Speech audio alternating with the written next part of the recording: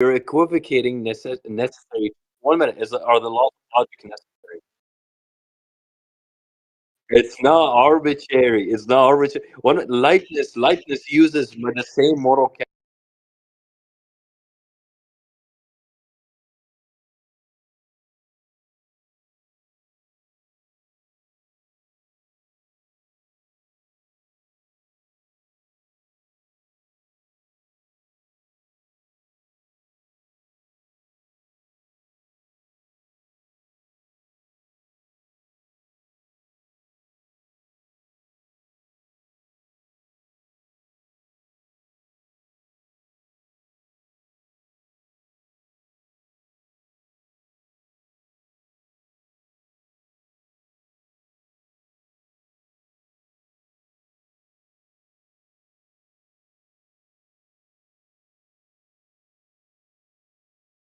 So again, you fail to understand what necessity.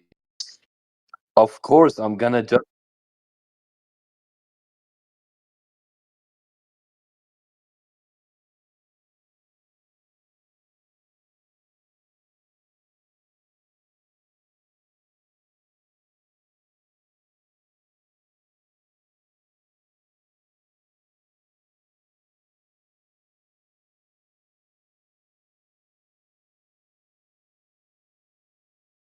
All right. Still streaming. Share screen. Testing. Can you guys hear me now? Can you hear me now? Okay, now it's fixed. I fixed it.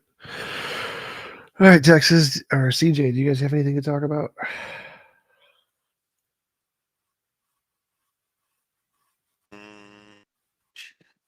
DJ, you want to come up?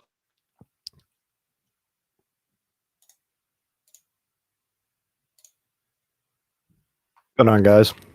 Hey. Yep. How's it going? Going good. Trying to think. There was something I was thinking about the other day in regards to the best of all possible worlds model morality. It's a stupid thing, but like, if I'm sure you've answered this before, I just didn't hear it. Which is, if somebody's desire is to like some sort of sadistic desire to impose on other people's will, how does that play out if that's their desire? They can't. So that would be not the best of all possible worlds for them? How would that play? The definition of will only applies to yourself and your property. And so if you will something of somebody else or their property, that's not a part of your will. So restrictions on that isn't a restriction on your will. So it would just kind of contradict itself in a way. You wouldn't be able to. Well, so like will is defined as yourself and your property. So you get to any involuntary imposition on yourself or your property is immoral. But if So any I'm restriction curious. on, if you will something about somebody else or their property, well, you have no rights over that. That's not your will. That's their will. And so it's just by definition not immoral for you not to be able to do stuff to their property. Gotcha. So what do you guys think about, what do you guys think is the best economic system for the best moral world? Do you think capitalism is the most moral system, or do you think socialism or communism is the most moral system? So the best of all possible worlds, it's you have your own world. You can design it however you want. Every person has their own world and they can design it however they want. There's no limit of resources. So there's not really a need for an economic system. And it's just like a video game. You play whichever one you want and you can switch it whenever you want. If your question is something like, well, if your question is something like what would get us closest, well, so far capitalism is the one that's the most successful, that gives the most happiness to the most people. And so that one would be the most pragmatic system. Yeah. Tom, I think you once said that worker cooperatives, the way they function, is a more moral system than traditional firms. Yeah. Yep. But pragmatically, it doesn't play out necessarily. Yeah, it doesn't inspire as many people to start them. They're harder to start. They're harder to run. They take longer to make decisions. So it's not as, like in evolution, you want to have something that diversifies quickly, starts quickly, so that it can experiment and fail, and then the good ones can get it right. And so the more iterations you have, the more likely you are to find a successful model. And so capitalism, which is based on the individual business owner and can start lots and lots and lots of them with very little input from other people, can start a lot of different variations, and from that find successful variations faster than a system that takes longer to start iterations.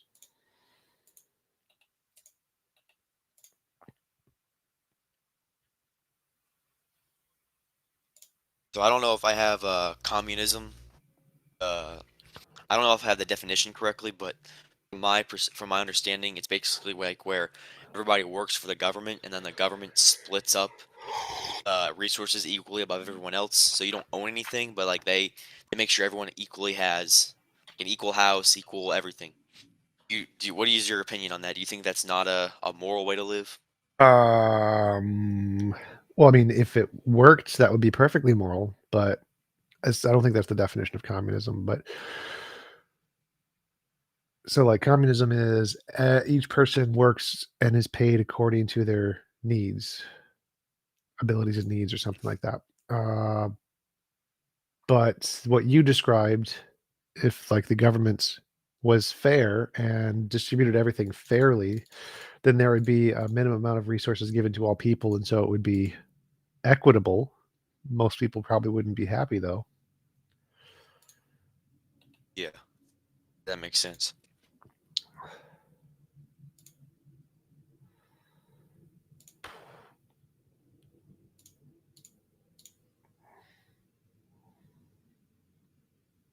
DJ, you got any opinions on that? Yeah, I'm fine with. Well, I talked to Tom about this before in regards to like,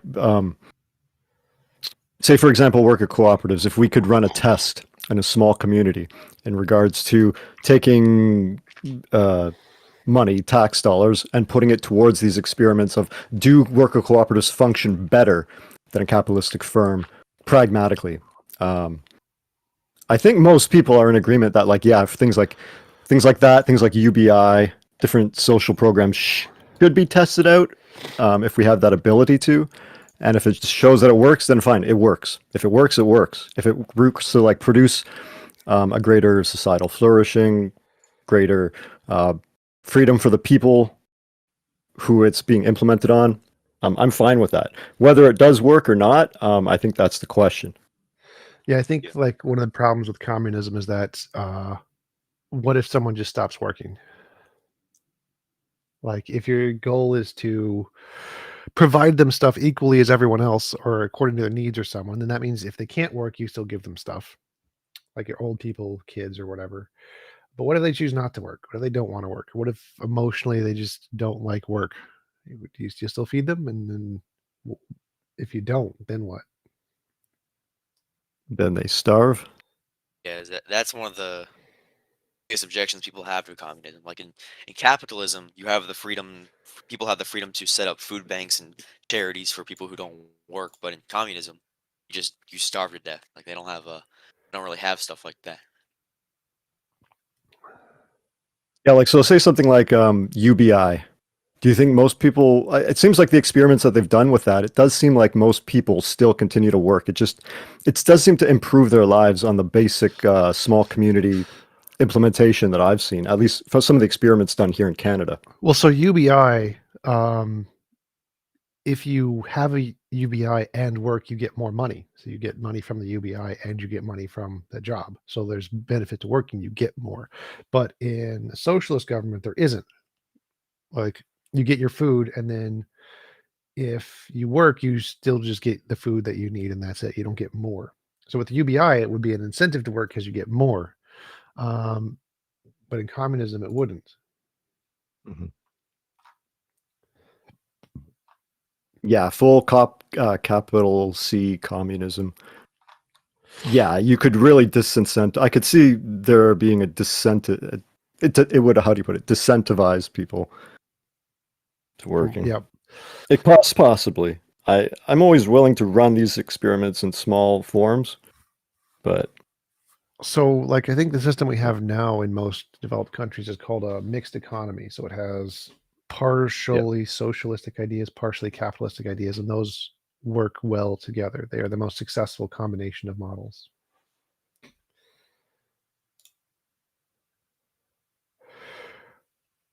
Oh, you once said something about education, the libertarians being right about education, something about credits, Yep. but I didn't know how that plays out. So the best education system in the world is Finland right now. Finland has a it's not a credit, it's a voucher system. So each parent is given a voucher for their kid. They can take their kid wherever they want to school. They like the school, they give the school the voucher, they get to take their kid there. In America, it's limited based off of location. You have to be in the right school district, and then you're only allowed to bring your child to this school. And the school is paid for by the government. Whether it succeeds or fails doesn't make a difference. How well the kids do doesn't make a difference. Parents don't get a choice. There's no competition in that model. There's no way to make the good schools more prevalent and make the bad schools depreciate. Whereas in a voucher system, if parents don't want to take their kid to a school, that school will just lose all their kids, and the funding comes from the voucher. Voucher is where when the parents give the voucher to the school, and the school then gives the voucher to the government and gets money based off of how many vouchers they give to the government. And so if they don't get any vouchers, they don't get any money, and they close down.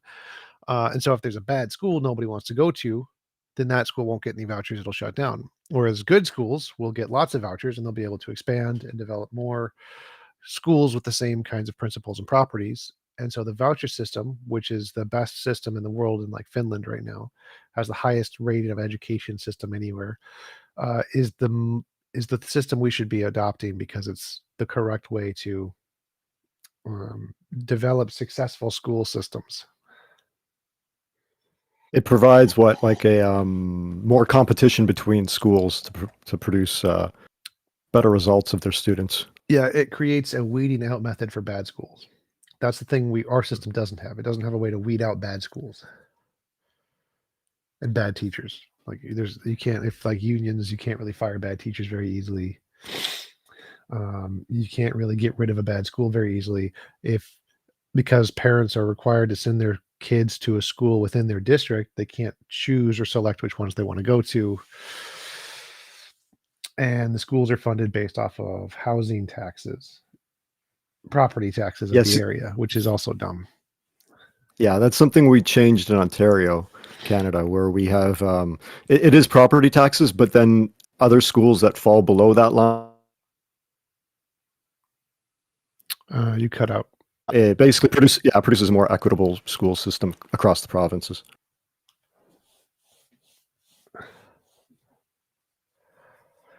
All right. Anybody else? Questions, comments, God, philosophy, politics, stuff? What do you guys think about gun rights? What should the limit be on the ability to own firearms? Well, I think it's moral for people to be able to own guns. I think they should have the right to own guns. It's their property, whatever. But in countries like Australia, they've eliminated all mass shootings, which means pragmatically the best decision to do what Australia did, ban all guns, because that will save the most lives. Yeah. But if you look at their statistics, gun violence was already going low before they banished them. So I'm not convinced that solved it. What? I think they were just getting less violent. Well, they were getting less violent. That's true. But there were mass shootings prior to the ban, which is why they banned them, and that ended all mass shootings. They've had 0 mass shootings since they banned them. Yeah. If you look at us, we're sandwiched between two countries that have, like a high criminal record. So it's necessary for us as Americans to Canada? have self-defense. No, Mexico. Well, so you're sandwiched because there's one on top, one on bottom, right? So which one's the top one? In Canada, they come over here and do stuff too. They import like stuff. Sell maple syrup and say, and give us, and then say sorry. They apologize a lot. The damn Canadians. You never saw that show where Canadians were like importing moonshine to America or stuff? Oh illegally? no! Oh no! Their syrup is alcoholic syrup. The Canadians are giving some alcoholic syrup and saying, sorry, I really should apologize for that, eh? But Mexico is like the big problem. We definitely live in a country where we as people need guns. That's what my argument. Well, I don't think so. I think that there are ways to solve the crime in Mexico just by like legalizing or decriminalizing drugs in America. Like, I think legalizing them. You have to legalize drugs in America for like people to be able to sell them, and then the drug cartels in Mexico lose all their money, and then they have no guns. Like, if you cut off their resources, they're going to fight for the remaining resources, which means they're going to kill themselves off, and there's going to be nothing left. And so all you have to do is cut off their What kind of drugs resources. do you think should be normal, though? What? What kind of drugs do you think should be normal, though? All of them. I think Portugal legalized like all meth, drugs. heroin? Yep. We should have, I forget what they're called. They're the clinics where people can take drugs safely.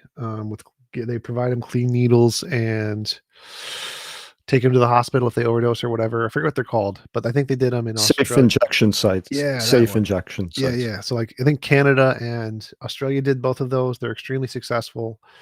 And so, yeah, I think people should be able to do drugs if they want to do drugs. And so I think it's totally fine to legalize essentially all drugs. I think in which countries legalized all drugs was Antigua? I don't know what that is. Amsterdam. That's a pretty safe country.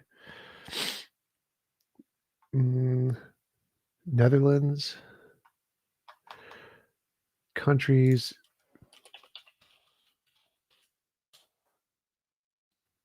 There we go. So Antigua and Barbuda, Argentina, Armenia, Australian states. Did they do that? I don't think so. Belize, Bolivia, Chile, Colombia.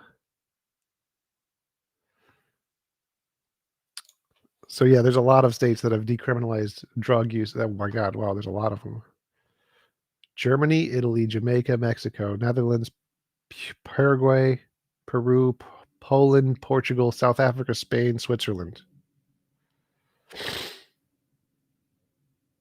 I think. Oh, this is just any set of in these drugs. places, they're not. So these aren't all of them. In these places, you don't do them at your own home. You like go to a place where they regulate you, basically. Well, no, these are places that decriminalized drug use. Only some of them have instituted the safe injection sites. How do the ones that don't have those work? I don't know.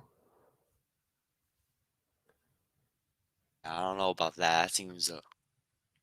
We would use them in America. We would have safe injection sites in America. We wouldn't just let's just ignore that policy. Yeah, basically the idea is that you treat an illness as opposed to just locking them up, letting them come back out, having them end up committing crimes again, getting back on drugs, just perpetuating the cycle. Yeah.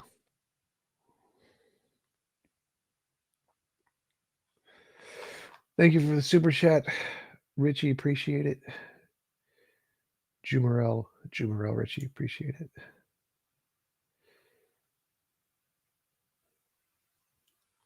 What is up, y'all? Not much. How are you, Amy? Doing pretty good. I'm cold. It was 32 yesterday. I did bike delivery. Really? Bike delivery in the cold is not fun. I just bought some more winter clothes.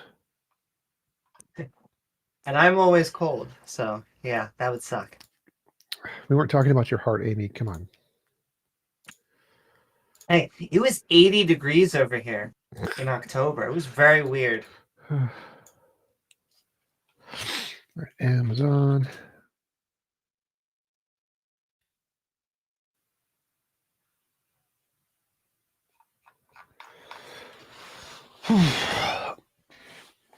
Anybody else? Questions, comments, philosophy, politics, potatoes.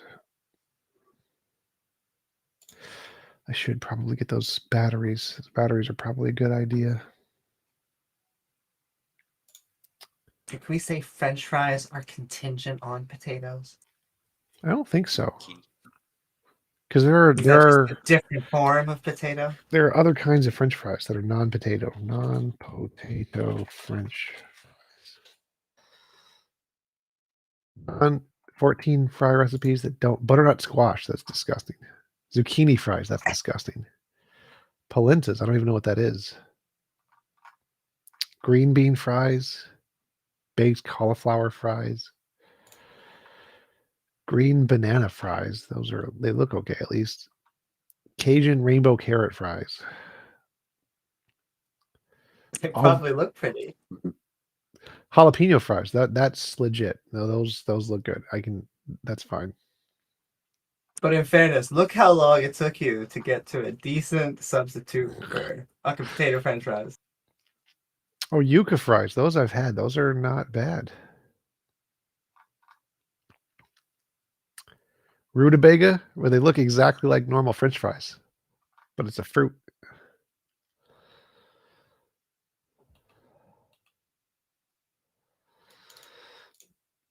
All right. I've had funnel cake fries. Are French fries contingent on France? It's a good one. I like it. Oh, this Booney is raising his hand. Hello. Hello. Hi. So I have a problem. Last night I was praying and God made me a homosexual. How do I deprogram myself? Your God made you gay? Through the prayer, while I was praying, I became homosexual through some energy that God sent back to me. What did you pray for? I prayed to be masculine and as alpha male as possible. And then all of a sudden I became No. So your prayer got answered.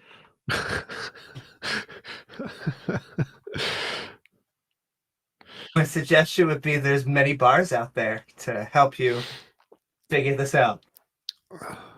Just experiment. Dave Chappelle said, "What could possibly be more manly than fucking another male?" It's true. I don't know, man. Most gay people are very feminine. I disagree with that assessment. I don't think that's true. I think that's the Wait, so say that. stereotype. I think that's the stereotype, but if you actually Oh man, I've seen that.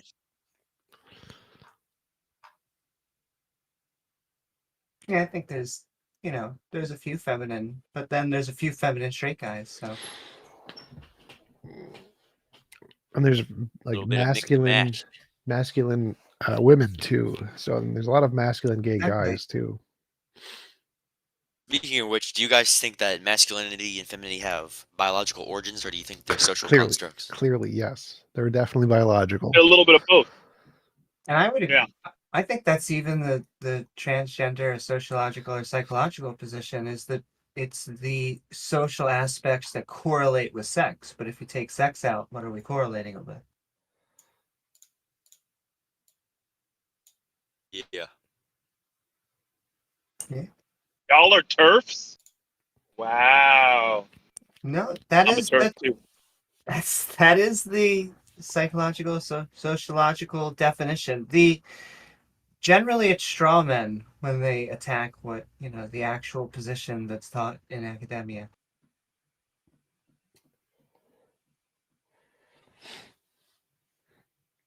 And I Yo, stand what's up, by it. yeah? To be really spicy, I stand by it. I think it's religion I think the gay and the trans thing's over. I think why the trans thing is sticking around is because of religion. Because that's just become their wedge issue. So religious people, come on. Tell me why I'm wrong. You say that part again. You think transgenderism is still a thing because why? Well, within our community, we were just asking, like, what's the next thing going to be? Like, we're going to get gay marriage. We're going to get trans in the military. And so what's the next thing going to be?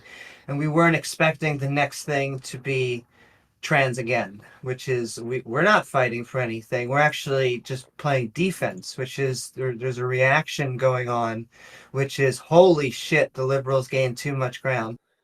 And yeah. So Well, the they religious people are having their last war. I don't know what to call it.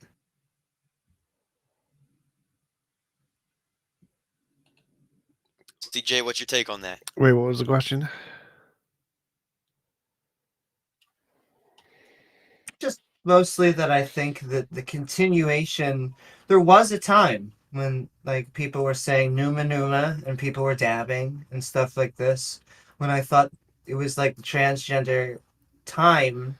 We were trying to get us in the military, but there hasn't been really a push for stuff that we want. It's been more a reaction. We've been more going against religious people, or they are trying to make it into I would say a conservative issue, but there are conservative trans people, so that really doesn't.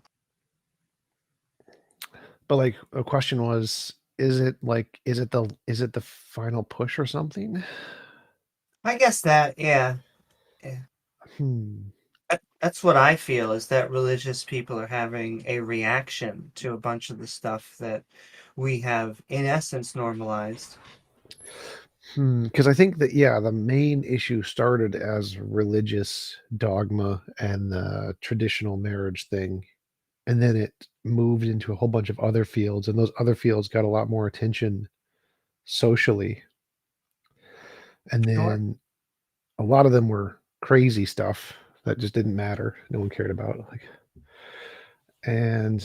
But it was good for the Republicans because they could publicize it and make it the opposing position look silly without actually addressing the serious concerns about like equal rights in marriage and adoption and those kinds of things, and marriage. And so they transitioned the topic away from serious topics that actually mattered and moved it onto things that were just the most ridiculous forms of the topic, like making new bathrooms or being allowed in women's bathrooms or whatever, which is not like a serious concern. It's not like people are being assaulted in bathrooms. It's not really a thing. 100%.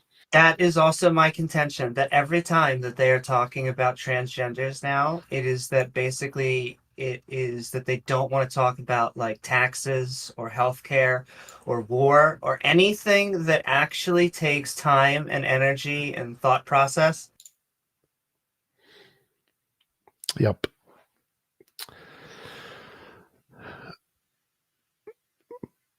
Hey, Tijab, I got one or two questions here in chat. I said if anybody wants to ask anything, and a guy named P-Town asked, Tijump, is the Christian worldview better than yours?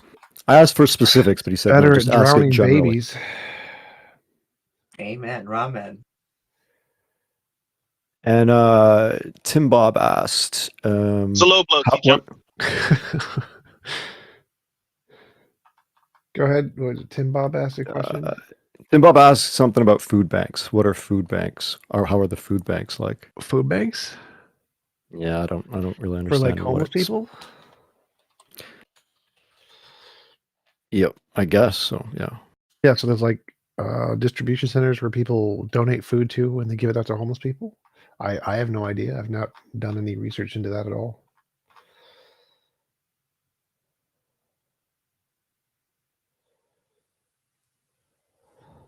Hey, so T-Jump, Yep. I have an argument for like classical agnosticism.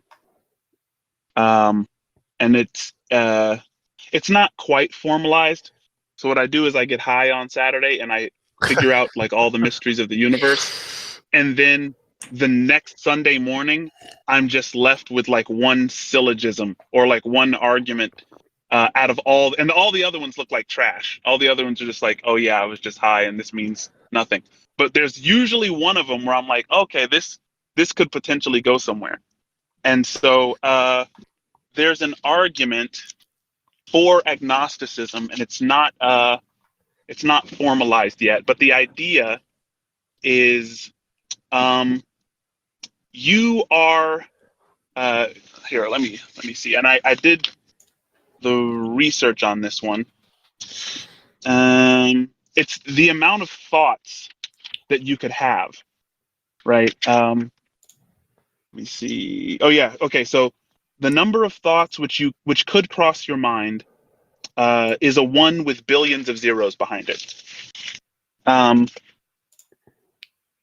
And so what that kind of leads to is that there are like hundreds of millions of worldviews antithetical to the one which you're holding right now, which employ better logic and account for more facts hundreds and thousands of times over. Do you kind of see where I'm going? Not exactly. Say that again. Yeah. So the idea is you have one worldview. There's one way in which you see the world. So you're an atheist, and you've come to atheism as a result of a series of thoughts, right? There's been a thought process which has led to atheism. Yep. Now, because the number of different thoughts which could cross your mind, which never will, because I think the amount of thoughts someone has in their lifetime has been like roughly calculated to, 20 to 30 million, like thoughts that you'll have. But the number of thoughts you could have is like a 1 with billions of zeros behind it. Yeah. So that means the amount of things you're thinking almost is reduced to zero when placed against the background of all the things you could be thinking. Yeah. And so what that leads me to believe is because I'm not the most rational human ever. I'm close.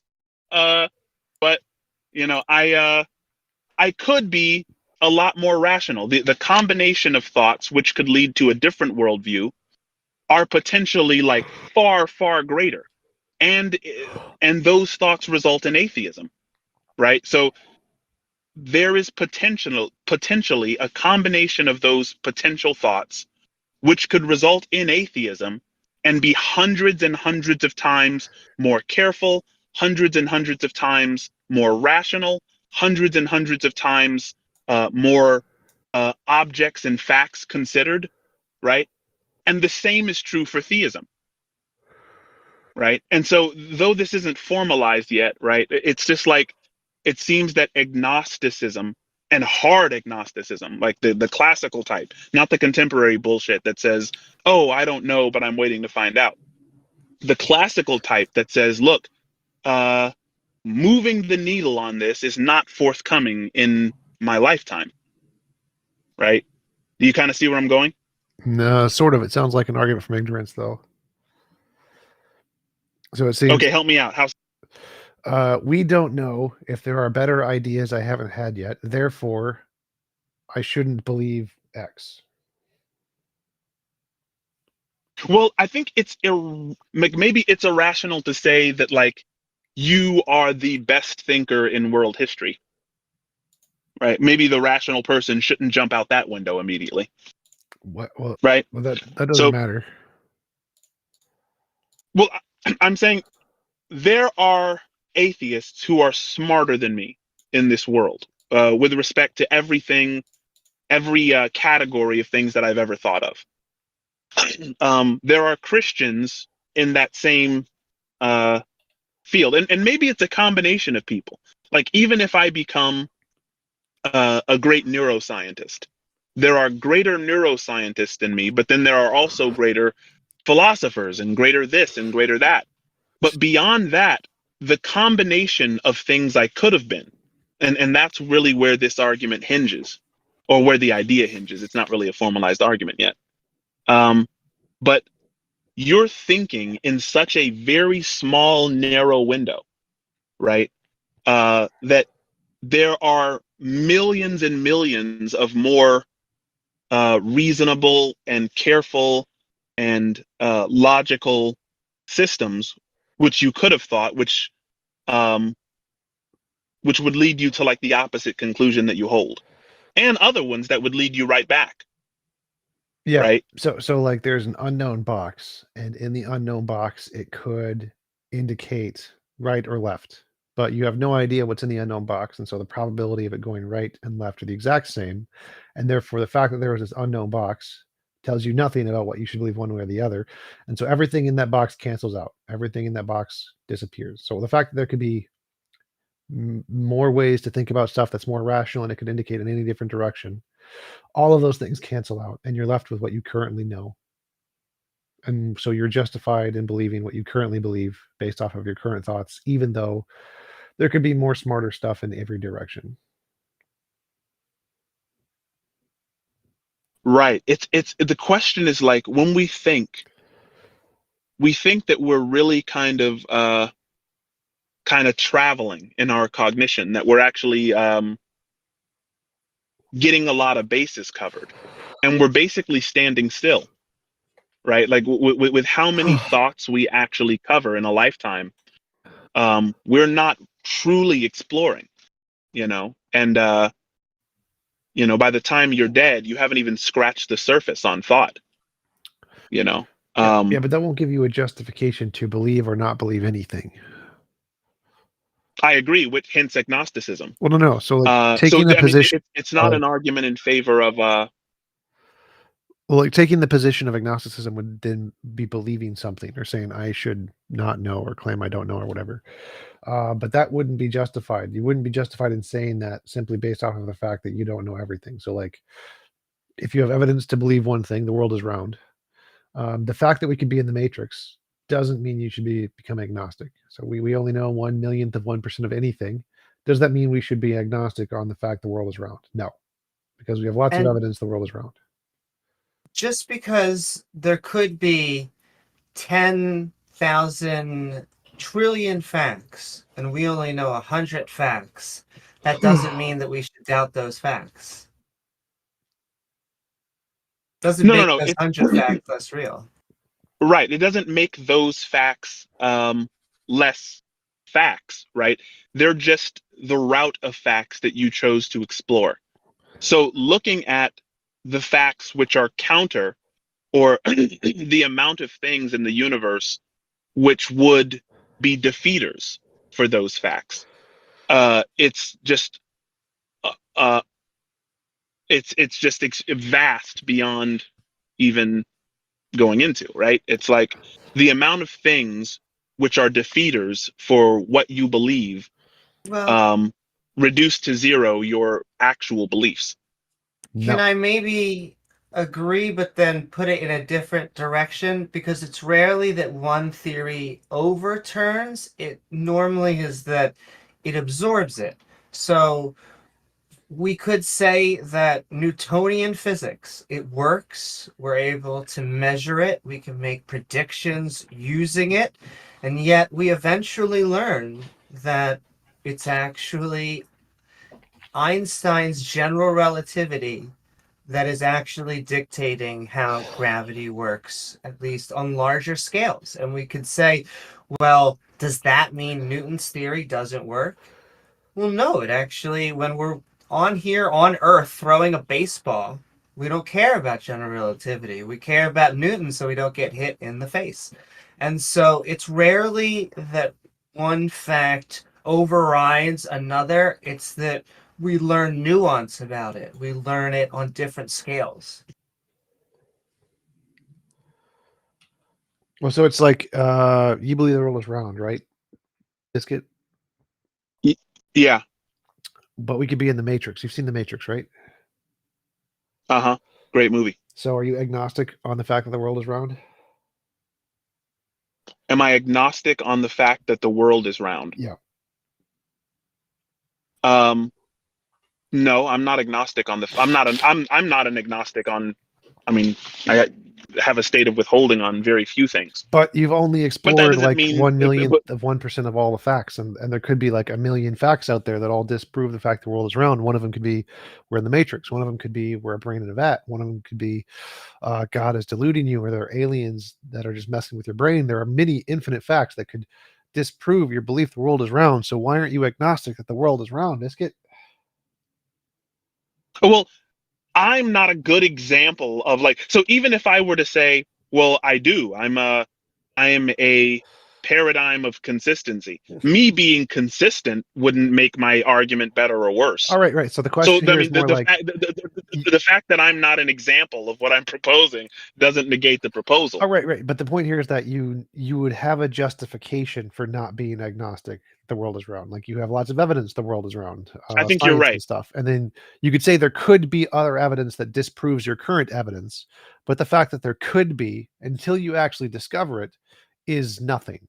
It's an argument from ignorance. We don't know that there might be this thing, which means it's Right, irrelevant. but I mean, no, I think you make a great point there. That this would kind of like nullify, any evidence or whatever. So I guess what we're saying then, would it be fair to say that everyone, because of the portion of the thought blender that they're handed, everyone is equally justified in believing the thing that they believe, which is a result of the portion of the universe they've explored? So say someone has Well, I'd phrase it like this. I'd say if someone Yeah, has evidence based on their current experience or knowledge, they're justified in believing the conclusion of that evidence until different evidence is provided. but what if they haven't explored justification? And what if they have only explored, dependence on, their ancestry and dependence Yep. on their parents and like holy books and things of that nature? Yes. And If that's the best evidence they have. and they've gleaned more information relevant to that category than you ever have in that same category. Yeah. So right. prior to science. And they've even gone to places like, so let me just say this just to get the whole idea in your mind. They've even gone to places in that method of exploration that if they had talked to you, they would have convinced you of theism. Right? They didn't get to you. They didn't, but they've explored in that area. But they've never explored what you've explored. So let's say if you talk to them at the height of, some inspiration that you get from philosophy, if you were to encounter them during, the peak of your philosophical examinations, you would convert them to atheism, right? So there's like all these versions of T-jump which could convert this person to atheism. And there's all these versions of these mystical people who don't believe in justifications, who, if they spoke to you about their process and gave you kind of the IDOS behind their process, would convince you. Well, it's probably not true, but just to go on the first point, if someone has a very limited epistemology, like they've say they're living 10,000 years ago, no science, no philosophy, all they had was the elders and stuff, then they would be justified in believing their elders because that's the only evidence they had. That's the best evidence they had. And they would only be unjustified if someone else came along and gave them a better method that was demonstrably better and they didn't accept it. And that's true of anybody. So like kids are justified in believing their parents because that's the only epistemology they have until they actually like learn how the world works or whatever, learn an epistemology. And so when people are underdeveloped in their epistemology, they are justified in believing the little that they have because that's the only thing they have that they can base any thoughts on. The second thing you said, that it's possible there are some kinds of religious positions that if at the height of their knowledge they could potentially convince me otherwise. Probably not. So an epistemology. So you don't think that there's anyone, you don't even think that there's a potential arrangement of matter in the universe that could come together to form a person which could convince you otherwise? Right, because my belief, my epistemology is grounded off of reality, not off of ideas. And so there's no ideas or words anyone can express to me that are going to change my mind. I would need to actually see it, novel testable predictions. If so, like my epistemology. But you're saying it's impossible, even in principle, for someone to convince you that that's not the right way to think. They would need to provide a different methodology to differentiate imagination from reality that works more effectively than that method. And it's possible that in reality there isn't one. So like the most likely method to successfully differentiate imagination from reality is going to have to reference reality. And if you have a different method that's all just conceptual stuff in your head, words and ideas and stuff, most likely that will not be as good as one that references reality. And so my method is probably better than all other methods that don't reference reality. And so, See, but there's a certain way that you like to think, right? You're very empirical, right? And is that fair? I mean, I guess so. I'm empirical because it works, not because I like it. Empiricism. Well, if you didn't you like the way it works, right? If it just worked and you didn't care about things that work, then you likely wouldn't be an empiricist. You'd work like at McDonald's somewhere. Right. So the fact that it works, the fact that it works appeals to you, right? It's not just that it works because it works for everyone, but not everybody's an empiricist. Sure. What Right. also is empirical evidence to you? Empirical evidence is evidence that's based off of experience. No, it's based off of collecting data and then submitting that data to peer review so other people can test it. That would be science. Yeah. Science is an empirical empirical branch, but empiricism is a little more dialed down than that. It's a little bit more philosophical, and what you described is the scientific method, which is a lot more formal. Well, science, very specific, is not a body of knowledge, it's a process. Correct. Okay. I don't know, what are you against empiricism? Of course not. Okay. No, I think empiricism's fine. As a matter of fact, I think the only thing that you can know phenomenologically is that you're aware. Awareness is my reduction base in metaphysics. So, I mean, how much more empirical can you get? I guess that's just why we use science as our main methodology. Like, we'll listen to argumentation and go through premises trying to see if they reach their valid conclusion, but science is just actually doing, field research and seeing if other people can match it. So yeah, to answer your question, I think that the answer is there is no purely conceptual methodology that's ever going to supersede science. So I don't think it's possible for there to ever be a conceptual methodology of just thinking about stuff that will ever be as good at differentiating imagination from reality as science does. So I think science has just beaten all of those conceptual ideas of any variation, any of all of the billions of ways brains could come up with. All of them have been beaten by science. Even the ones we don't know about. All the ones we don't know about have been beaten by science. But wouldn't you say that there's some sense in which science is merely a quantification of the imagination? And I mean imagination in the romantic sense. I'm not talking about phantasm. Yeah. So science is an idea someone came up with, and then they applied it, and it got things right. And that's the important factor. So it started as conceptual, and then it was more than that. So purely conceptual is just thinking about stuff, armchair philosophy. And then the science is then when you take the armchair philosophy and apply it to the external world. And without that extra step, every methodology is worse. So any methodology that just does the armchair philosophy is worse than one that does armchair philosophy. Why do I consider external world speak so spooky? It's because you're an idealist in a way that others aren't. Relevant. You can just call it the sense experience zone. The sixth sense. Sure. Yeah, I don't know what world is external, right? Because forget the external part. The external part doesn't matter here. So if you take the just thinking about stuff and apply it to the sense experience stuff, that could be your verification. It doesn't actually need to be external. Forget it, whether or not it's actually external is irrelevant to the argument. The point is simply that just thinking about it is always going to be less good than thinking about it plus testing with the experience stuff.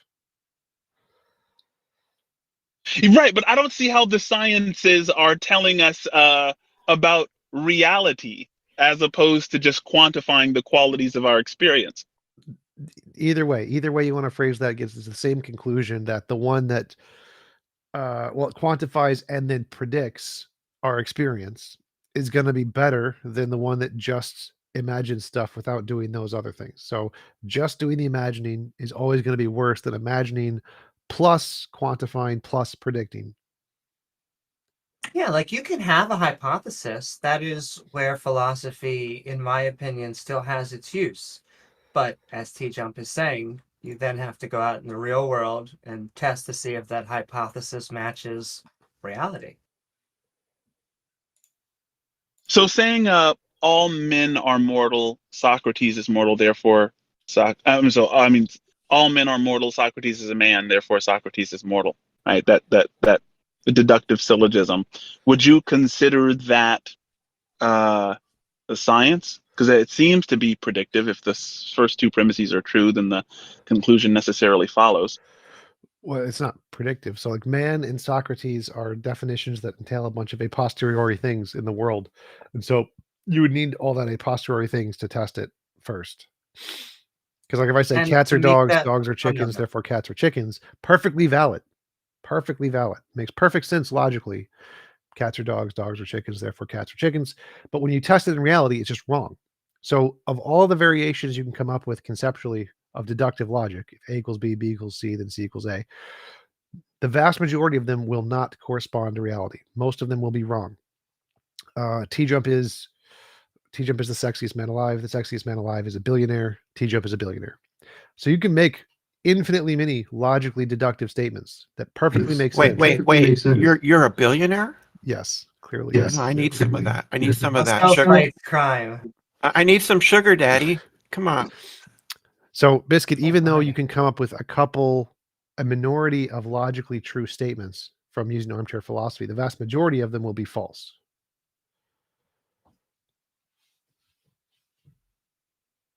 Yeah, no, I think that's true. Hey, Brenda, did you have something you wanted to talk about?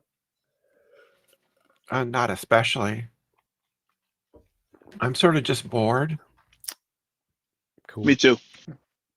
I have something I was thinking about earlier. Somebody mentioned this in another discussion in regards to like objective reality versus like a subjective imagination and telling the difference and where we can get to the border of that. It's a really quick thought experiment where say somebody teaches you some paranormal method of predicting playing cards. You could say ace of spades, hold up the card. Yes, ace of spades. And you can always guess it correct.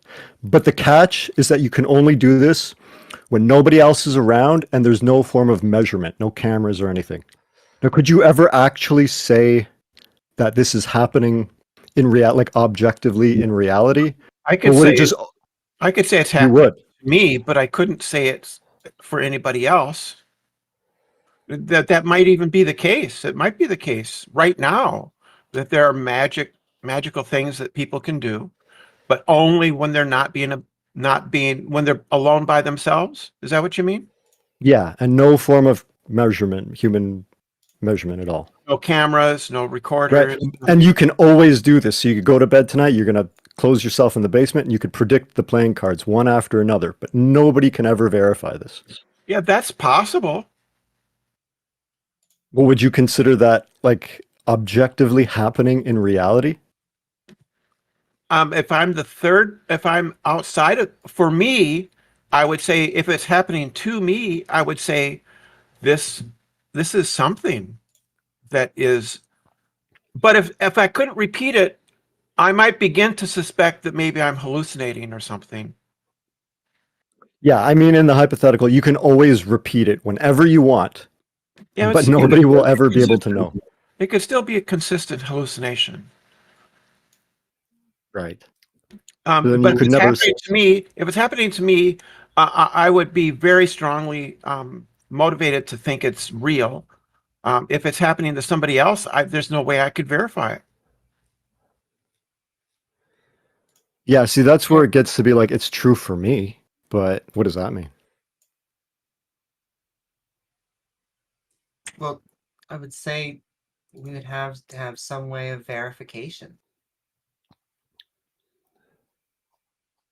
Some way of verification before you could actually say, yeah, this is actually happening. We get lots of miracle claims. And so we often ask, how would we falsify this? Many of them say, well, you can't because it happened once or it's a personal experience. But if there are any out there, I mean, there's all sorts of phenomena that may exist that we don't know about, that the only way that we at least should believe in it is once there's good solid evidence, more than just us. It would be everyone. Oh, sure. From another person's perspective. I guess I'm asking you from your perspective. How would you label that hypothetical phenomena occurring to you? Most likely a delusion. I would think it's likely a delusion too. Mhm. I mean, I'll if repeat it. there's something I could do that affected the external world, but only when I'm alone by myself and never possible to be recorded, that would, to me, would be strong evidence that I'm having a hallucination or a delusion of some kind. Gotcha. It's Amy, you agree? possible, though. It is possible that it isn't a delusion, but I think the hypothesis that it is seems to me to be stronger. Yep, I would agree. So, like, imagine if there are aliens who gave you or the superpower to lift 1,000,000 pounds, but only when no one was looking. Was that the secret life of Walter Mitty? Weren't there aliens that gave him this power? Yep. So if they gave you this power and then they got rid of all the evidence, so say you put on 1,000,000 pounds on your weight and your bench press, you benched it, no problem, it bent the bar or whatever, but they reset everything so that no one could tell but you. Even if you could do this consistently, you'd be more rational to believe you had a delusion than the aliens actually existed. So, or that you could actually bench press 1,000 pounds. You would always be more rational to believe that it's a delusion than that there's some kind of mysterious criterion in the world that prevents other people from being able to verify it. Yeah, there's more precedence for humans having delusions than there is for breaking some sort of boundary of consciousness or some sort of paranormal stuff. Yeah. So, well, we have a. Sorry. well, I was going to say it's more likely that it's a delusion than that there is some mysterious combination of factors that prevents other people from knowing about it. Because that's not a thing. We've never seen that. That's not a thing we've ever seen in the world. It's always the fact that other people can verify. It's a very common feature. And so having some kind of property that literally no one else can verify is very suspicious and very new. And you'd have to demonstrate that that was a thing in the first place before it would be rational to believe that that applied to you. We can find a lot of those people right now simply by, I'm sorry, but going on the streets. This is where the paranormal crowd usually comes in and says, but the dual slit experiment shows that measuring something can have an effect on it. No. That is not how that works. It is that any particle is considered an observer, and so you don't need a consciousness. Yes, a consciousness is one of those that can make it collapse. However, anything makes it collapse. Well, other people can observe that. We can both multiple people can observe that. So that wouldn't be an example of something that only one person can observe. We have this assumption that reality is one, right? And so what CJ is proposing suggests that reality can be different things to different people without contradiction. And I'm not sure that that makes a lot of sense.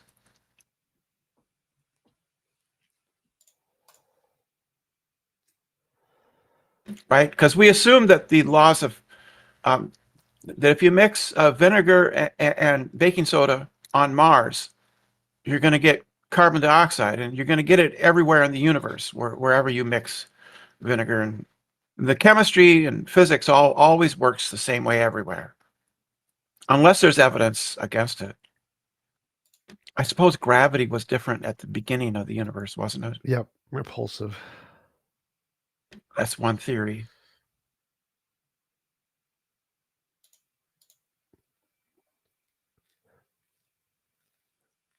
So, Big Bang, as far as we know, still true. Evolution, true. Vaccines work.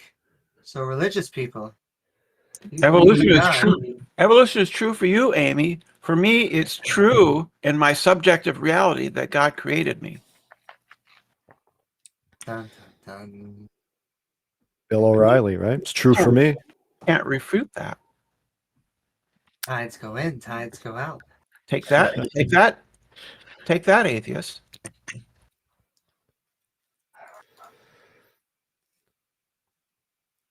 They like to do the it's just a theory, but generally speaking, they don't know what a theory is. Theory is just some idea that you had.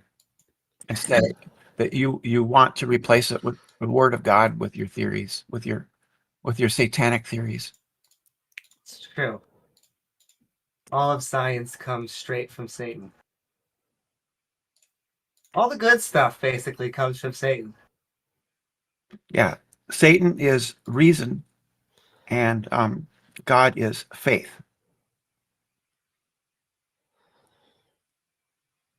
Yeah, I mean, I would say story one, but he does a bunch of, I guess, world creation in the first story, but he fucks everything up by story two. And he gets angry that the snake gave us knowledge and didn't lie.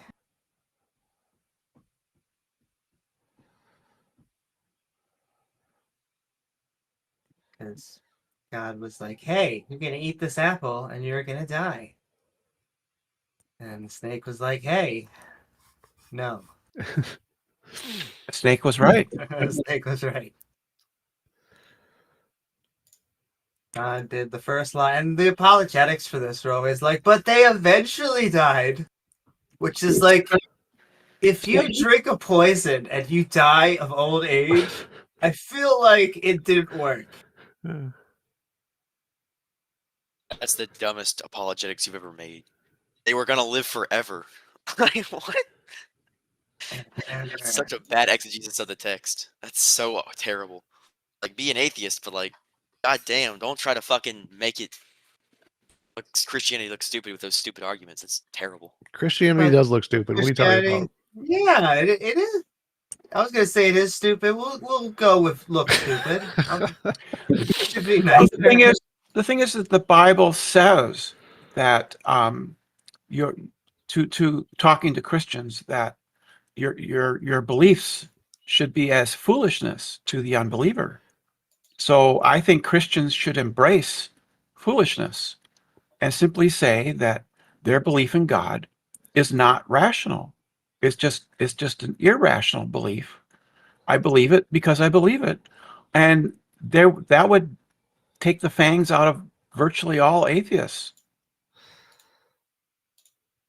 Fangs meaning snakes, because we're all snakes. Hey, Hail Satan. I was gonna say, listen, snakes can be cute, okay?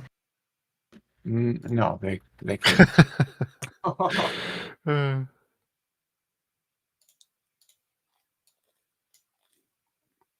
But yeah, it is a guy come back from the dead. Can Christians celebrate Halloween? It depends on how religious they are. I think even if they're very religious, they might be able to. But I think Cameron recently had a video about whether or not Christians can celebrate Halloween or not. It's What really does that not mean? that deep of a holiday, so I would agree you can. Yeah, what do you mean celebrate? Like dress up in a costume and go to a party sort of thing? Or you mean like something deeper? Can a Christian dress their child up like a little devil?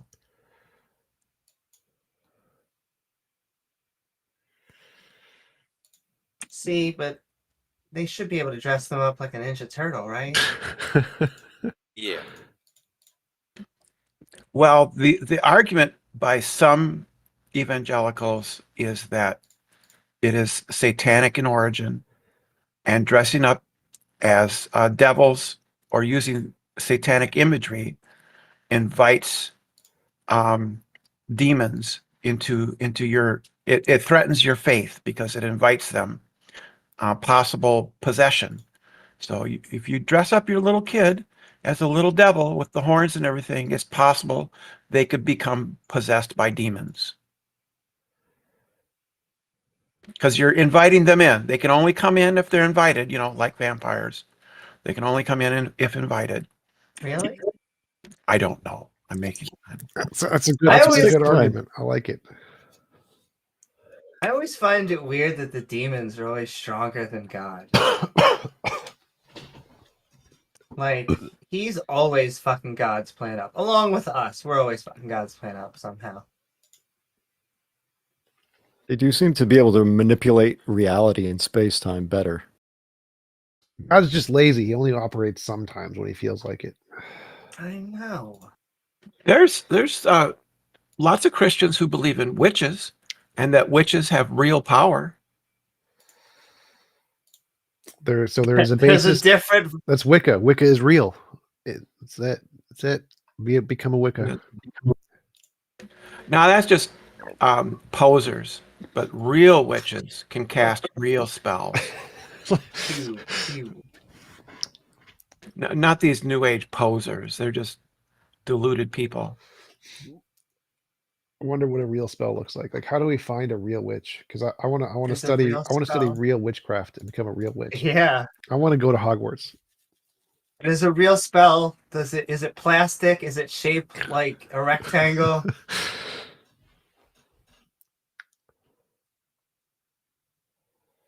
I think some scrolls, if you cast a spell, it burns up the scroll. Those scrolls involve lighters. I'm done. Tip your waiter. Sorry, Brenda. You're sending love. I feel like witches probably would have invented like a way to stop the spell from burning after 1,000 years. Like, damn it! Now I got to make the whole thing over again on a new sheet of paper. We're just gonna print it out now. We're gonna put it in a printer, print out 1,000,000 of them, so we can just keep doing it like fast. It's too much work.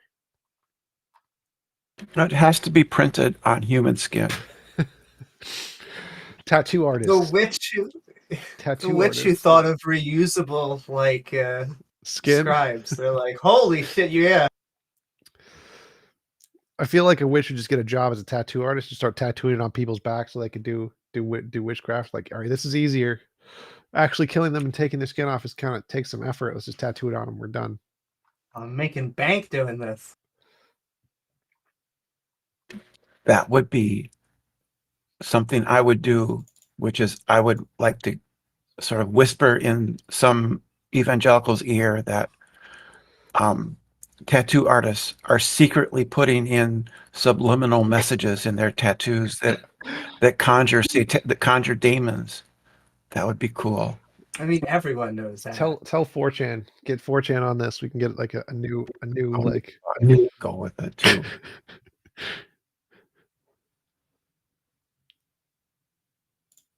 You know what's better than pizza? More pizza. 2 pizzas. Yes, Amy. High five. High five. Yeah, yeah, high five. It's what I've got right now. I've got leftover pizza from last night that you heat up on the frying pan, right? Get a little crispy on the bottom and stuff. That's pretty good. That's also pizza. That's what I've got right now is the leftover pizza from last night. Heat it up on the frying pan. Well, yeah, because it gets you put it overnight in the fridge and it gets a little bit soggy on the bottom, so you want to crisp it up a bit. I like the oven. Very American. I broil Very it. American. I broil it on the oven so that it melts the cheese on the top.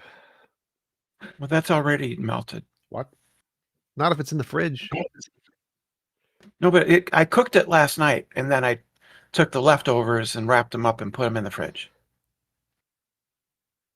So it's already kind of, I'd be courting charcoal.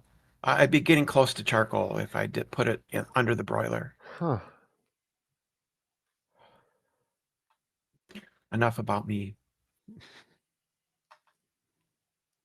And a shout out to theists, because there doesn't seem to be any good evidence that God exists. See, Greg Locke is one of those evangelicals that believes in witches. Greg Locke is the guy that burns atheist literature and the Quran He's absolutely crazy. But that's part of the Desert Trilogy. That's one of them. Oh, that's right. They hate each other. Oh yeah. Yeah. I mean, but Ah, so he Cam buys them first, so I mean, if it's his property, he can burn them if he wants. I guess. His congregation buys him. It's a good use of congregation money. That'll stop him.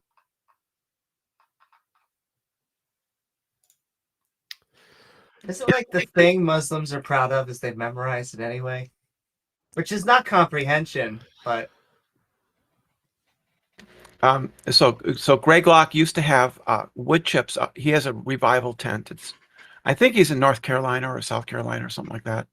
I read about this on Owen's show.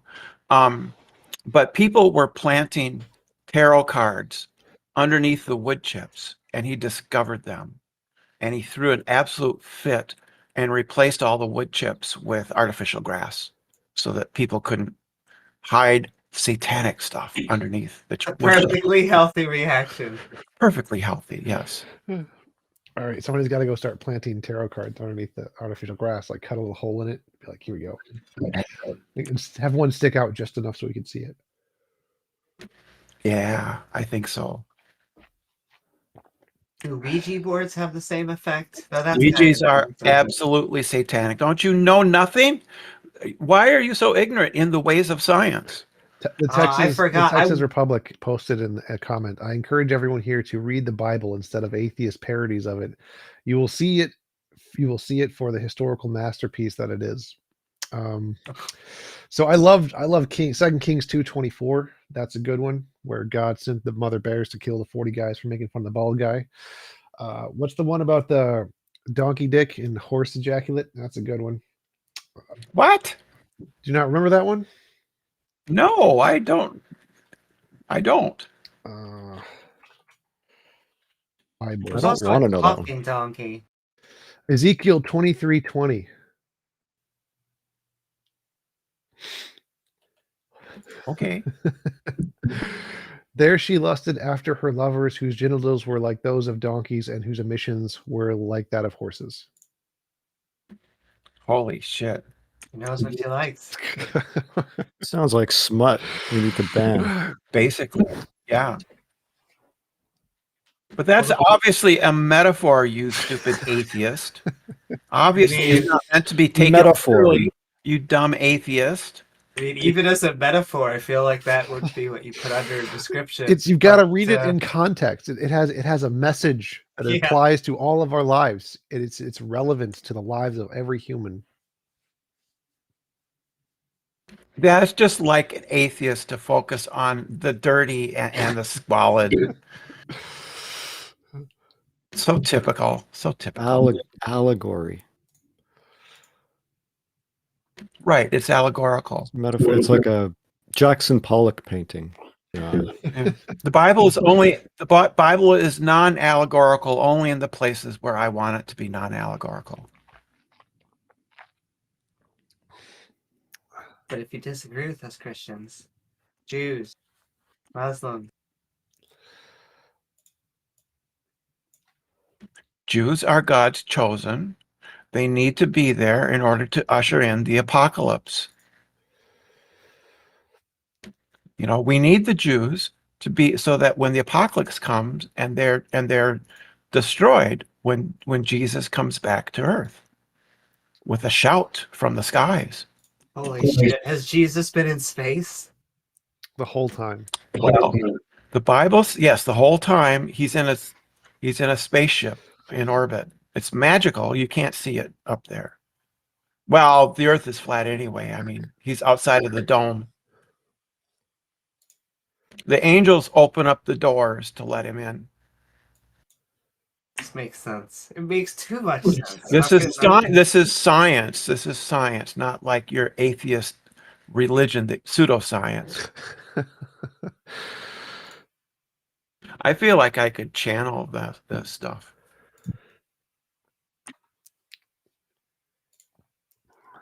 I mean, Your another day. reasoning has been clouded by Jesus in order to make you foolish. in the eyes of the Lord. So you think you're reasoning scientifically, but you're not. You're just deluded. God has chosen to delude you, and he systematically deceives you What a dick. for his glory. It's for his glory. What if we get a psychic channeler, like a medium, to channel Jesus? We're a We can just go hole. straight to the source. Those are called prophets. Yes. Julie Green is a prophet of the Lord. Don't you know Julie Green? So is what's his name? The prosperity gospel guy, Joel Osteen, prophet of God. Give me money. Is he still alive? Joel Osteen? Yeah, he's young. I don't know.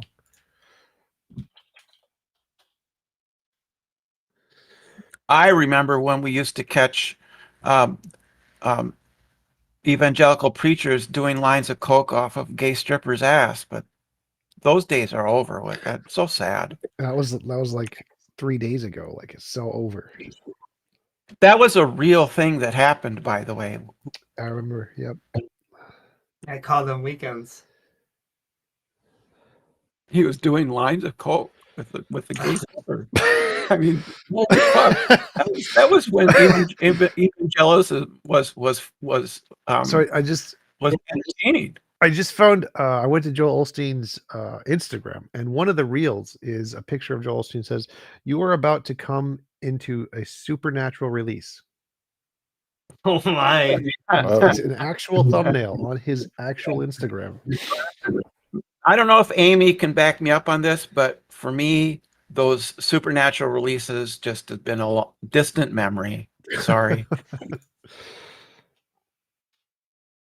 have to rub at certain places, but No, we'll get there. there was a couple of boyfriends back in the past, but not so many of that anymore. That's okay. Once again, if we just go back, what was it, Ezekiel? We could figure out how to make this work.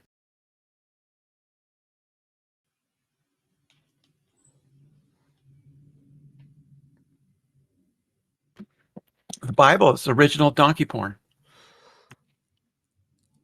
They're the original everything with slaughtering and killing and then saying, don't kill people. I mean, It's a little bit. it's not the original because it came That's around true. pretty late in human history. Yeah. I like the one where if you breed two of your cattle or horses together near a striped post, they'll be striped. That's a good one. But they are at least 3.5 thousand years old and have a little bit too much content about what you should do with your goat. And bats are birds. Everybody knows that. It's just atheist biologists who are deceived. Their reasoning is clouded. Wasn't there something about four-legged insects at some point?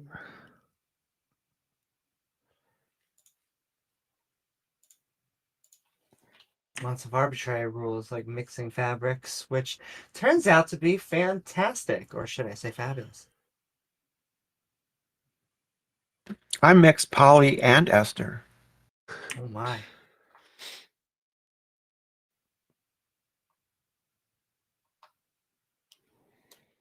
Some of us here even go to Red Lobster. I will say that cotton is the superior fabric. I mean, it's breathable and yet can be warm. Yeah, but not 100% cotton, because then it's going to shrink.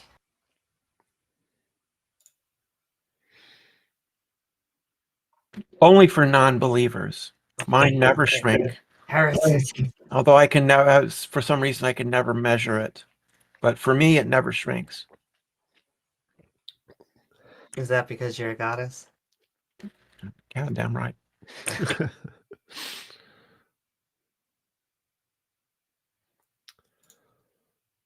Someone in my chat said Ted Haggard. Ted Haggard, completely heterosexual. Totally.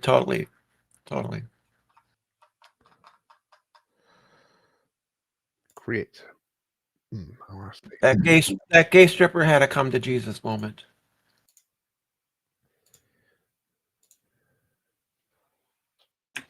So did Mr. Batman.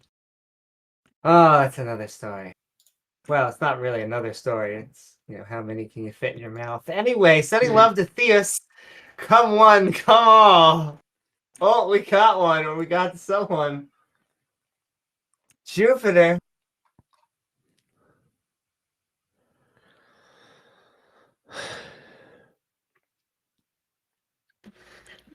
Jupiter, where's Uranus? That was a cheap joke. Not server muted. He's not I server know. muted, so he can talk.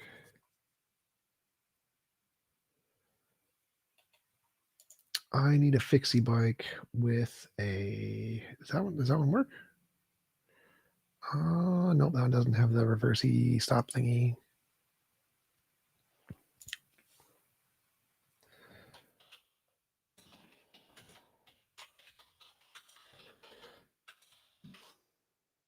But while we're waiting for him, Coaster brake. That's what I'm looking for.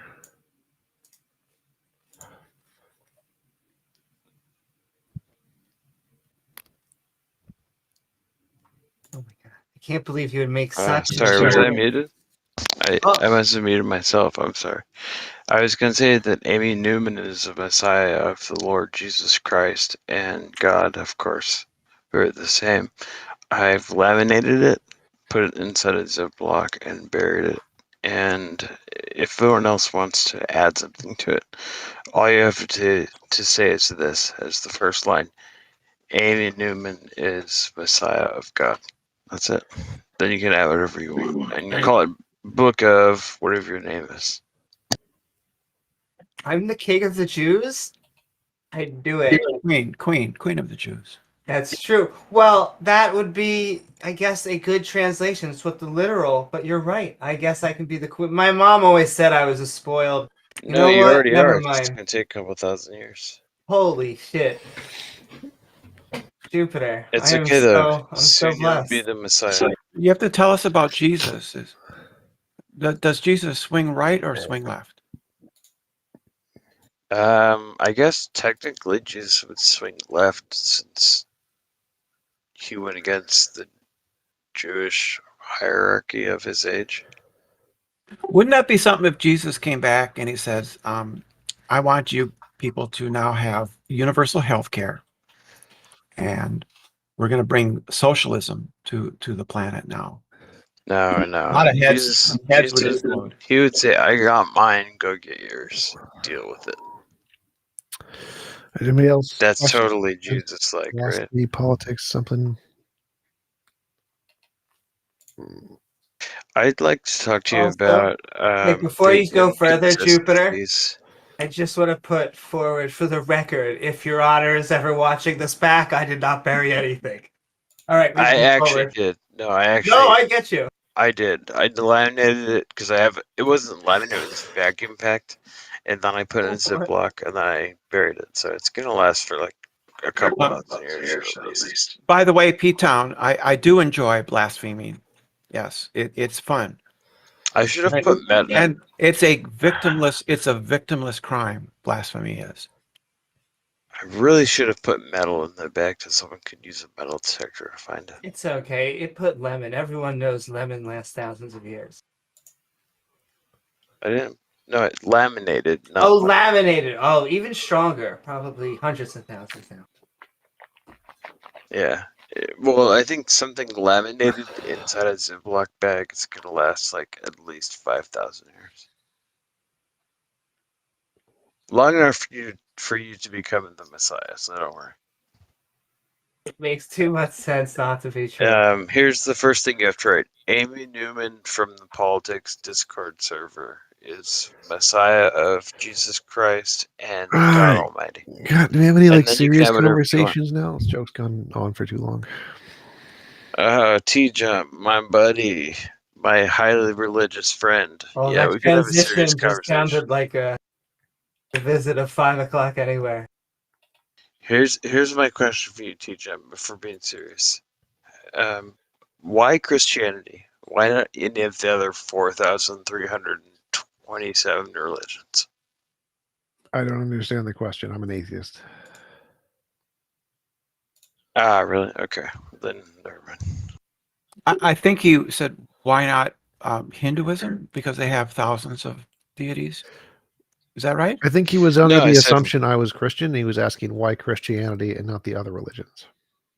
yeah, there are approximately 4,327 religions, give or take, that we know of. There's probably more we don't know of. That we Because know of. Christianity, Jupiter, because Christianity is the one that affects us most here in the United States and Europe. Yeah. Does that make you right, though? Why would it be wrong? Does might make right? What? What are you talking about? So we are all just a bunch of atheists and skeptics at this point. We've been waiting for theists to join us and tell us why their God exists, but so far we got zero, which I think that means the panel's worked. I'm agnostic. I believe in God, but not any particular book. Oh, just the 'Cause, concept. I mean, how can you prove that your book is the right one? Doesn't make any sense to me. Oh, we don't believe in any of them. You understand that, right? That's called being atheist. That's Yeah. right. That's why I said I'm agnostic, not atheist. That's okay. A lot of us are agnostic atheists, so the water's fine here. Well, you sound like a deist. Is that correct, Jupiter? No, because I'm not sure if there is a God or not. What? It's not. I think it's not that I'm sure there is a God, but I don't know which one it is. I'm not sure if there is one. And if there is, I'm not sure which one is the real one. But Jupiter, that actually sounds like you're an agnostic atheist, so we might all be just a bunch of agnostic atheists. I have to agree with Amy. That sounds like agnostic atheism. God most likely doesn't exist, but I don't know if you can know if God doesn't exist. Or rather, I know that you can't know that God does not exist, whether he exists or not. I think a real agnostic would say you can't know one way or the other.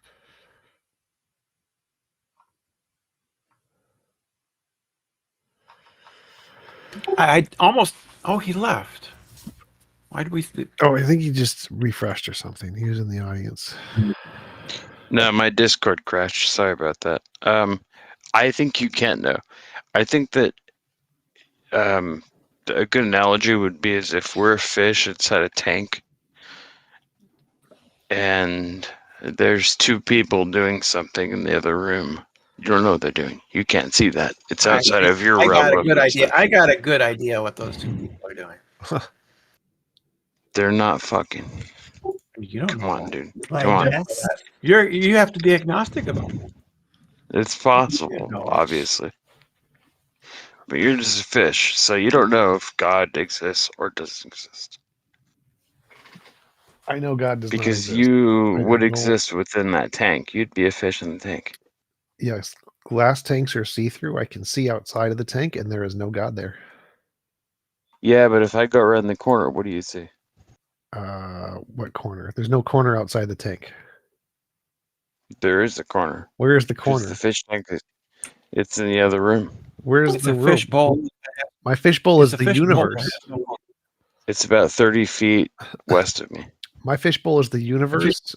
So I don't see any glass or corners outside of the universe. I'm missing. So the fish bowl is a 4-dimensional space consisting of X, Y, Z, and the vector of time that always goes forward. X, Y, Z, you can move back and forth, up and down. And then if you had a fifth dimension, then that would be where God exists, except God would have to exist in the sixth dimension. And we can't perceive that. We don't have We can. all we have are eyes and ears. No, we can actually. There are 11 dimensions in string theory. So God would have to be. He's going to get kicked out of the 6th and the 7th and the 8th. Can't be any of those. The 9th, not the 10th or the 11th. There's got to be some other dimension that is just there's no evidence of. I've heard of 11-dimensional string theory and studied extensively. I think it's actually pretty close to being right, but it hasn't been proven. Well, the fifth dimension isn't making music anymore. They stopped a long time ago. The sixth dimension hasn't formed yet.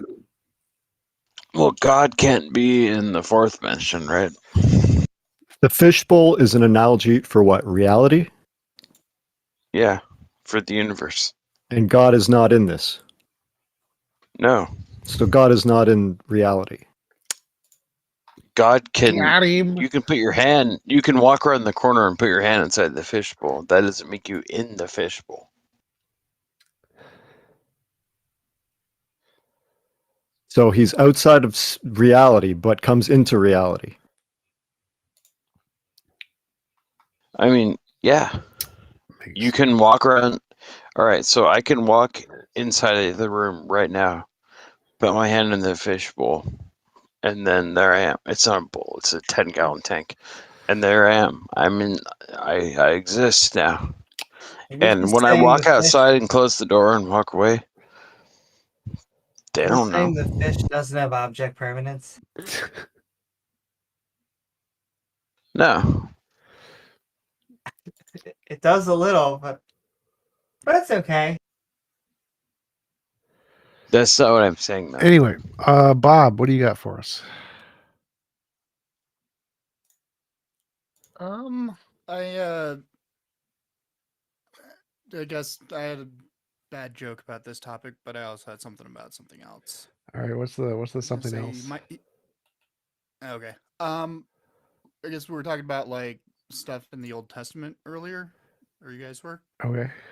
Uh, one like thought experiment that I've been kind of trying to discuss with people lately is like would a lot of people who are Christians today view God in the same light if for some reason if it was still like Old Testament time, like as if like God had not yet sent Jesus to save everyone, because there was like a decent amount of time between like the last prophet and when Jesus was sent.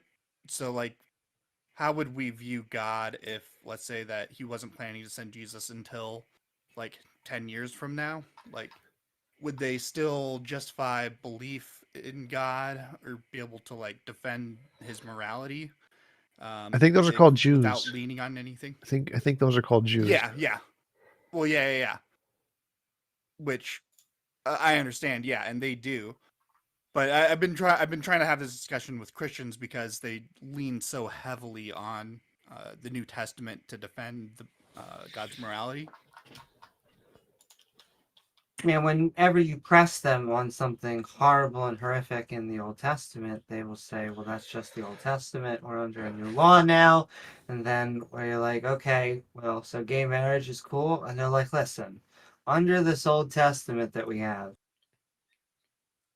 So it's kind of like a cafeteria.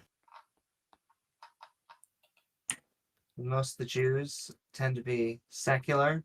And so although it is terrible, they don't follow the giant majority of it, unless you are an Orthodox. But if you are a Christian, I mean, the rules of Moses are extremely important to you. Maybe not all 600 of them, that's just the Old Testament. But you know, those 10, that's probably from somewhere else.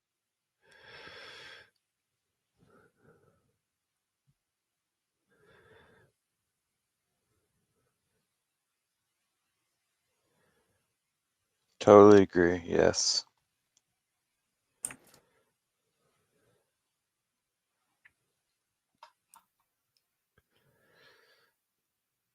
Yeah, Abrahamic religions, they offer things like community, but hopefully we can offer alternatives for them, because if you look at them from a literal sense, all of them are silly.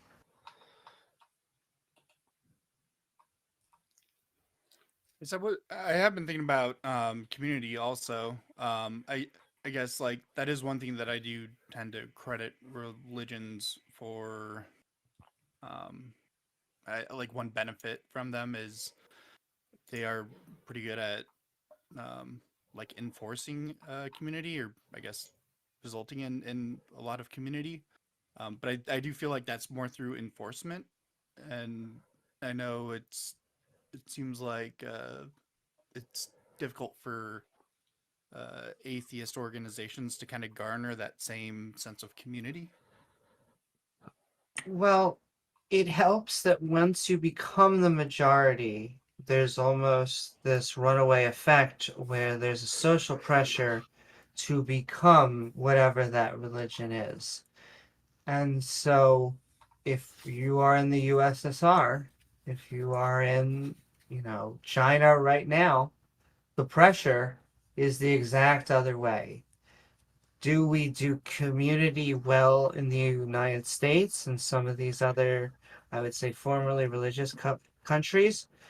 I think we're starting to gain ground, and that's what we need to work on because we need to offer alternative. I think that's one of the reasons why this episode, why the Theist Helpline is on Sunday, because we're like, hey, you could be in church, that's true, or could come on a Discord, tell us why your God exists. Yeah, and actually, the it being on a Sunday, it's an interesting thought that like 50 years ago, like everyone's work schedules kind of for the most part lined up like a lot more than nowadays. Right now, you kind of have people working at any any time of the week, just kind of very sporadic. 50 years ago, pretty much everybody had Sunday off, which I think did kind of help enforce or garner a sense of community. Like, you are all part of the First Baptist Church, and your mom and dad, your best friends, your teacher that doesn't even teach religious subjects is all one religion, then it makes it very easy to have this cohesive community. What I will tell you also that comes along with that, it is great when you are part of being in the in group. You know what's not so great? Being part of the out group. Because if you even start to diverge from any of those type of core tenets, a lot of times you will be ostracized and either metaphorically and in some cases literally thrown out. Mind Wanderer asked if we've seen the Tom Rabbit video where Xerxes comes out as Catholics and if we I have any did. thoughts. I haven't watched it.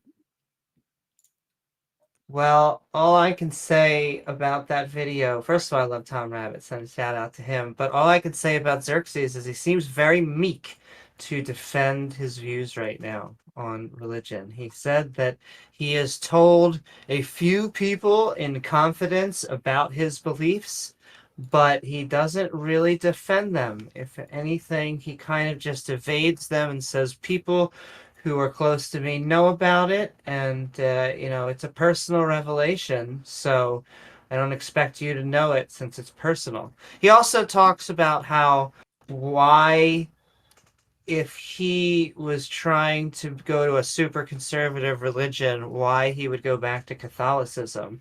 And the only question I wanted to ask him is, well, were you raised Catholic? Because that would probably make the most sense to me if you but yes, those were, I think, the main things that he talked about, and all I would like to do is just what Tom Rabbit was already doing, and hopefully all of us continue to do, is just ask questions, because I didn't hear many good answers from Xerxes. Maybe I guess I'm extremely biased, but yeah, did any of you from live chat, Sends in Love, hear any good answers for why he's a Catholic now?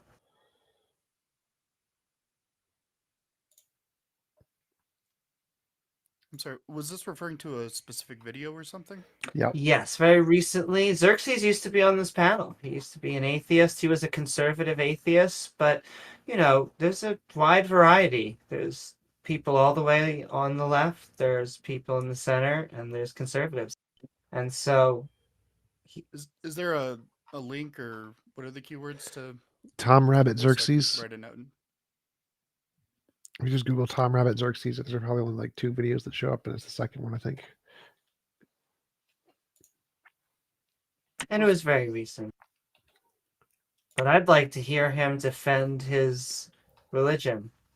I know that he doesn't have to, he's under no obligation, but it is, I guess calling you out, Xerxes, even though I love you. You know, if it sounds silly when you're saying it out loud, that may be a hint. Your beliefs, that is. But I still hope he's doing well.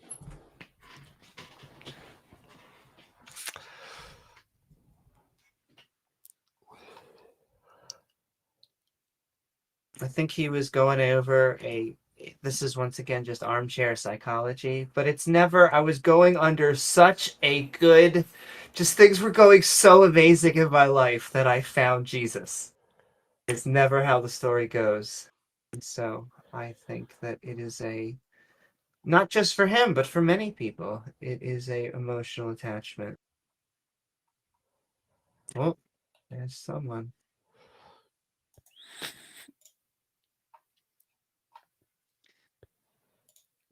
Hey there.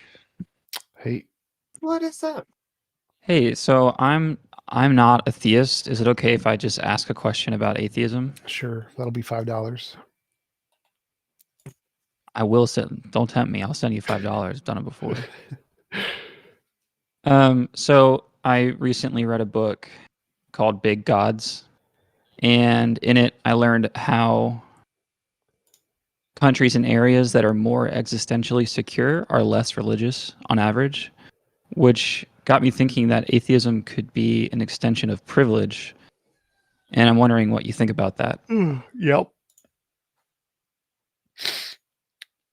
That atheism is an extension of privilege. I would say that there seems to be a correlation of not having a lot of money and being more religious.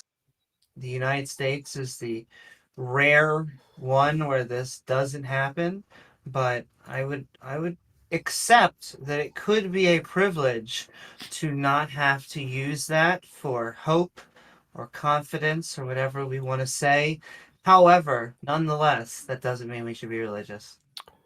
So there's Right, a yeah, direct correlation to the more suffering you are, the more you're in harder situations, the more emotional benefit you get from prayer. And so people who are in harder emotional situations are more likely to be religious because they're more likely to gain emotional benefit from prayer, believing in a God. So do you think it's dangerous for atheists to kind of aggressively squash out religion without ensuring that there are first strong institutions to replace its benefits? Or do you think we should just go for it? Yeah, I would say that that's a good idea, that we should always try to make sure that we have alternatives in place before we simply just squash all religion. That would be a very pragmatically good decision. We do have those, so it's not too hard of a thing to conceive of. Exactly. I would say that you're right, but that's what we're trying to do. I mean, I would point right back to T-Jump, who is trying to make his atheist church that as a religion is focusing on just building for the homeless. That is at least a project I can at least get behind. And I think that we as a community, as skeptics, we need to come together and offer an alternative, because without it, it doesn't motivate people. In fact, it sometimes keeps people in their old religions. Yeah, I mean, I'm inspired by what you guys do. I'd say it's difficult to replace the community aspects of it, but replacing things like mental health services, counseling, universal healthcare education, like those things we can do fairly easily in developed countries. Sure. Well, thanks. I just wanted to say mean- thank you by saying when you said you were inspired by us. I appreciate it. Yeah, thank you so much. Yeah, I mean, I had the angry atheist phase, but I've watched what you guys do, where you just, building a community. I'm really inspired by that. So, I just one more extension of my question. Do you think that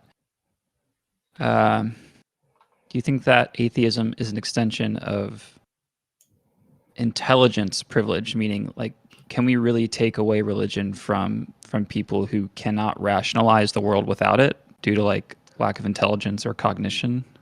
Well, I don't think there's a big difference between intelligence level among people around the world. There's a difference in availability of knowledge and education and those kinds of things, but we can just provide that. We can provide schools in order to get people caught up on the education realm, but I don't think there's a really intelligence difference that would be significant.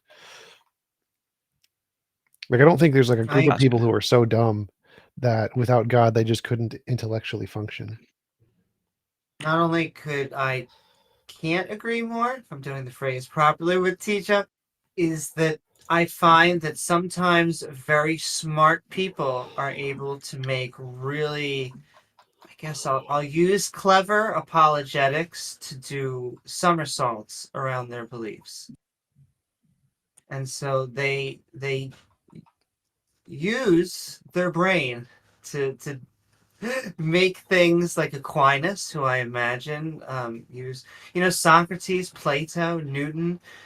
These were all people that believed in God. They try and use Einstein, Spinoza, but they didn't really believe in the same God. So there's smart people, very smart people, who believe in religion. We just think they're wrong. Yeah, I know there was a risk of me being condescending with that question. I didn't know how quite to articulate it, but I appreciate your answers. Thank you. So I think that's all I have. Yep. Thanks for coming on. Appreciate it. Indeed. Good questions. I have another question about community. Sure.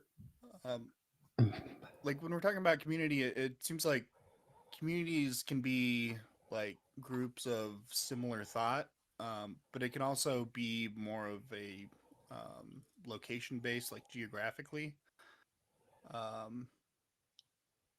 And I think that atheism can garner a lot of the like similar thought communities, but I think where it has a hard time is like geographically.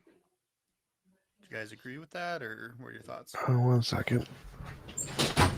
And I'd say it depends. Sometimes we get called cats because we all try to think that we're contrarians and we're all trying to do our own thing. And so it's sometimes harder to hurt us. I will say that there is like this weird purity in that we can all at least agree. They can't all be right, and yet they can all be wrong, which makes it kind of easy from that one position. But then getting other positions, it's sometimes harder to build a community around because there's nothing technically, even secularism or humanism, that you have to have while being an atheist.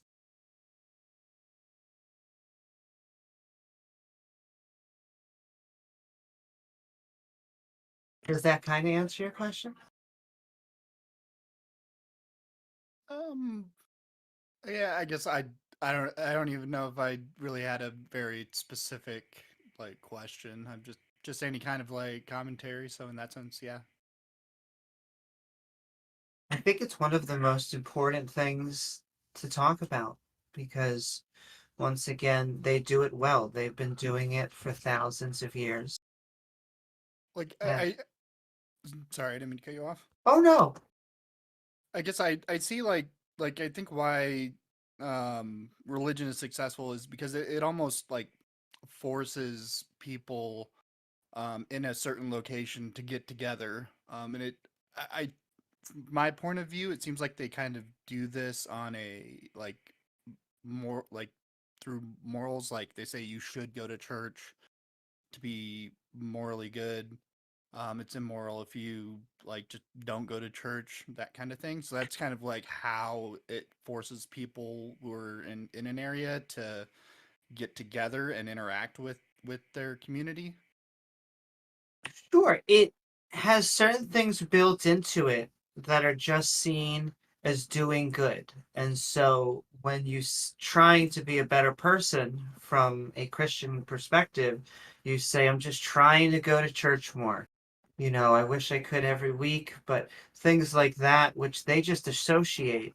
And I guess we have to change that sort of impulse to, I every Saturday, I go to the homeless shelter and I give, my time and energy so people can be fed.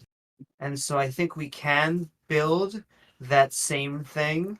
It just is trickier to start up. I agree. I just think it's really difficult when you can't like morally enforce people to like be a part of that community as, or at least not as well as like religion does it. Sure. And that may be because morality doesn't have a position tied to atheism. We often get attributed just for being moral subjectivists. T-Jump is a moral objectivist, and I'm somewhere in between. And so, once again, if we can't all agree, it's hard to build a community. What we can build a community on is asking deeper questions, asking these sort of philosophical quandaries that help us figure out how to interact as a community.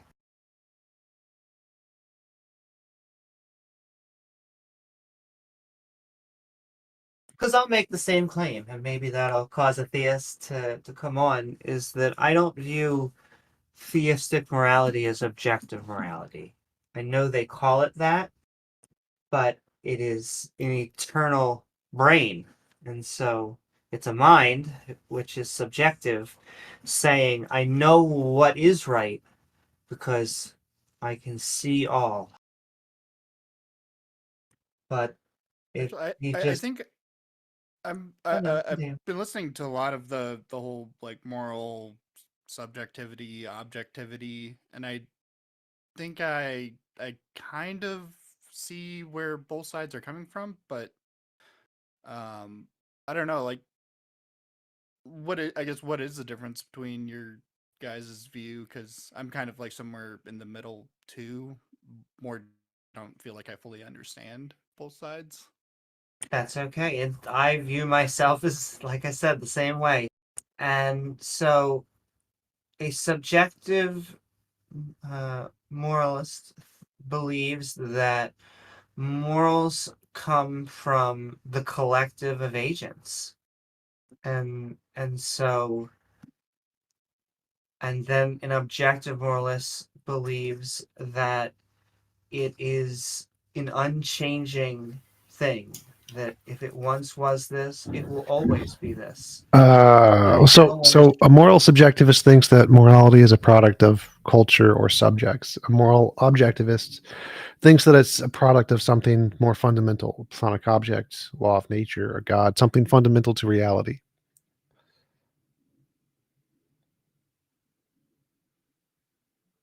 I think it's fundamental to reality. I think that there's a pattern in morality that is consistent through cultures, through time, and will be consistent through species and through AI and anywhere life is. There's always going to be some consistent pattern to morality. And I think that that pattern is indicative that morality is grounded in something more fundamental than just culture. Sure. I think that was, in essence, what I was saying, just a more succinct version. But you believe that because it's fundamental in a law, if it is moral, it'll always be moral. Well, no, not necessarily, because you can think morality is grounded in something fundamental in reality, but it changes. So the changing part isn't required for objective morality. That's a theist Wouldn't it be invention. subjective, though? Well, no, because subjective just means it's a product of culture or minds. So if it's like a rock or something and the rock gets hit by a different rock, then it would change. So morality can potentially change for moral objectivists. That's not an entailment that it doesn't change. It's just that it's grounded in something objective, not subjective. Whether or not it changes is, we don't think it changes, but whether or not it changes is a separate issue. Yeah, because like it changes because a lot of it's like heavily dependent on, people's view of things. Like if they like whether they find something to be painful or beneficial. Um, but yeah, I guess I'm not not sure if I understand the whole grounding, like grounding in something else. So like gravity is caused by space-time, right? Gravity is grounded in space-time. Bending space-time is what causes gravity, right? Mm-hmm. So if morality could be caused by a field that bends or something, and it affects our brains in such a way that it causes our moral beliefs, it'd be the same thing. It could also be a platonic object, or a god who's messing with our brains or something, or aliens messing with our brains or something, or some kind of force of nature, or anything along that. As long as morality is like some force in nature, or like a platonic object, or an a priori abstract, kind of like numbers 1 + 1 = 2, or laws of logic, or whatever, then it would be outside of humans. It would have nothing to do with human construction, and in which case it would be objective. If it's only based on culture and society, then it's subjective.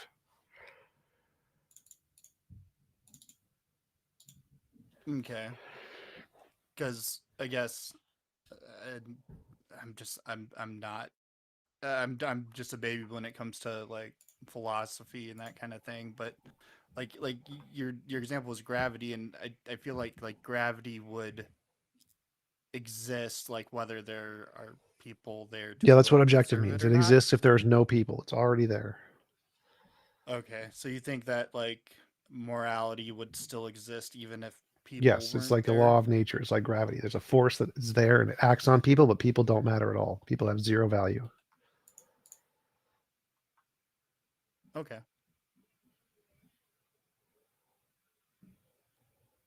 Yeah, I think I understand what you're saying. I just have a hard time wrapping my head around that. Yeah, I'll have to chew on that for a bit more. Is there any you have any like suggestions for like videos or Moral naturalism article on Stanford Encyclopedia of Philosophy. Okay, I'll check it out. Yep. Thanks. Thank you so much for coming on. Yeah, thanks for having me.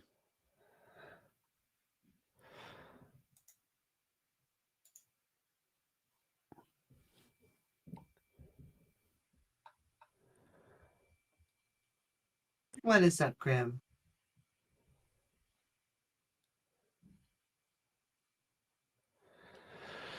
I can't believe you would say something so daring and yet so true. Yeah, we can't hear you, Grim. I think you might need to restart Discord.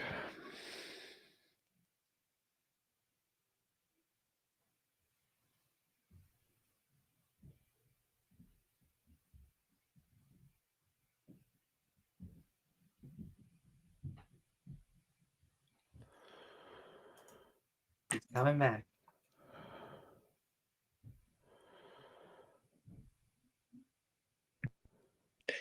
Okay, I can hear you. Can you just give me a sign Yep. that you can hear me? We can hear you now. I mean, Lagging a right? little, For so, yeah. Well, keep on talking. That's okay. No, I just asked. Is there something you know for certain that's directed to Thomas?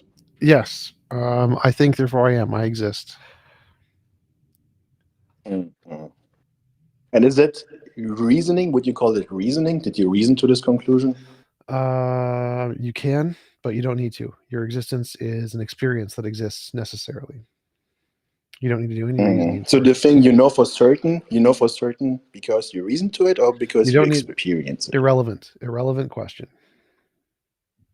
Well, I'm asking you, how do you know that? Either You're one saying is it's fine. irrelevant. It's irrelevant. What the fuck, man? You call yourself a philosopher. What the fuck is this shit, man? Dumbass. I answered your question. You don't need to reason to it. You can reason to it, and that's perfectly fine. Or you can just experience it, and that's perfectly fine. Either answers the question, and so you're done. The fact that you're too stupid to understand that is a problem with you.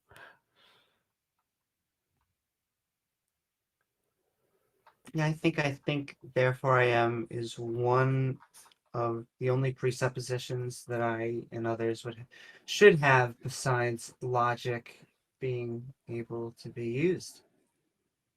And that's just proved through experience, and experience being used over and over and over and over and over and over. Anybody else? Questions, comments, philosophy, politics, religion?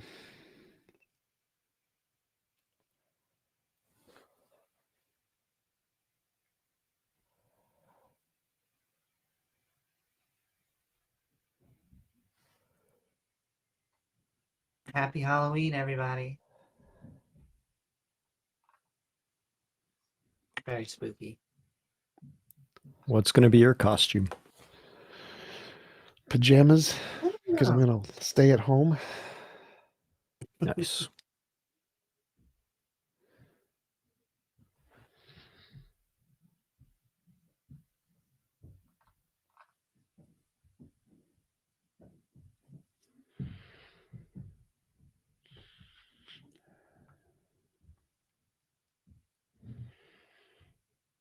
No. Oh, Thanks. Amy, earlier you mentioned that you don't think religious morality is objective because it's subjective to the mind of God. yeah. What do you say to theists that just invoke like God's nature rather than his mind? I would then go more with the you prefer dilemma, and I'll probably butcher it, but more asking to the effect of, is it good because God says so? Or does God see something good and therefore he says? Yeah, I really did butcher it, but in essence, it's asking: is he pointing at something, and it's good, or is it good just because he is who he is? So the Euthyphro dilemma, like if God, it separates his consciousness from something else. So if it's grounded in his consciousness, then it's arbitrary. But if it's grounded in his nature, that's not his consciousness. So it's something else. It's like his left toenail. It's grounded in his left toenail. So he doesn't have a choice in it. He doesn't have an opinion on it. It's just the thing that is his left toenail. That's morality. In which case, it wouldn't be subjective at that point. And so his nature And- kind of answers the dilemma in that it says it's not his consciousness that determines morality. And it's important to separate out that difference, because I often ask, if God says to kill your firstborn son, is it suddenly good? And the answer I always get is God would never say that. They never answer it. They just invoke what appears to be their own subjective morality, is that God would never, even though God does, the multiple times throughout the Bible. Yes, that is true. But Amy, you would agree with T-Jump in that if they do invoke his nature, then it is objective at that point, or no? If they are saying that it is good, not because of who he is, I mean, that is fine, but I don't understand how that would suddenly make raping someone moral just because it is within his nature. It makes his nature seem, at least to us, horrible. It could be true. I mean, he could say it, and then it is true. However, at least from my vantage point, that would be horrifying. Yeah, of course. And I if they do invoke God's nature, then like, why do we need God? I can just appeal to nature. Well, you'd have to go an extra step there. You'd say if you don't need the consciousness for morality and it can just be grounded in the nature of God, then you don't need the consciousness at all to have morality, and morality itself can be grounded in just nature.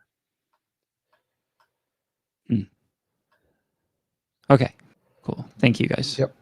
But I'll continue to say it. I think the true morality argument comes from skeptic circles, because we're trying to figure out among humans, we're not trying to add in one more consciousness that we so far cannot even prove exists. That's just my shout out to Theist. Come on, prove your God. I think objective morality exists regardless of whether God exists. Like, it's Sure. wrong to Well, hurt I someone. mean, that's what T-Jump's view is, and I am a situationalist, and I would say in almost every situation, it is wrong to hurt someone, kill someone. And I don't think it's just an opinion. That's where I go a little bit stronger than just a subjectivist.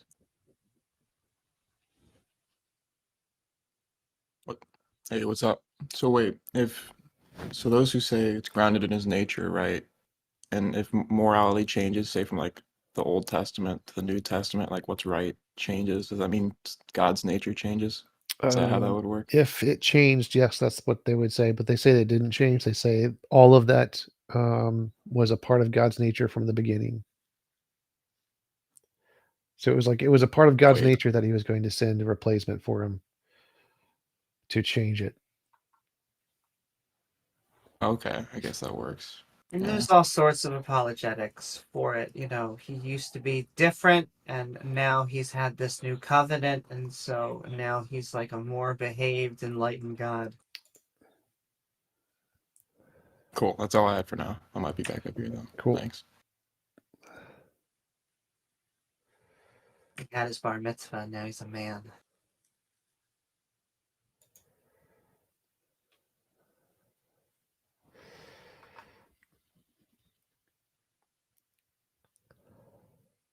So that's kind of like the serial killer who is really nice on the outside because he burns everyone who doesn't believe in him. Makes sense. Once again, it makes too much sense. It has to be true.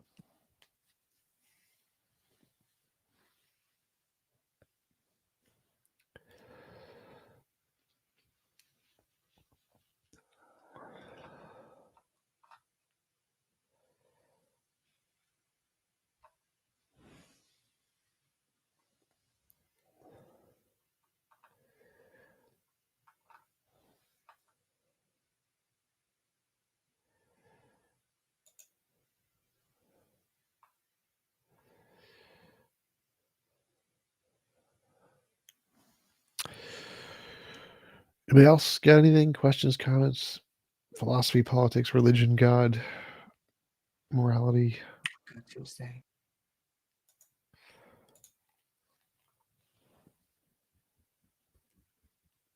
John, do you have any thoughts on the Israeli Palestine or Hamas conflict? Any thoughts? Hamas are the bad guys.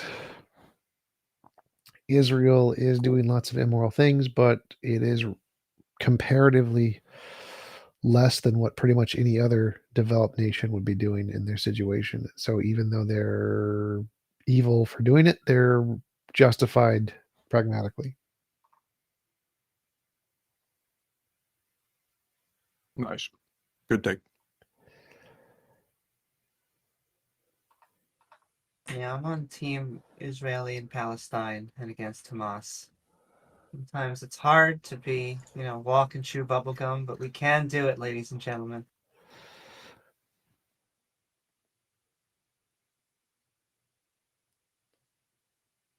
Yeah, there is an argument that a disparagingly large number of people in the Middle East support Hamas. Well, I mean, that is the question isn't of itself. I mean, I don't know 100% whether they were taken over or whether they were just voted in as the majority government. So I can't imagine that everyone does, but I was really hoping for a much stronger defense in Iraq when Iraq fell. And so it's very hard. I want to fight fundamentalist Islam, and yet I know that the liberal Muslims are very peaceful and want to just live their fucking lives out there. So, yeah. Well, I think like Hard to walk the controversial part about the debate is that a large portion of the people, the populace, support the terrorist organizations. And that's like, should we be against the people at that point?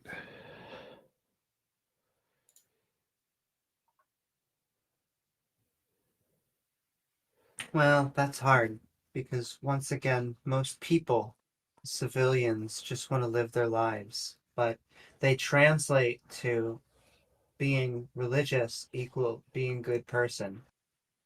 And so it's like, how long do you have to wait for a country to secularize? Starts with just the Saudi princes, being able to afford fancy cars? When is everyone able to get fancy cars?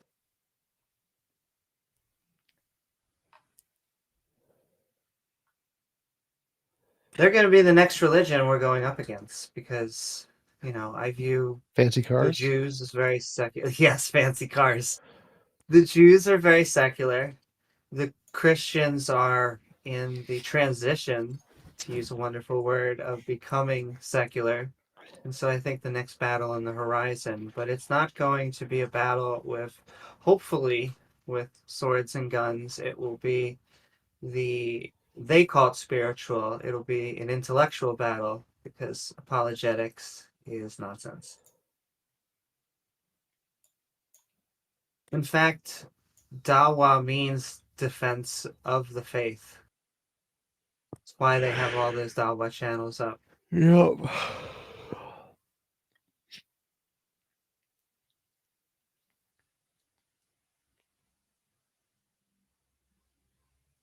Getting sunny.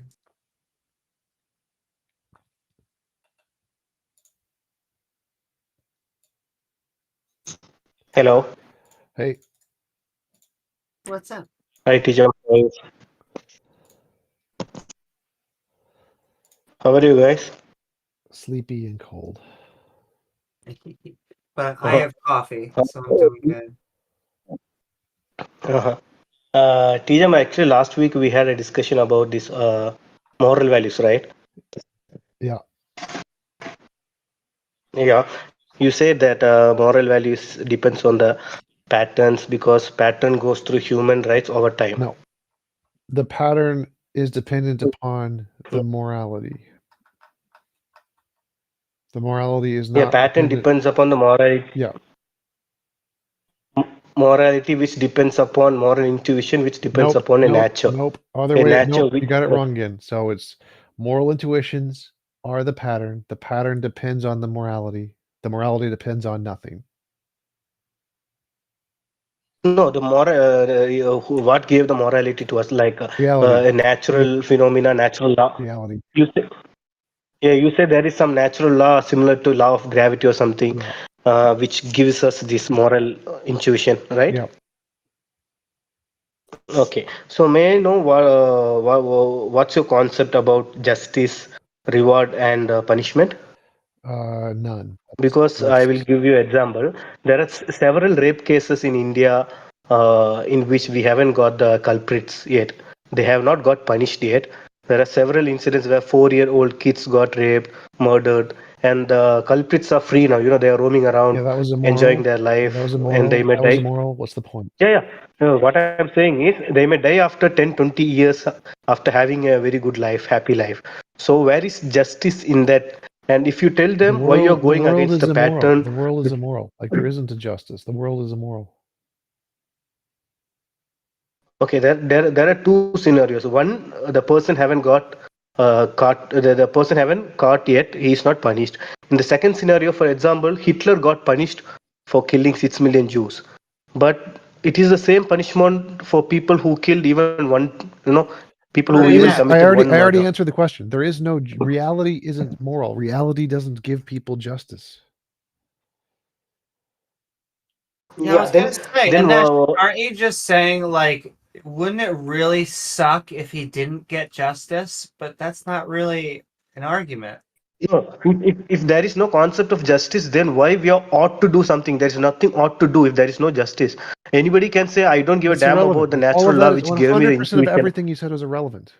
Like oughts don't matter. There are no oughts. Oughts are things humans interpret to understand or imply morality onto reality. It doesn't matter. The oughts are But things humans imply. Justice is things humans imply. Those are human inventions that are added to morality. no, oughts means objective moral values. No, it doesn't. No, if it is not ought to No, do, then it is not objective. It is no, subjective. you're then. wrong. I already addressed this. Oughts have nothing to do with objective morality. I didn't hear that. Could you please explain that Oughts once have more? nothing to do with objective morality. Not all models of objective morality have oughts. Oughts aren't relevant. Oughts don't matter. Okay, so you believe that killing innocent people is Immoral. bad. no matter like in all scenarios. Yes. It is immoral, right? Yes. So we ought not to kill. We You ought can not to kill apply innocent that human language. beings. You can apply that language, but that language Hmm. isn't in morality. That language is you applying it to morality. Okay, forget the word ought. We can put some other word. We should not kill innocent human beings. Okay. Should and ought mean the same thing. What So you there should, is I don't care. Shoulds and oughts are gone. They don't matter to morality. Morality is this is immoral. This is not immoral. You're done. You don't need any oughts, no shoulds, no actions. You're done. okay. I got it. So we are striving for more human rights because that's where the pattern is going for several centuries before us. So if Hitler is actually planning to kill 6 million people and his advisor goes to him and then tells him, sir, actually, if we study the pattern of thousands of years before us, the pattern is going towards more human rights. Therefore, you shouldn't kill innocent people. What would Hitler say? Who cares? No, Hitler would say, I don't give a No, damn who about cares? those things It because, doesn't make you know, it doesn't make a difference what Hitler would say. If I go to Hitler and say 1 + 1 does not equal 5, and he disagrees, he's wrong. That's it. End of discussion. That's how objective things work. But What he but in thinks another doesn't scenario, matter. but in a theistic point of view, somebody I can don't say care. for every evil that you're doing, you will be punished in the I hereafter. don't care. That is That doesn't because make any in our That doesn't Islamic make it. worldview, Stop. yeah, in Islam, Stop. I can make yeah. up and say for every evil he does, the universe is going to poke him for 1,000,000 years afterlife. I can make shit up too. What making shit up isn't an argument. No, not making shit up because in this Literally what world you're we are doing. people are going suffering. Stop. That was your argument. Your argument was you have a religion where you've made shit up about stuff that will happen after he dies, and because you've made shit up, you can tell him about the stuff you've made up and say, "Well, I've made up this boiling pot of lava that you're going to sit in for 1,000,000 years if you do evil stuff," and you can tell about the made up shit you No. have, and you're trying to convince him with your No, made up shit. I didn't made up. You are the You've one who made it made up. up. You made it up. I didn't made up anything. You made it up.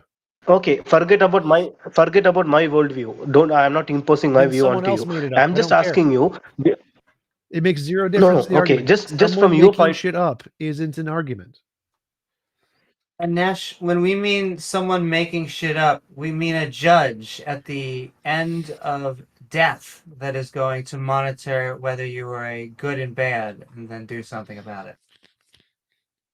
No, if you know, if there is nothing, we are not gonna face any kind of retribution or punishment for the evil things that we are doing. And if I can get away from police, then I don't have to, I don't have to comply to the natural law, which You're not understanding. You're not which is going to understanding. any. The current making shit Yeah. up is adding anything beyond the evidence. Anytime you go beyond the evidence, that's called making shit up. I don't care if you do it or if people did it thousands of years ago. If people do it today, makes no difference. It's called making shit up.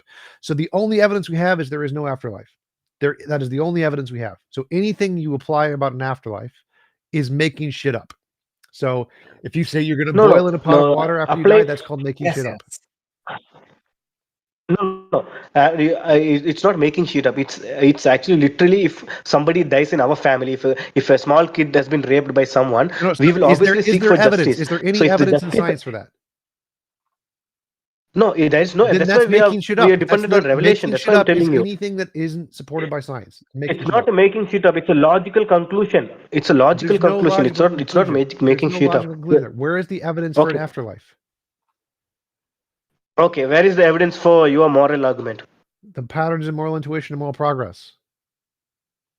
No. Where is the evidence that I it was answered your you question. got Now it you from have to a answer mine. natural law? Where is your evidence of your morality, your afterlife? Where is the evidence of that? Yeah, okay. I will give you the evidence.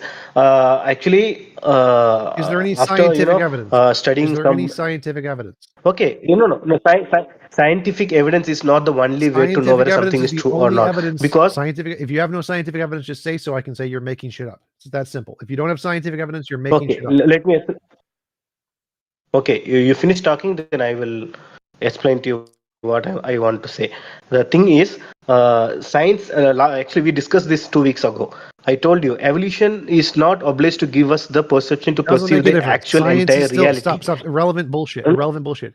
We have the evidence we have. It doesn't matter if it came from evolution or God. Makes zero difference. Right now, science is the only good evidence that can differentiate imagination from reality. So if you don't have scientific evidence, you're making shit up. What is the evidence for black? What is the evidence for dark energy?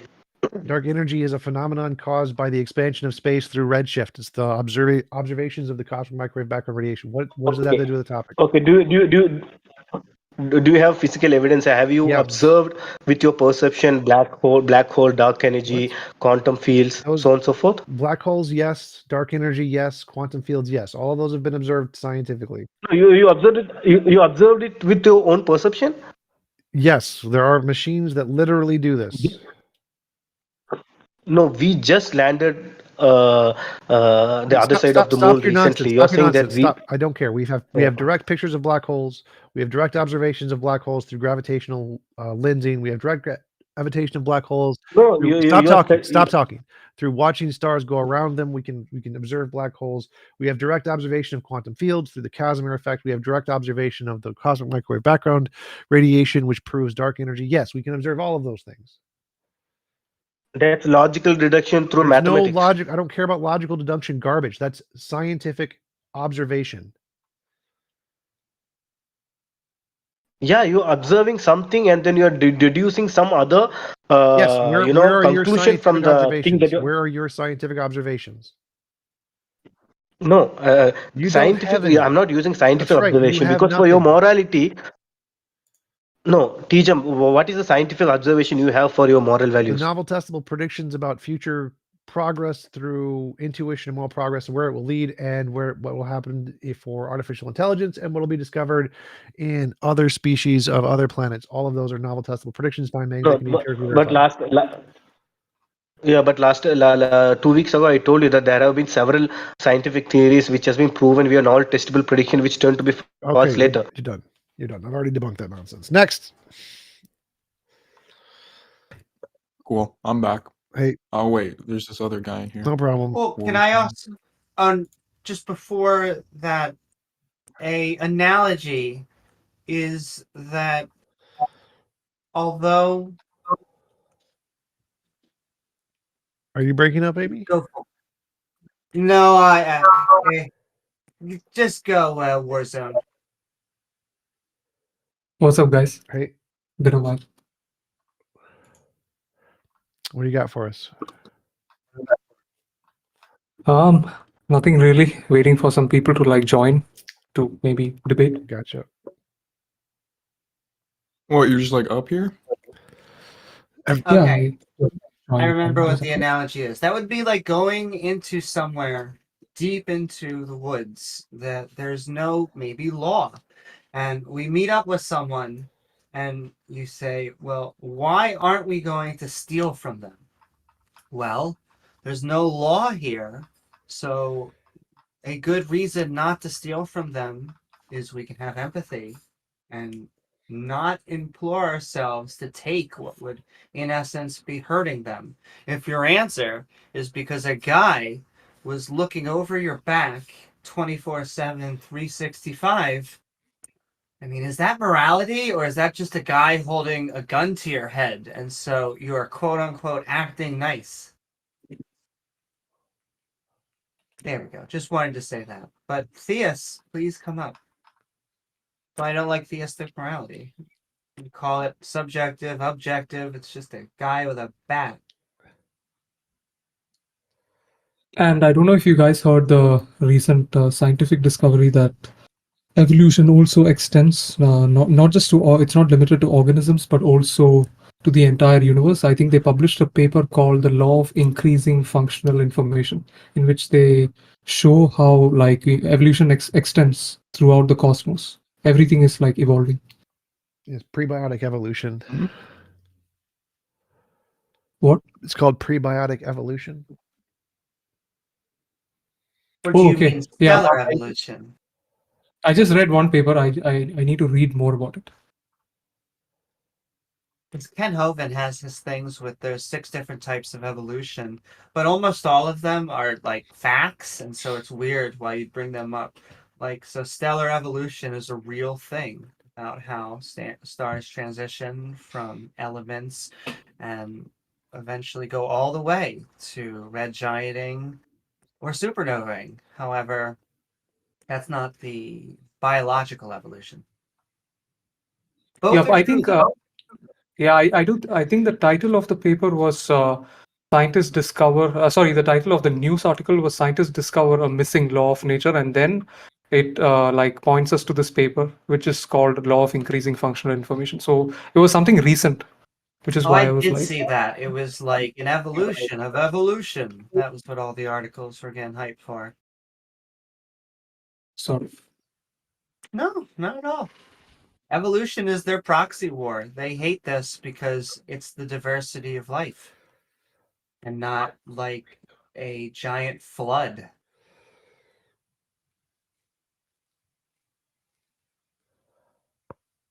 The flood, Did- by the way. Oh no, ask T Jumps. Oh no. This is kind of unrelated. Keep going.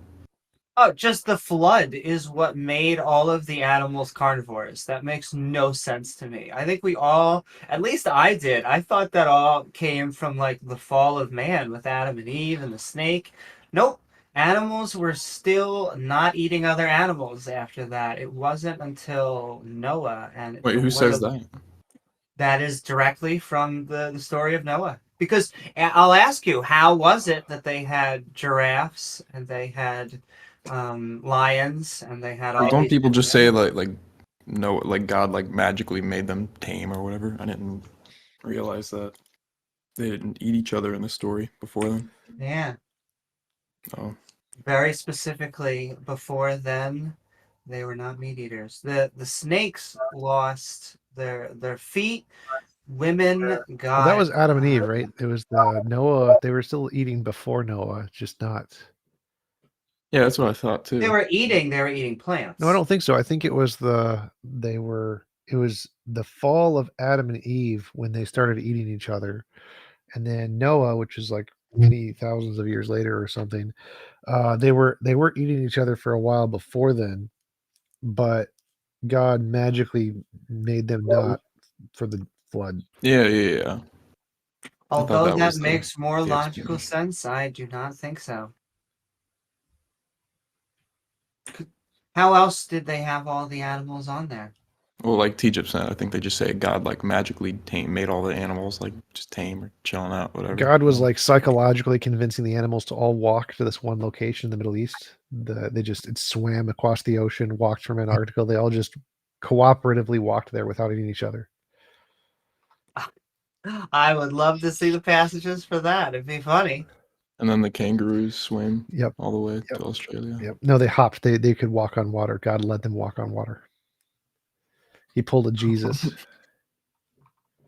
I know there's some people think there's like I think like Ken Ham says there used to be like a land bridge from the Middle East to Australia. And then it just, Yes, like, in disappeared. fact, it was not only animals, it was the humans did not eat meat until after the flood. Makes perfect sense. Yeah, it's Where's pretty that dumb. from? Is that in the story? I don't. I'm gonna head out, y'all. See 'Cause y'all later. I'm pretty Good sure. talking. I'm pretty sure See they ya. definitely like did animal sacrifices before. Maybe. Yeah, they 100% did. I don't think that's how the story goes. I would love seeing Genesis 9:1 to 9:3. That's Adam and Eve. Well, it's all in Genesis. It was the flood's pretty early on in Genesis too. Oh but- yeah. Oh well. Anyway, T-Jump, are you making any new content, or is it all just re-uploads from when your videos you had to take them down or whatever? Only re-uploads other than Sundays. The Sunday shows are new. This one. Yeah. Well, yeah. Okay. Are you gonna make any new content, or are you doing something else? I haven't had time to set up any debates or anything. I've been working. Oh, you have a job. Oh, okay. What are you doing now? Bike delivery, chess coaching. Those are the two main ones. Oh, you play chess? Yep. What's your rating? 2000. Okay. You heard of Quantum Eraser? Is that a person? Or are you talking about the Yeah, he's physics? like a big flat Earth guy. Oh no. No. He's like a flat Earth figure. I think you should debate him. That would be the greatest debate of all time. If you can set it up, sure. Sure. I don't have. If I set up a debate between someone that's not me, do I still have to pay that fee or whatever? Probably not. No. And I found the passage where he's speaking to Noah, his post-flood instructions. He said, "Every moving thing that liveth shall be meat for you. Even as the green herb have I given you all things." I don't think that implies they didn't eat before that, though. All right. I do believe. Yeah, because even wasn't the like Abel Christians believe wasn't this. Abel like a Jews. shepherd? Like the story of Cain and Abel, that's pre-Noah, and he was like a shepherd, and they like ate meat, and I thought that was the whole. To protect from wolves or whatever. What'd you say? Protect from wolves. So like if he probably had to protect from wolves or something. Well, prior to I that. think they also did like animal sacrifices to God or whatever, like food sacrifices. I don't know if that would matter to the What would argument. happen? Well, because sacrifices were food that you were that was the whole point of the sacrifices, that you were sacrificing stuff you would eat, because that's usually how it went. Sacrificing. Anyway, speaking of flat Earth, which novel, like, because they get real like specific, they'll hammer you down. Which like novel testable prediction would you use for flat Earth? I know you've done like the radio thing before, right? Yeah, Where you can bounce it off the moon. right off and, the moon is like, the same is there like distance. is there like an actual experiment you can point to? Because they'll usually just be like, you can't demonstrate that, but Yeah, you can do that with ham even though you radios. can just So you can. Yeah, with like an EME antenna and stuff, but So that's an experiment you could do. until you actually do it. Yeah, until you actually do it, though, they just claim you can't. Well, even after you've done it, they're going to claim, no, you claim. didn't. Do you have a video of you doing it? Because if you don't have a video of you do it, then you didn't do it.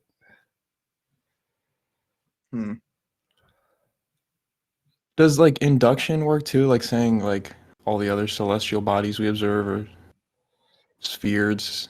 They don't exist we're in gonna flat Earth. induct? They're well, yeah. they're dots on It depends on who you're talking to, but yeah. dots on the what's it called? The firmament. It's on the firmament. Yeah. Even though you really don't need that expensive of a telescope. There's like astrophotographers that like literally take pictures, and like hobbyists do this. They're little dots. Just want to know, They're dots of light on the firmament. We need to get those pictures of the dome, that ice wall. We need Jon Snow out there or something. Dude, some of them think there's like other Earths on the other side of the wall. Like they got like a whole lore, dude. Well, they all pretty much think that outside of it is just water. Like infinite water in every direction. Space, nah. Well, I think the water's below, right? Because they get it from like Jewish cosmology, which says the water's below the Earth, and then there's also water above the firmament or whatever. Right. Infinite water in every direction. Just there's firmament and there's just water. Space, nah. I guess as a kid, I used to once imagine that below the Earth, like very deep below the Earth, was like some kind of water or something. Infinite water in all directions. Yep. Well, they used to think the heavens were the highest thing we can go to. That's why God gets so pissed at that phallic object, that Babel tower. Oh, that's funny. Didn't they?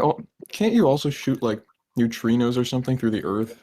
Isn't that another thing? Or no? Yes, you can shoot neutrinos through the Earth and have it be measured by the other people on the other side. But since that's not a machine that you can do on your own, it's the conspiracy by NASA. Clearly, conspiracy by NASA.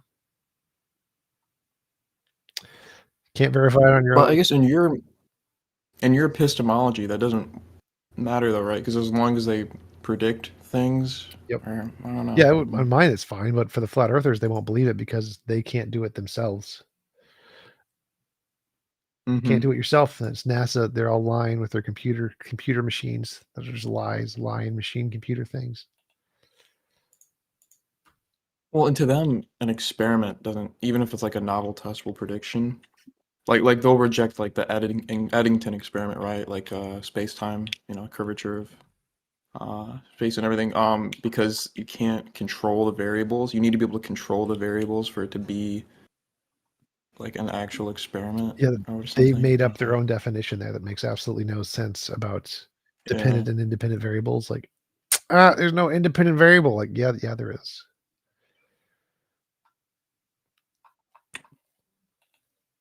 Well, I think you just have to be able to them. You have to be able to control the independent variable, right? Like, I don't know, dude. They're weird. Yeah. But dude, you should look up Quantum Eraser. He's the Darth Dawkins of flat Earth. I'm too lazy to do the work. Dude, I'll set it up. I'll do that. Go for it. I'd pay to watch that. Sounds good. I asked him if he knew you, and he seemed to knew who you were. Unless he was thinking of someone else.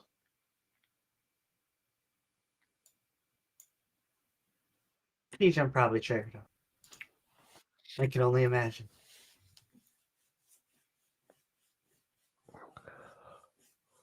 Precepts are mostly unpleasant to talk to. I have met one or two that, can have a conversation. But other than that, it feels like you're talking to a really shitty lawyer.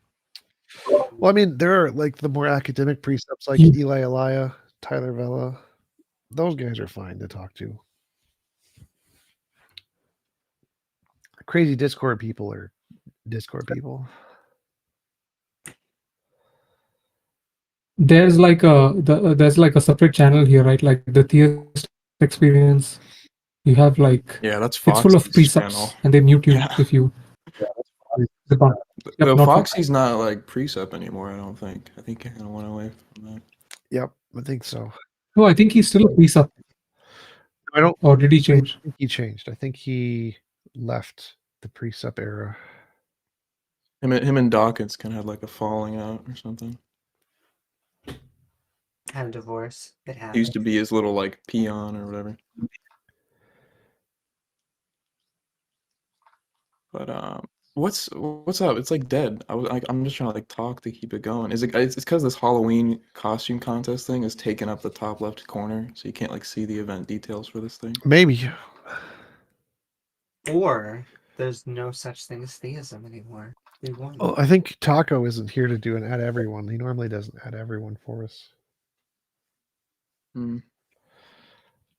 TJ, whatever happened to your book that you were going to publish? Still working on Wasn't it. it like years I'm ago? working on it with a Oh, you are? co-author, and he had stuff happen. So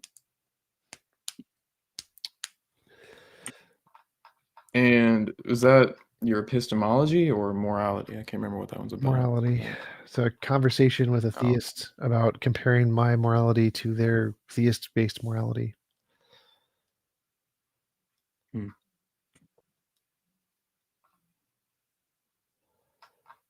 No, wait. When you said you had evidence, though, were you using that like more colloquially? Because you haven't confirmed the Right. predictions Yeah, I haven't yet, confirmed right? any of them yet. Okay. They're just predictions. Okay. But I'm trying to think, is the AI thing, is that like novel though? Yeah. Is that something we wouldn't expect? Yeah, like no one really expects that AI is going to develop a morality on its own that would follow the same patterns that we follow. That would be very unexpected. Okay.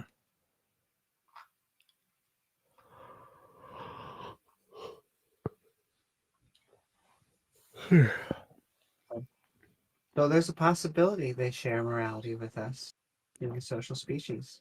We just need to put that to the test. What are you? What's your position on the AI alignment discussion? You like an accelerationist? Just keep going. Yeah, or- that's the only I don't option. know. Let's go. Yeah, I don't think we can slow it down. Do you know who like George Fact. Hotz is? T-Jump. Nope, doesn't sound familiar. Oh, he has some good talks on like AI alignment and debates with people. It's pretty good. Well, the options are either we get it first or China gets it first. And I definitely don't want China to get it first. True.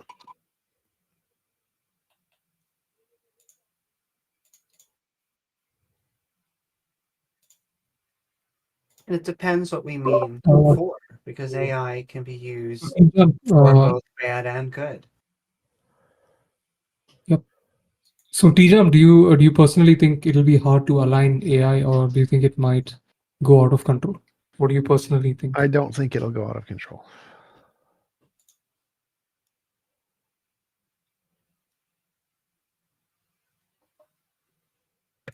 Yeah, it's definitely not going to like kill us and steal our atoms or anything. It's more probably the bigger problem is like it's going to get so advanced, it's just going to like build a huge Dyson sphere around the sun, and we'll just die as a result of that. You know, we won't even know it's killing us.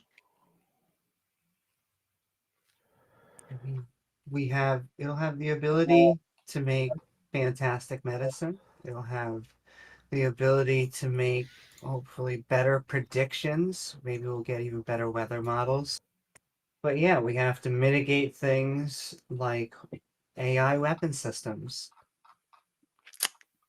which will be a reality if they're not already. I'm just waiting for AI politicians, dude. I think in Japan they already tried to run like an AI through their like to get it in the system as like a what do you call that, a candidate? Yeah. But it didn't work out. But it's gonna happen at some point, I guess, right? Yeah. And AI cars are going to be extremely successful. We're going to fear that they're going to have a higher rate of accidents, and almost all of the data shows that the main reason why accidents happen, the factor is us. And so while accidents may happen, it's actually going to be a drastic reduction. I'll get rid of the cars. We just need like trains. Parking lots are evil, dude. Well, the reason we don't have flying cars is because of how planes have to lift off. It would have to be something that is more like a helicopter, but that is extremely hard to build personally and extremely loud. Oh, I said trains. Sorry, I'm eating. Not Oh planes. no, you're good. I heard you say Oh, trains. okay. I was just saying moving into the future, because I mean the future of trains is probably something like Elon Musk is trying to build magnetic ways of transportation. Well, we already have the future of trains. Like the future of trains has already been implemented in most other developed countries. Like Japan does great with trains. America is dumb. Stupid America. America's stupid. Use trains for freight, and freight has a priority over passenger trains, and so passenger trains have to sit in the waiting line while freight trains pass, which makes them completely late in every respect, and they're overpriced because they're not subsidized well, and there's not very many of them, and they don't go anywhere, and they take too long. America's trains are stupid. Japan's trains are amazing. New York's trains get peed in. And here, so are their toilets. Just to have a similar subject.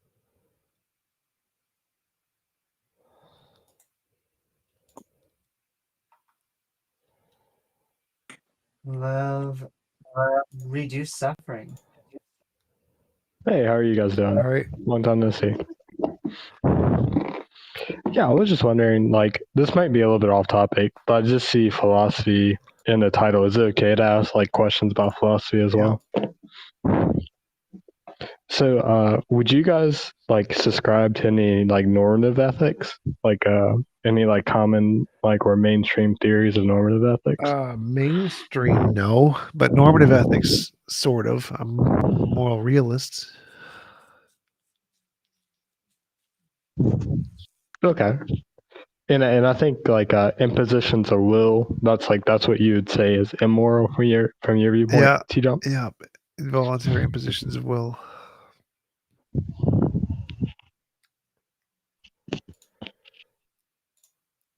Okay. Well, I mean, I don't really have much. I mean, I would probably agree with most part. What if it's like something? What do you say to like the individuals that say the only bad is suffering and the only good is pleasure? What do you say to like individuals like that when They're you wrong. impose when you might? Okay. I'd say that some people can want suffering. Some people can not want pleasure, and that is a greater good for them to be able to achieve what they want than to experience the pleasure. So if someone wants to suffer and they choose to experience suffering, a world is better if they are allowed to experience the suffering than forced to experience pleasure. And I agree with T-Jump, but it's also not a bad rule of thumb. I think they always try and frame it in this hedonistic way. However, you can get pleasure from watching your children do well at school. And so we can at least start to create some sort of moral frameworks from that, even if there's going to be the exceptions, just like T-Jump said, which I think we have to count for. Okay. Would you hang more toward T-Jump, like towards like a more libertarian type government, where Well, no. So, like, let's say if there's like government is pragmatic, not moral. Government is designed to be the best pragmatic system, regardless of whether or not it's moral. The objective morality is a completely separate thing. okay, what I'm kind of just wondering, if it's like, okay, just to give you a hypothetical, and I just want to see how you respond to it. Okay.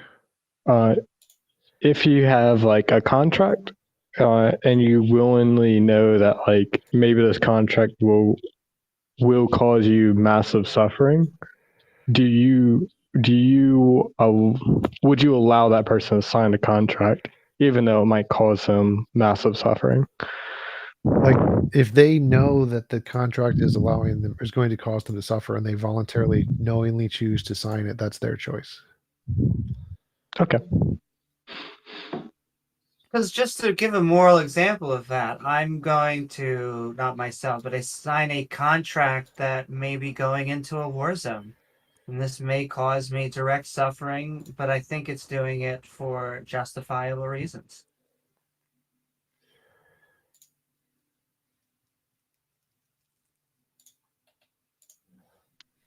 Okay. What about like, would this be like a consequentialist type viewpoint? So you care about like what actually happened? Like, what would you say about like a draft? Is that immoral? If people don't consent to it, yeah. Okay. But what if by taking away their consent, let's say the nation has like 50 There's no able-bodied men.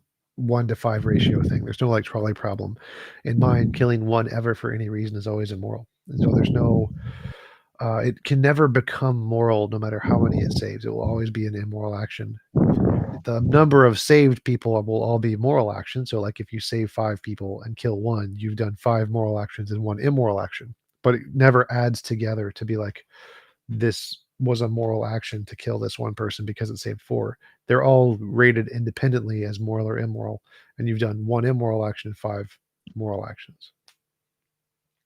So it'd be pragmatic to do What's that. that called? Isn't that like deontology or deontological ethics? Is that like what you're talking about? Where it's regardless of like the consequence, like it's just a rule, like rules, not consequences.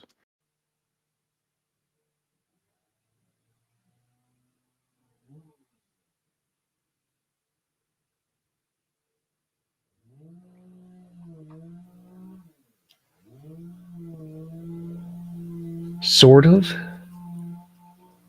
Oh, okay.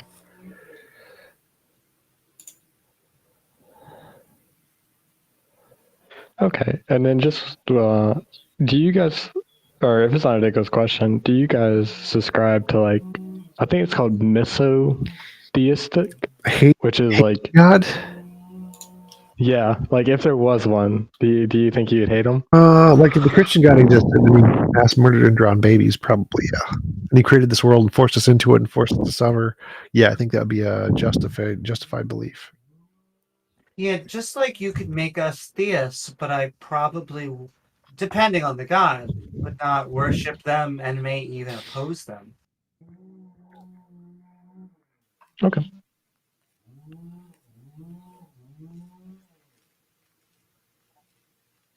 So, Amy, would you hold something similar to T-Jump when it comes to your like how you conceptualize what's immoral and moral? Is it mainly based around consent as well? I'll tell you the problem I have with other atheists is when I listen to them, they all make sense to me. And so I would say I understand T-Jump's moral framework. I would even say some of his points I probably prescribe to. I don't think that it is a law of nature. However, I do think because of certain qualities, we could call them objective. I think they have, in essence, a grounding. Okay. So you'd probably have that element in your framework, but that may not be like your sole thing you base things off of is consent. or am I wrong? Sure, because I can imagine scenarios in which, like, you know, someone has their legs blown off and they're like, leave me, and you are now dragging them so they can get medical attention. And so it's not objective. That's why, to me, it's situational.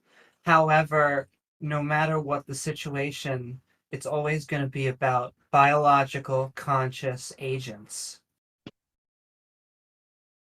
That tends to be my grounding. I get a lot of fluff from theists who say, how the hell can you think that biology stems morality? And they always say biology equals evolution, which is, I wish they would just accept that. But they always say, well, isn't that just the strongest of the pack, survival of the fittest?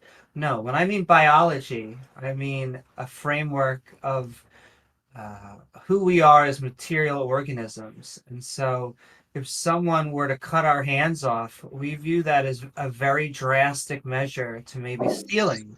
However, if our biology was changed and we grew our hands back, maybe we would view that as a less stern moral threat, because we would say, well, what's the big deal? Their hands are going to grow back anyway. And so I think that it deals with biological conscious agents. Okay. I appreciate you guys' time. You guys have a great day. Thank you for the questions. Oh my God. Lord's sword, or is it Lord's word, or it's Lord's sword? Either one is good. It's both. Oh my, I like it. The word of God is the sword of the Lord. So then you're a theist. Yep. I'm a Baptist. Welcome on board. Can you tell us, I guess you told us half, but what you believe and why? What? Oh, can you tell us what you believe and why? I believe in the Bible.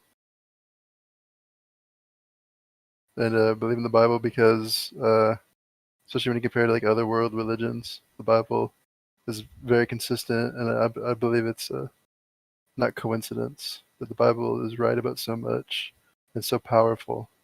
It makes me believe it's from God. It's a matter of faith. There are empirical things in the Bible, like for example, the Bible talks about how the earth is round. It talks about how to prevent diseases. It talks about how like, the earth hangs on nothing. I believe that it's not coincidence that they were right about all these things. But it's a matter of faith. And what would be your definition of faith? Believing without evidence. Believing in something as like a presupposition. It's a choice. Don't know how that would. Do you have other things that you take on faith? I think, therefore I am. I don't think you or I take that on faith. We have a There's people out there that believe that like we could be in the Matrix or something. Sure. And it's not completely unreasonable, but like it's not something that we can prove. Like you can't prove that you're not in the Matrix, because you would say like, well, I can pinch myself. I'm awake. I'm here. It's like, well, yeah, but it's just like the computer matrix system telling you that you're being pinched and things like that.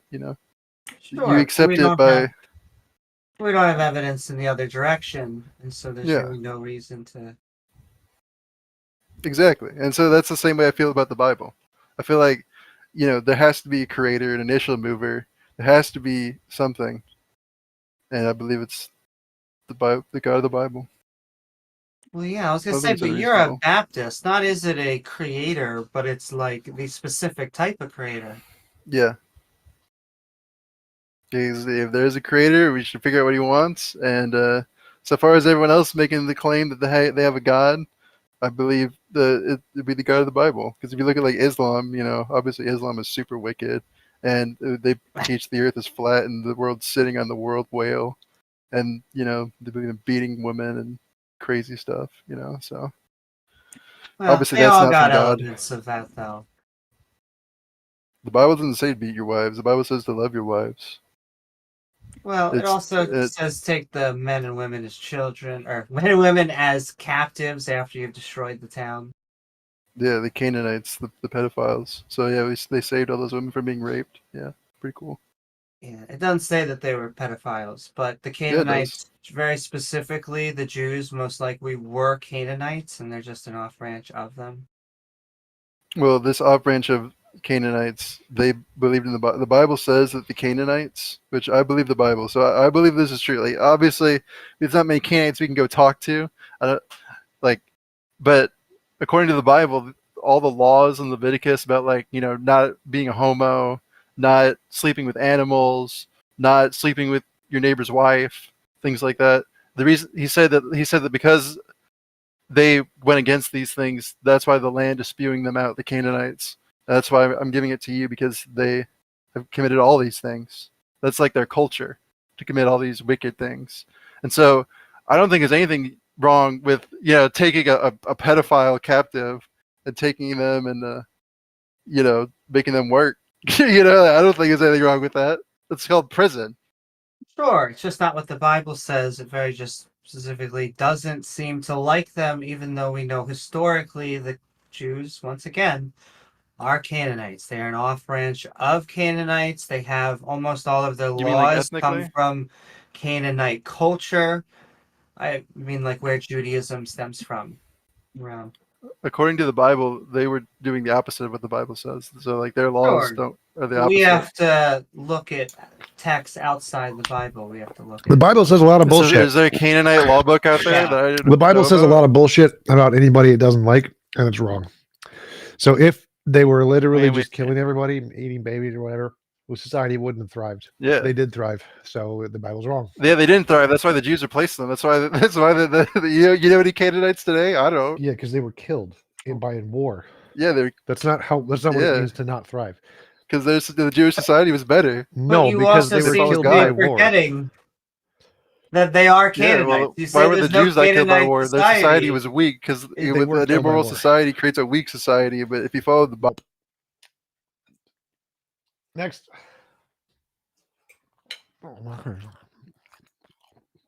But also, any god that says to kill homosexuals should, find justice themselves. Not for, just saying it, but for actually hurting people. Yes, the Christian God should be usurped 100% if it existed. Fortunately, it doesn't exist.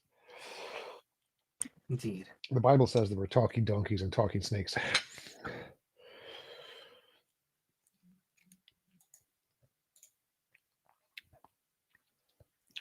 Praying otter guy.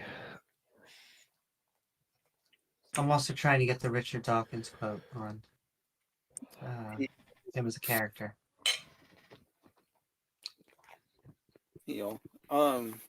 I am a Catholic, but I want to I kind of want to continue doing what Lord's Word was talking about. I thought that was a really cool topic. So basically, it seems to me like his point was that these people, the Canaanites, right? Which I don't disagree. I don't think there's any reason to disagree that the Israelites were an offshoot. But the idea is that these acts are despicable and wicked, right? And we don't allow people to do it. I don't think there's anything wrong with that, right? Sure, it's just they were doing many horrible and terrible things. And if we look at the God of the Old Testament and we were to just judge him on his actions, he would get either life in prison or the death sentence.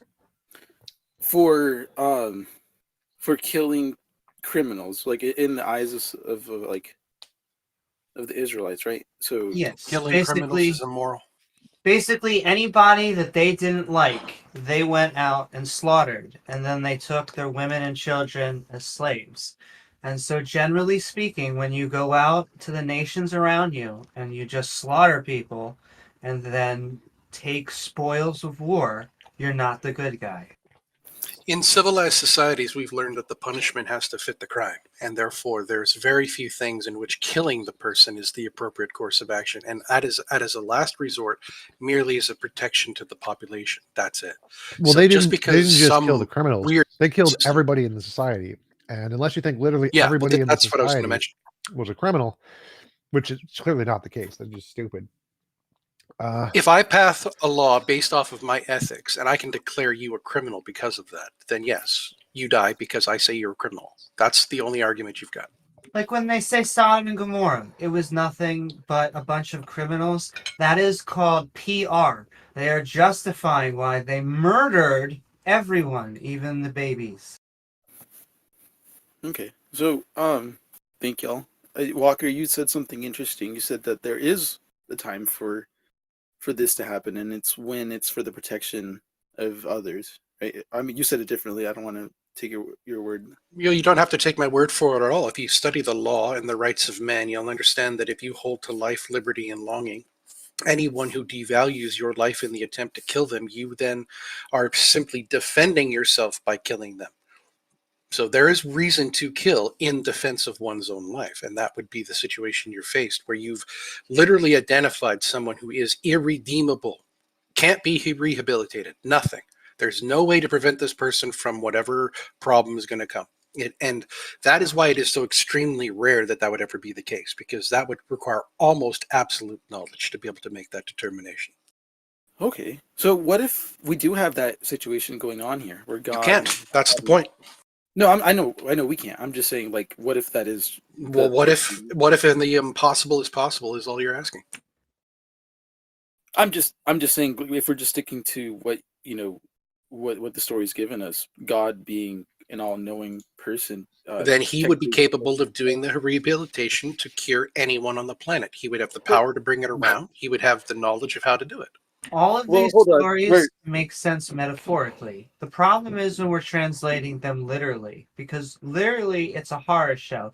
Metaphorically, we could try to get lots of our own interpretations out of it. Once again, it's a horror show just when it becomes literal, because now we have planetfuls of dead people. Wait, I'm just saying that, Walker, your requirements have been met. Like, if God, no. You are theoretically claiming. I mean, can I even say anything? Can I? Yeah, you could not lie. That's a good one. Well, hold on. I'm not gonna. That was then don't say the requirements have been met unless I agree. That's not your play. That's not your game. Well, okay, maybe. If you want us to agree on terms, go ahead. Give me a term. I'll agree if it's a God equality or not. Hold on, I just want to get my claims in. Like, I want to actually. I understand. Wait, stop, Walker, stop. He's simply saying that your criterion for justified use of lethal self-defense is also if they attack you, the Canaanites did that or something. Therefore, the Jews or the people of God were justified in killing them. That's his argument, something like that. Oh, well, that's pretty stupid, because it was by God's direction. Therefore, he would have had the knowledge. He would have had the power. He would have been able to find some other way of doing it.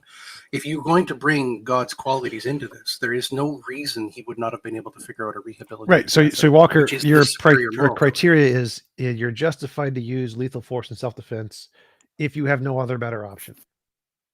Sure. And God, all powerful, has better options. So God commanding people to kill people is immoral. Precisely. Okay. And I guess where the main part that I was hoping to go with this is to, realize the rarity of how many times God calls on his chosen people to eliminate society. Why does that matter? It's very.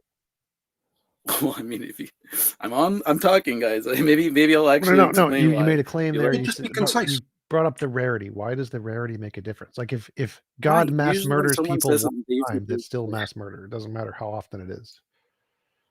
So why would the rarity matter there? My whole claim, right, that I was going to say is that no. Stop. Answer the question. Why does the rarity matter? Either yes, it does, or no, it doesn't. The answer was actually going to come right before you interrupted me. Yes, does the rarity matter? I think it does. Yeah. Why? I think it matters, right? Because if we look on the grand scale, God chooses and prefers not to mass murder people. So this means that maybe the times that he has commanded his followers to do it, maybe it does fulfill Walker's requirements, right? Like these people are very rare, right? But it has to be done No. sometimes.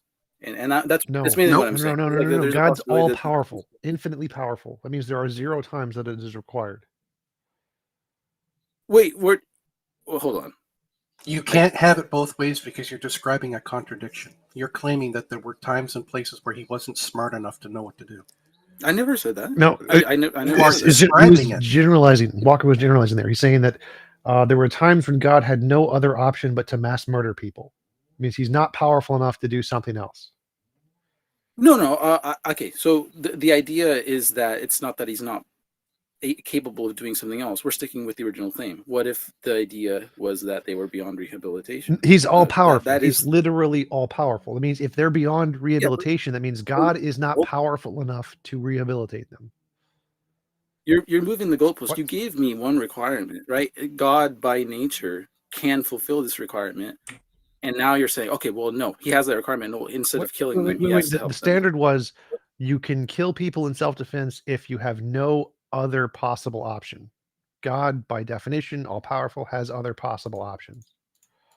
And we'll have always more options. And can you play Poof or Drown with me, TM Pine Creek? But if you were working with God, God came to you and was like, listen, I really need your advice. I have this whole planet, except for 8 people, of course, of evil people, and I need to get rid of all of them. And I'm going to choose one method. Am I going to drown them, or am I going to poof them out of existence? Which one would you choose? I would drown them probably if I knew everything, right? And this is who God is, right?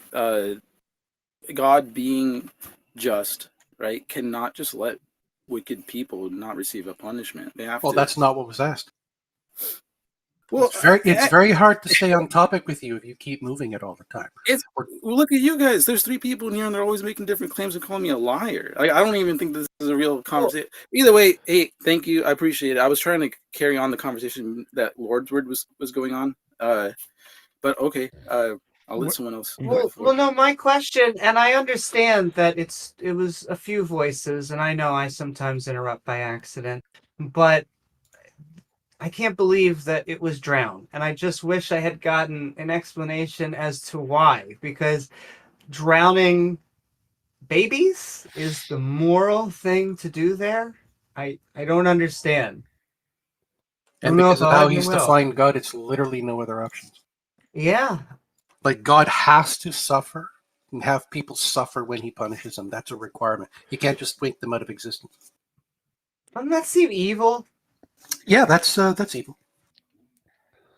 I call it henchman logic. Like I said, the Bible makes a lot more sense if you think the God's the bad guy. Hey guys, can I just ask a quick question? So, is your claim that if a proposition does not comport to what you deem is morally correct, then it is therefore incorrect? No, our wrong? proposition is that if your understanding of morality cannot accept a very simple proposition like drowning babies is immoral, then your understanding of morality is wrong. So if we know a base fact that is definitely true, drowning babies is immoral. God drowned babies. How do you know that's God is true? immoral. Because it's very easy. Any definition of morality based on any understanding of ethics and philosophy grants that's immoral. Sir. So if you can't understand drowning babies is immoral, then you have Sir. a problem, and you need to fix that problem first Sir. until you can come back, and then we can talk about morality. Exactly. Sir, is it possible for someone to make a moral argument about how drowning babies is correct? And why would Well, it be any you can less make an valid argument. You're than going to be yours? wrong though, 100% of the time. Who is the judge of who is wrong and who is right? in moral Irrelevant. arguments? Irrelevant.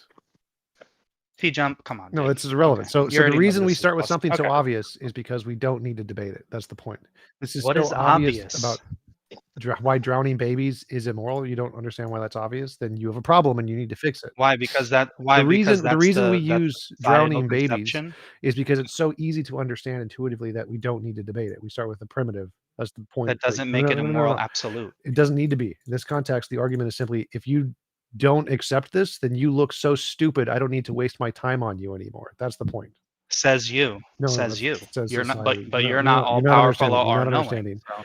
To society, to any rational human being who's listening to the conversation, and they hear you say that, they know you're dumb and you're a waste of time. I don't need to waste any more time in debating this on you because you've just showed that you're dumb to literally everyone else in society. Jump. You know what you're saying is completely unjustified. You know that. What didn't you understand about that? To all rational humans, I understood everything you're saying. Stop talking. If you say drowning babies, is trying to make an argument for drowning babies, and I say drowning babies is wrong, and everyone rationally listening is going to be like, yes, he's right. Drowning babies is immoral, and you're trying to justify drowning babies. Then I don't even need to say anything. You've just lost the debate. Everybody knows you're an idiot, and we can move on. Now I could give arguments and try to give the philosophical justification, but there's no value to that. I don't need to waste my time on that. I can just be like, yeah, drowning babies is wrong. Move on. So the point here is not you can, but it would just be the arbitrary. point of using that example is that I don't need to go through the philosophical arguments of justifying it because it's obvious to everyone else in the room. And if it's not obvious to you, you have a problem. And it's an old argument too, so it's something you could have looked up. If God kills a baby, is it wrong? Yes. Says who? I already went through that. If you're trying to justify baby killing, you've already lost the debate. But Kason, says you, T-Jump. Kason, thankfully, you're not the omnipotent, all-knowing God, so what you say doesn't really matter. But help me out here from God's perspective, because go I ahead. view it as a biological conscious agent. This is what morality deals with. And so I very firmly can say drowning babies is wrong because it goes against, it destroys both their consciousness and their biology. And so I guess my question to you would be, is drowning babies wrong and why? Yeah, I think drowning babies is wrong. But if God drowns a baby, it's necessarily righteous. Divine command theory. Well done. So drowning babies isn't wrong. So you just said drowning babies is not wrong. Drowning babies generally is wrong. If Well, no. God The drowns question a is baby, it drowning babies always wrong? Yeah, that's a red herring. That's the question. Is drowning babies always wrong? Yes or no? Yes, it's always wrong. No, it's not always wrong. Yes, right. it's so always you wrong. have to justify Only immoral people drowning say babies. otherwise. You now have you're in the position. Wait, one second. Let me try to explain this to you. Sure. You are now I'll in do the it. position where your worldview has to T-Jump, justify. you don't have to talk to me like a child. You are a child, but you are in the position where you have to justify drowning babies in your worldview. Sure. Would it be correct to drown a baby if it would save the rest of the human population? It'd still be immoral. No. So you wouldn't drown one baby to save the entire I might population do it, but I would of admit the it's world? immoral to do it. Okay, so then it's not always wrong to No, drown it'd a still baby. be is wrong. it, It's T-Jump? still immoral. That's literally No, what it's the still word wrong. immoral means. So it was immoral to drown a baby ever for any reason. And if drowning one baby will save a million other people, you've done one immoral thing and a million moral things. You've still done an immoral thing. You've still done a bad thing. So now, but it's not wrong. No, that it So is we're it is talking- wrong. You It guys is are wrong. saying- Immoral T-Jump, and can wrong. I speak, or are you just going to keep cutting me off because you know I'm making good No, I'm points? going to Is cut that you what this off is if going you to say be? something wrong. Because you let the other guy speak because he obviously wasn't No. well If you versed say in the something moral stupid, argument. See, now you're cutting me off yes, I'm again. going to mute you if you do it. If you keep talking over me. So when you say Okay, I'll just wrong, leave. Obviously, I won this if you debate. say Have a good wrong, day. if you say wrong, that means immoral. So I literally said, is it wrong to drown a baby? Yes, because it's immoral. Wrong and immoral are synonyms. Not hard to understand. You can run away though. It's I fine. just want to know why killing a baby is suddenly moral if God does it. I see no correlation. I guess causation is a correlation, but Well, there's no reason. Educated philosophers know that is an argument for divine command theory, that anything God does is moral, which extracts you from the discussion of morality entirely. Exactly. I think that theistic morality is, in essence, not a morality, or it's saying what is mighty makes righty. I don't see a problem. I don't know why Kason couldn't accept the fact that God did something and the act happened if this God was actually existing and this actually happened via God, right? Just, agree with that premise to get go. So something happens because the God did it does not entail that the act is right and moral, just the fact that it happened. So things that happen can happen regardless if they're moral or right or wrong. Well, I think his argument would be that anything God does is moral by definition. So if God does it, right. Which means there he's be using a things that definition of morality that no one else is using except divine command. could there be things that would be immoral for a human to do that for God, by virtue of him being creator, judge, author of life, he could do those things and it would not be immoral? The fact that he gives life, No, could no, he that can't be the case actually because that's life? wait. So that would be by definition subjective morality. That would not be objective morality. So No, I mean, by virtue of who he no, is, no, no, no. That's not anything. what does the word subjective mean? Yeah, but from What does it the would word be just internal. wait, what does the word subjective mean? It would be something that the way I feel about it. No, it's contingent on an individual. So if it's contingent on God's who he is, it's subjective. For it to be objective, it would have to be independent of anything anyone says, including God. That means it'd be if something's objectively wrong, it means it's wrong for God, it's wrong for you, it's wrong for me, it's wrong for everyone. If it's only wrong for me and not for God, then it's subjectively moral. Yeah, that would be only if you put just us and God on the same level. No. We're not on the The same. word objective means true for all consciousnesses. The word subjective means true for some consciousnesses. So if this is a rule that only applies to us and not God, it's by definition subjective. No, it would be based on all morality is based on God's nature, God's character. That's the objective standard. No. It can't. But I'm saying it can't be an objective. He's not on the same level as Objective humanity. means applies to all consciousnesses, no exceptions. No, That's literally what it means. Yes, look it up. No, objectively, certain things apply to all humans because we're all on the same level. No. Objectively doesn't mean you take objectively and then apply it to one subjective group. That's literally a contradiction. You can't say something is wait, stop. For something to be objective, it means to be true for everyone in all cases, no exceptions. So is it objective? Stop. If I say it's 1 + 1 is true, 1 + 1 = 2 is only true for me and not for you, it's subjective, right? It is true in all cases that for humans it would be wrong. Stop. You can't say for all cases and then not all cases. Stop. Are humans in a different category than God? Stop. For Are all humans in a different category? Stop. No. For Yes or no? all cases. The word all means there are no other categories. All means all categories. You can't say all one category and then say it's objective. There is a different kind of being who is the author of life and giver of life. He is not in the same category as humans, no matter what you try. That's a different category. Two categories. Subjective. He's a different category. No, he's not. So he's a different category. That's what subjective means. Subjective means one category, not the other category.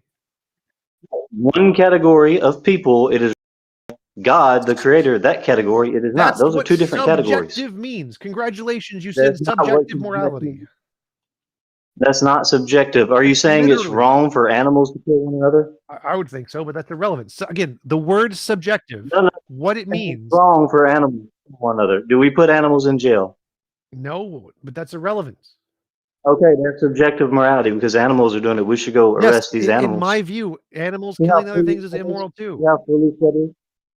That's foolish. No, it's not. You know, Perfectly animals rational. do not. It's perfectly rational. You don't believe that. Stop. What you're saying is wrong. Now, I want you to go back and look up the definition of subjective and look up the definition of objective. No. Stop talking. Is God? No, that's literally not. Google objective. The word God is not in there. There is no God says so, therefore it's objective. It's literally a contradiction. This is a common misunderstanding of theists. They just literally don't understand what the word objective means. They just can't comprehend. Not influenced by personal feelings or opinions. But Five Solas, how is this just not special pleading? Like, we have our set of rules, and then God has the special set of rules over here. Is God in a different category of being? We'll say it again. Everyone here so far has said no. We view God as in the same category as us. So you view the creator, the giver of life, the judge of all life. You view that being, the eternal. To be all honest, we view them almost always down on that type of God. That God tends to be an idiot. He tends to be extremely evil. He tends to get circumvented by every enemy that he ever goes up against. Evil So by yes, what? evil Objective? by an agent standard. I would say yes. I would say that God, the Abrahamic God, is objectively evil by a What objective biological. standard? So by What objective? biological and conscious standards. So for example, he What do drowned you mean? babies, and that baby couldn't have been evil. That would be a stupid thing to say. So if God drowned babies, we can say God has a stupid form of morality. No. Why is that objectively wrong? Where do you get that from? To drown someone? Biology and consciousness. Can you Why does disagree? Reality. biology and The answer is reality. Yeah, I'll accept reality as In well. reality, drowning babies is immoral. That's the standard. We're going to call this the drowning baby standard. God is immoral based on the drowning baby standard. God drowned babies. God's immoral. Yeah, that's not objective. Yes, it is. I disagree with that. Prove me wrong. I don't care if you. I don't care if you agree or disagree. Reality is objective, whether you In my agree. reality, I don't care that. Prove me wrong. But Five Solus, help us out. Give me, how is drowning the baby moral? Drowning the baby is moral because God is the giver of life. He can take life in any way, whether or not it be drowning or whatever. We live in a fallen world because of sin. Bad things happen, but that is the curse of sin. God can take life. He gave life. He can take life. And anyway, how is drowning a baby? So what is the name of that moral system you're describing? Does it have a professional designation? The name of the moral system I'm prescribing. What I'm saying is by virtue of who God is. Like what's any different? Come on, drowning? we're talking about ethical theory here. So clearly you're describing some ethical system. What's the name of the system you're using? Ethical system. This is Christianity. I don't. His answer that he's looking for is divine command theory, just because God speaks it. It's what No, educated people know the not subject because to be. God said Come on, it. let's get on the same page. It's not because God said it. Morality is based on His character. He doesn't just say something and make it moral. It's based on His character. Everything He does is in line with His character. And when God judges, Oh no, that's not the same thing. But Solus, let's take two creators. Let me show you why that's still not a proper analogy for a creator. So let's say we have a parent, okay? And they have a bathtub, and they're like, listen, I brought this child into this world. I can bring this child out of the world. And they Again, different drown the category. child. Well, that's right. It's a special set of rules, right? So now we have two creators. So it's not about being a creator, right? We not can. the ultimate creator. No. Oh, it's the You're not ultimate creator. It's like supersizing. No, you still didn't. Yeah, you're not the giver of life. Humans are still not in the category of lawgiver and judge, as God is. Yeah, except by that definition, nothing in the universe has ever been created. So what difference would it make if you posit a kind of creator that does this? By that definition, nothing has been created. What are you talking about? Everything in the universe we see is simply a change of form. It's not a creation. Yeah, if you go far enough back, yeah, everything was created. Says who? And now God is no one but sustaining. religious people say that. The science doesn't say that. The data doesn't support it. No, science doesn't say anything. Scientists say things. Scientists look at the data and different There's a science. body of data that we call science. I know there's colloquialisms that get used time to time, but if you're not going to use formal terms, neither am I. How is Solus defining creation? Solus, how are you defining creation? Creation, everything that is not the creator. But you believe everything's creator. That's not informative. Define creation once again, please. Everything is not God.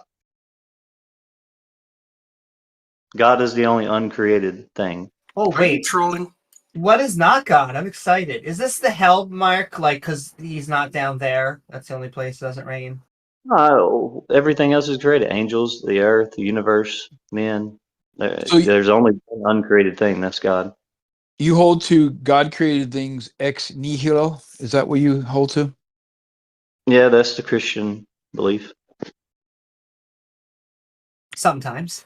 Sometimes, yeah. So then you think something came from nothing?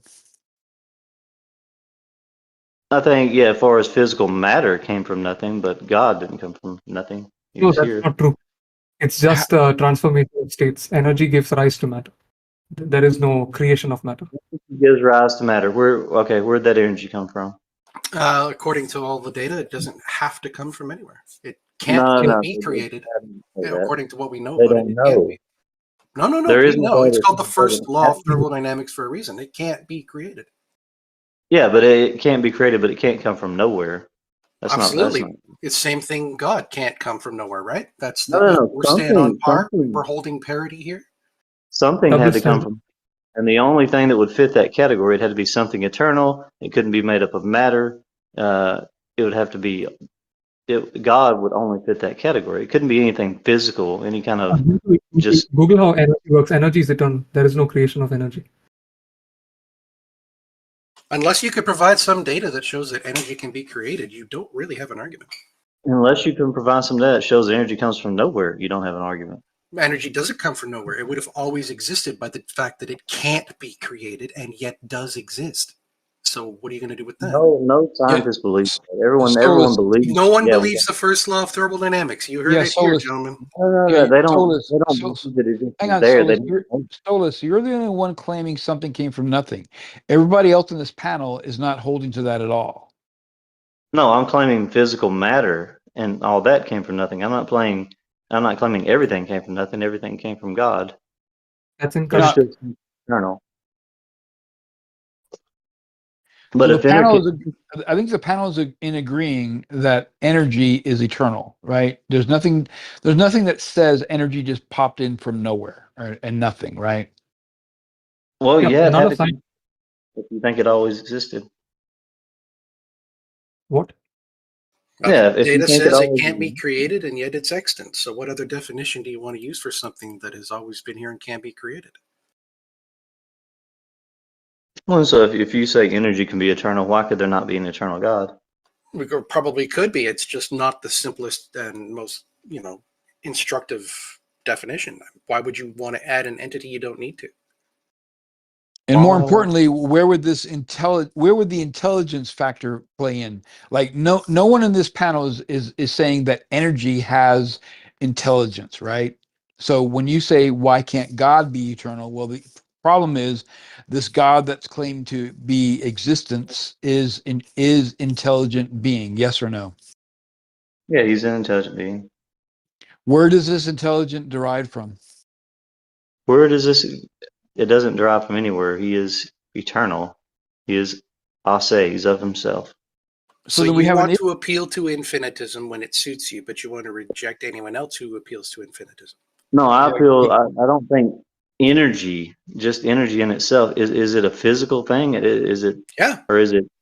Yeah, it's physical. You don't see any physical thing that can last for eternity. Energy. We see energy.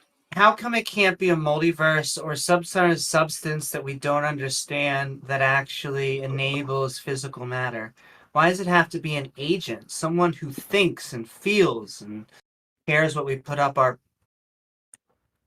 Yeah, I don't get into all that kind of stuff. But what I'm saying is, yeah, I don't get into all the creation, multiverse, and I don't even know all that stuff. But I think there's better arguments for God than just that. But energies can be measured, right? Yep. Huh? So anything that can be measured could have been any other way. What? Doesn't make sense. No, energy. How you're measuring energy? Energy is, in the quantum definition, something like foam. It has upper and lower limits. All the activity happens between the two boundaries. It's also why energy is described as dynamic, because the natural state of the universe appears to be motion, not being static. So because energy is dynamic, it can self-actuate. Okay. Energy is not nothing. It is something. Yeah. So what differentiates it from nothing? Well, everything is energy as far as we can tell. There doesn't seem to be anything in the universe that isn't energy. Okay, so that energy could have been a little higher or lower, right? No, it would have been. There are possibilities. No, it contains both. Mathematical possibilities, right?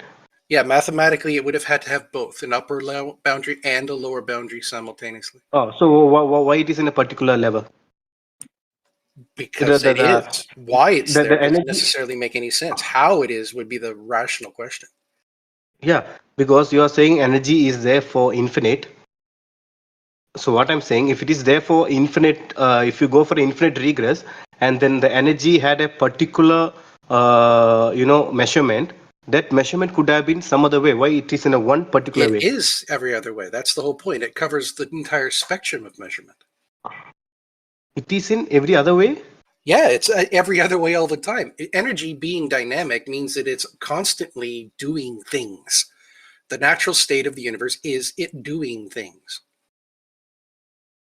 No, how you're measuring energy actually? Energy is But called you joule or have something, to right? you have to pick your form. Joule or what? You have to pick It your is form, whatever form you're talking about, and then you find its upper and lower boundaries. but Everything yeah, upper and lower boundaries. But there are limits, Exactly. right? No, not that we For know of. to differentiate energy from nothing, there has to be some kind of a limit. No.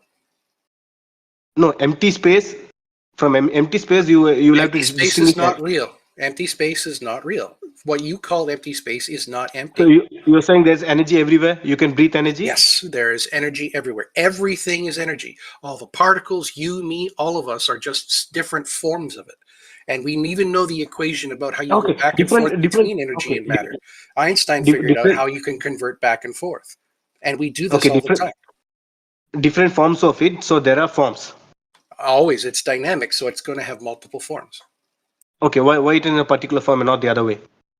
Depends on the energies, what it's doing, I suppose. So, If it's in the which, middle of collapsing into a star, then it's going to be in creating which form? stellar nuclear fission, right? But if it's Okay, not in in the which center of form? a star, if it's, say, the chemical bonds inside of a plant, that's something else entirely. Okay, in which form energy was in the beginning? How would you possibly know? Yeah, if it had been in some kind of a form, then we can ask the question again why it is in a particular form and why not some other form which is mathematically possible in all possible world. So I'm not sure what question you asked. no, my argument is anything that is measurable or anything that is definable, perceivable, conceivable could have been any other way in all possible world. So to avoid infinite regress of these things, we will have to come to a conclusion of a ultimate necessity which doesn't have any kind of definable attributes. No, it's like asking the question, why is God the way he is? If the answer is he is the way he is just because that is the way he is, that's the We are same not answer. talking about we are not talking about God. We are saying there has Yes, to be you are. something. No, there has to be something to avoid infinite regress of limit things with arbitrary limits. Okay. No, So there's to nothing avoid. wrong with an infinite regress. You have to get rid of that idea right now. It is a No, no. perfectly acceptable, valid function of the universe for it to be infinite. No, then you will have to stop somewhere where No. it has a certain arbitrary limit or measurable attribute. Then No, the I'm question sorry. arises again. You're simply in error. There is nothing illogical about an infinite regress. And Nothing. the problem with making that claim, Inesh, is that we always just ask, because theists offer us solutions like God, and we say, okay, what was the cause of that? And they say, oh no, it doesn't need a cause. And we go, oh, so there can be things that don't need causes. No, That's why it's dismissed as special pleading all the time. No, I'm not. I'm not bringing you the causation argument. I'm actually saying anything that has a arbitrary limit or measurable attribute, and if you say that is the ultimate foundation of reality, that has been that way since the beginning, then we will have to ask the question why it has some, some particular measurable attribute. Why not some other? Mathematically, it could have been some other way. So if you say it has some. It is continuously changing, right? He just told you, he just addressed that. He told you it's dynamic. It keeps So changing. in the beginning, it had one particular measurable attribute. So Says who? in the beginning, otherwise you cannot. No, say so. Then how can it? How did it begin actually without having a It measurable didn't attribute? begin. That's the point. Nobody can No, begin. You're inventing didn't- a problem so that you can then invent a solution, but you haven't proven there's a problem yet. No, you agree the universe is expanding, right? Yes. Our local presentation appears to be, but we don't have anything beyond the visible boundary. We don't know what's beyond. You are saying energy is space, but time and space came into existence after the Big Bang. They were able to happen because if time and space are on top of each other, you can't have a movement from point A to point A. You actually need a point B to start measuring time. What we can And Anish, see we is know that space-time is its own thing. They're together. They're not separate Indeed. functions, right? Okay, And so so what we you understand space to be and what we understand time to be is limited to the data that we have here and now. There is some indication that these things could span the multiverse, but that's just in essence a theory. We don't know yet, or theoretical. Sorry, not Hypothesis, a, exactly. a hypothesis. So among that conjecture, there are different ideas about how the local presentation could have come about. But with the data that we have, there are only certain answers we're justified in making so far. no, based on both expansion of the universe and second law of thermodynamics. Second law of The thermodynamics applies to a closed system. You can't prove that.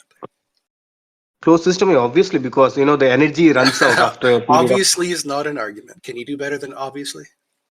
No, what I'm saying is, if time and space came into existence after the Big Bang, Local. you cannot say energy existed prior to that.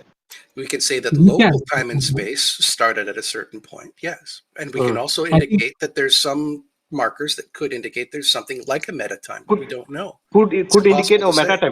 time. You're now you're going to meta time, another argument of time. No, I'm not going to it at all. I'm saying that we have to retain ourselves within the data we science have. of the gap argument, similar to Theist bringing God of the gap argument. Now you're bringing the science of the gap argument. We have science that indicates that it's possible that a multiverse exists. We just don't know how to prove it. Period. I don't get what this is an argument for. Do you have evidence towards a God? Because even if there is multiverse, my argument stands still, because my argument is, even if there are trillions of multiverse, the beginning of that multiverse, if that had a particular measurable attribute, why that particular attribute and why not other possible attribute? Because there are mathematically possibilities. Anything that you can perceive, anything that you can measure, conceive, or even imagine through your perception must have other possibilities. These are wonderful assertions that don't have anything to do with the data of how we know things. They're unfalsifiable claims, because are you saying that God is not measurable? If not, then we could say God could have been different ways, correct? No, God is not measurable.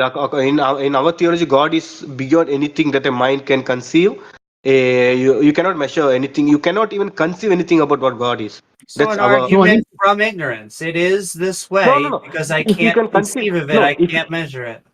No, if you can imagine something, that you can only imagine something with a form or figure or certain, so then I can ask, why that particular figure? Why not some other figure? Why that particular length, width? Why not some other length, width? Right. But that describes God so far in almost every version that I've ever had, and so we can just. He also he said something interesting. He said something that cannot be conceived. So if it can't be conceived, why believe this God exists? No, that's what I'm saying. We can only come to a conclusion of existence of a such being through to avoid logical impossibility and logical contradiction. Only through because there are two kinds of truth. One is absolute truth, and the other one is approximate truth. Science only comes to the approximate truth of things. Because if you're saying you're saying there's only two types of truth, and that is completely dependent on what truth system you're using, and there's more than two. So that statement is wrong. Let me tell you this. You are saying God has to be proven via science.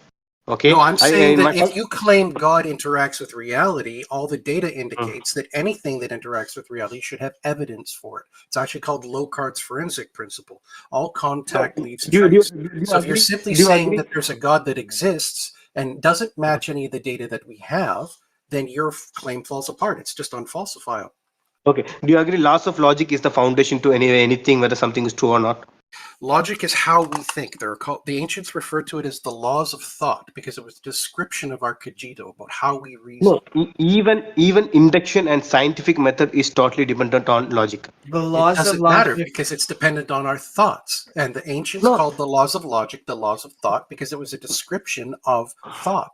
But Anesh, the laws of logic are just tautologies to prove that we are not crazy. You understand that? Everything is what it is, everything isn't what it isn't, and something can't be and not be at the same time. Because if we had anything else, we'd be in crazy land. No, actually, we come into being, we are perceiving something which is called the physical ontology. Okay, and we can only perceive this ontology through our perception. So this perception has been given to us by evolution. So the cogito is not a physical ontology. Which one? No, we The can only perceive. Cogito is not a physical ontology. It appears that we are nested within a reality, but there is no assumption as to what the mind is.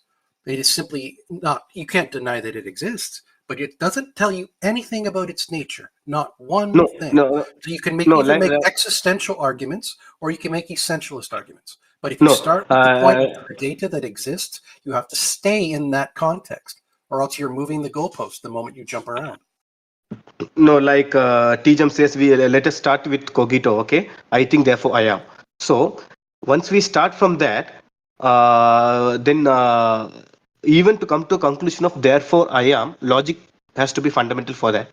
To come to any conclusion, if you're studying, if you're observing something, and to infer a scientific conclusion from that, you will have to use logic in any scientific theory. Without logic, you cannot do anything. So logic you are is fundamental. describing logic. That's the point. You think it's prescriptive, and all you're doing is ignoring the fact that the logic, as you refer to it, is a description of our thoughts. But we also have two presuppositions. Okay, I can say the same thing.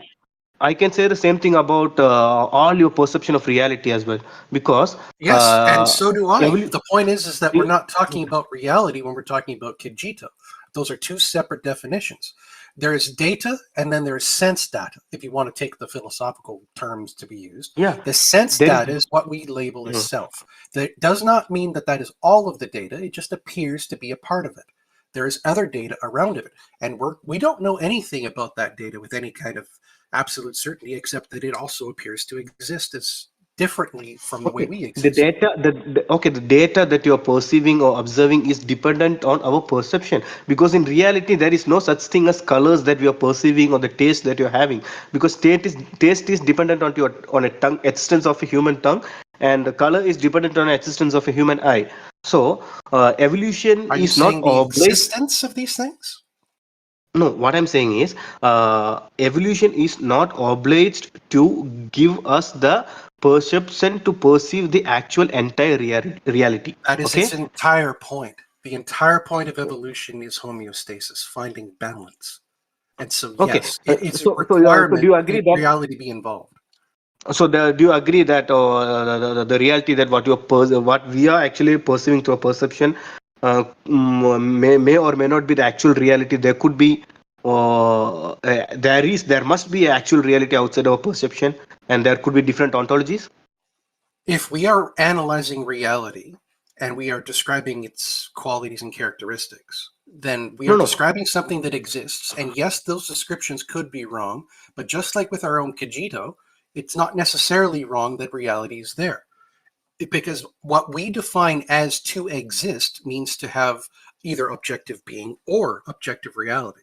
So which are you referring to? Are you referring to the thoughts of the mind, which we would say have objective being? Or are you referring to things in reality that have objective reality? Because those would be two separate questions. You forget about thoughts, experience, all those kind of things, okay? That's what I'm still saying in the is... mind. That's no, I didn't forget anything. That's all included in the mind. Yeah, it's included in the mind. Actually, we will have to, first of all, as a atheist, you will have to explain to us how can mind arose from mud? How can we trust in our rational ability? Why should evolution... You go on with that, but the data indicates that we have emergent complexities of fundamental nature of physics. That as all you need to have is something simple that can repeat in a fractal system, and it will collapse. It will, higher levels of complexity can emerge from simpler stuff. It's how stellar nuclear synthesis works. Anesh, so very specifically, the people who think that we came from mud, that religion is Islam. That is how they say that. No. Let me ask him a question. He said higher complex things and water. And how we get a mind is after billions of years, we got complex organisms that eventually were able to have minds. Okay, let me answer him. Actually, what did you say? Higher complex things can emerge from? It's called emergent complexity. It's a fundamental fact of physics. Okay, emergent complexity. That means higher complex thing can emerge from simple things. And my question is, who wrote that law on the first place? That would seem to be begging the question, because there doesn't seem to be a who necessary. No, who wrote the law that in this given circumstance, So of this course, should what be you the want to outcome? do is just repeat the question after it's pointed out that using the term "who" is unwarranted. Because No, it's science. pointing the You know what? laws of nature do not come from whose. So if you're asking No, about a law of see, sci- nature and you're asking who, you are asking incorrectly. You're trying to Right. poison the well. no. The laws of Let me tell nature you. are hang on. The laws of nature are descriptive, not prescriptive, meaning nothing entailed it to be what it is other than nature. No thinking agent made it, right? Oh, okay, I'm actually going to a beach, and then I see a wave just comes, and then the waves. Once the wave reverses, I see a word, high T jump. So what should be my assumption should be? Does the wave actually moved sand, and the sand actually fell down inside the rock, and the words appeared out of nowhere, or somebody wrote it? What is the most probable answer? I'm sorry, can you ask That that it again? is the current form of energy after a long series of emergent complexity. No, you're saying the water actually pulls some sand towards the rock, and then these letters formed out of random, process. Sand is emergently complex. And yes, if you No, take a look at the desert, you will often have sand dunes, and people love to take pictures of sand dunes forming naturally because every now and then it looks like they're no, spelling but out there, words. but there is a specific information over there. You go to a beach, and the wave comes, and then I didn't see the wave. When once I turned back, I could see a specific sentence, high T jump. So the only conclusion that I could come is somebody must have written it. Why? Hey, That's the well, most probable. And there wait, is another explanation, right? So, Hmm. have you ever written in the sand? Who?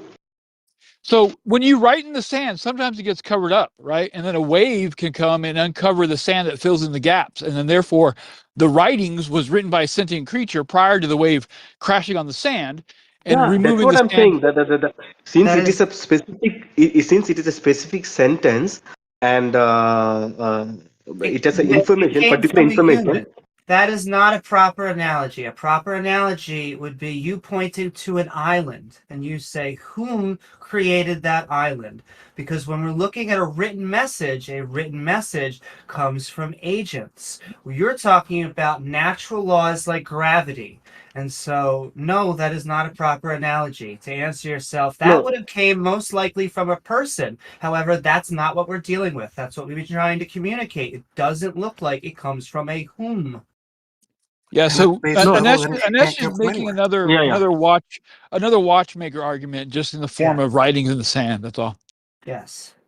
I think no, Anish, no. like to quickly address, quickly address your argument, right? Like you talked about like time coming to existence. Yeah, we already do have the answer to that, right? Like we know that space-time is emergent and quantum fields are fundamental. They do not come from anywhere. And when you make the argument about like who wrote the laws of nature, I can ask you the same question, right? Like who wrote the laws of God? If your answer is God is self-explanatory and nobody created the code, then the same can be said about the universe and quantum fields. Like nobody wrote the code. It explains itself. That's it. Simple.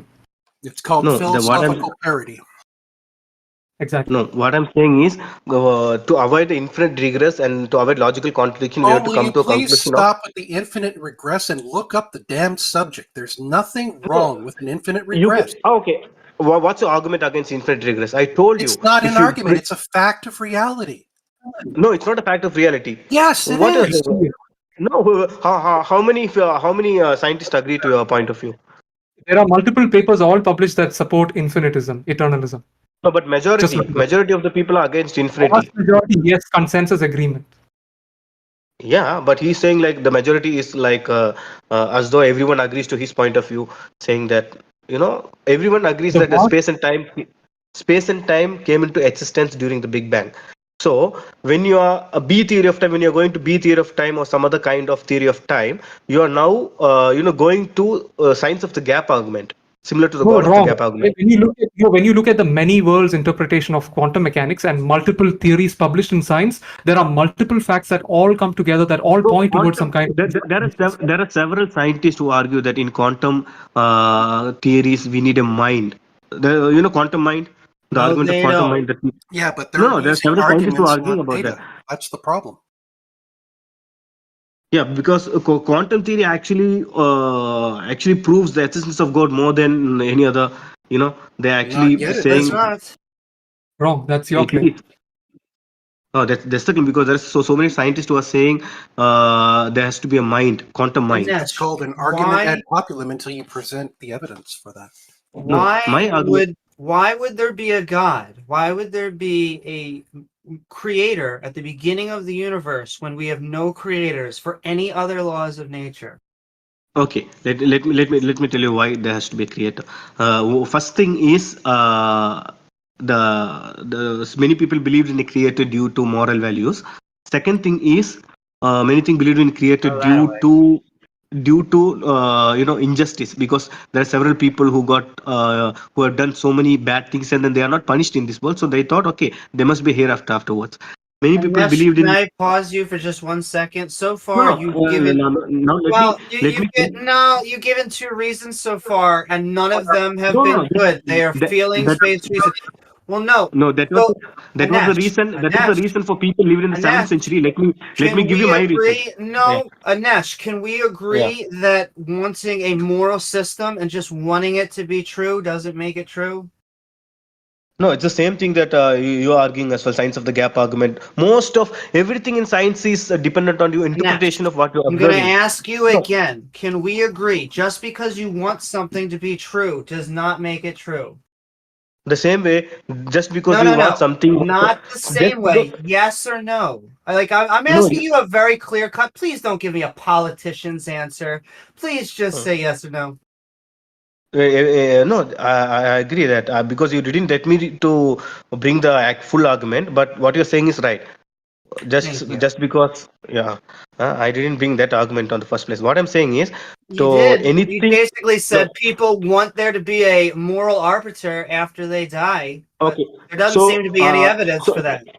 So are you saying that the ultimate reality, the ultimate necessity, that there is an ultimate necessity in the beginning, okay, whatever it is, there is one ultimate necessity, and you are saying that is nature, physics, whatever it is, and that Yes. ultimate necessity had all the required energy, whatever it is, to create, okay, to create the universe. Why did it create in a particular time, and why not No, some I'm prior time? saying that Why is ultimate God? necessary Why? language comes from creationists, and what I'm saying is there has never in the history of human civilization ever been a whom for a law of nature, and it would be extremely strange if there was No, a no, no. mind at the beginning You as a you cannot moral deny arbiter. you cannot deny whom just because you can only pursue one side of the reality, because evolution is not obliged to give you Yes, you can. the perception to That's perceive the actual entire reality. that is So completely not We have true. science. It has nothing to do with no, evolution. why should evolution give you Further the. untruths. These are just more untruth that you're speaking. Because No, these are logical truths. unless you have shown that something is a viable option, you don't get to include it for No, consideration. no, what a snake perceives as reality is not the same as what a human perceives as Irrelevant. reality. We are Okay, talking about so our no, perception.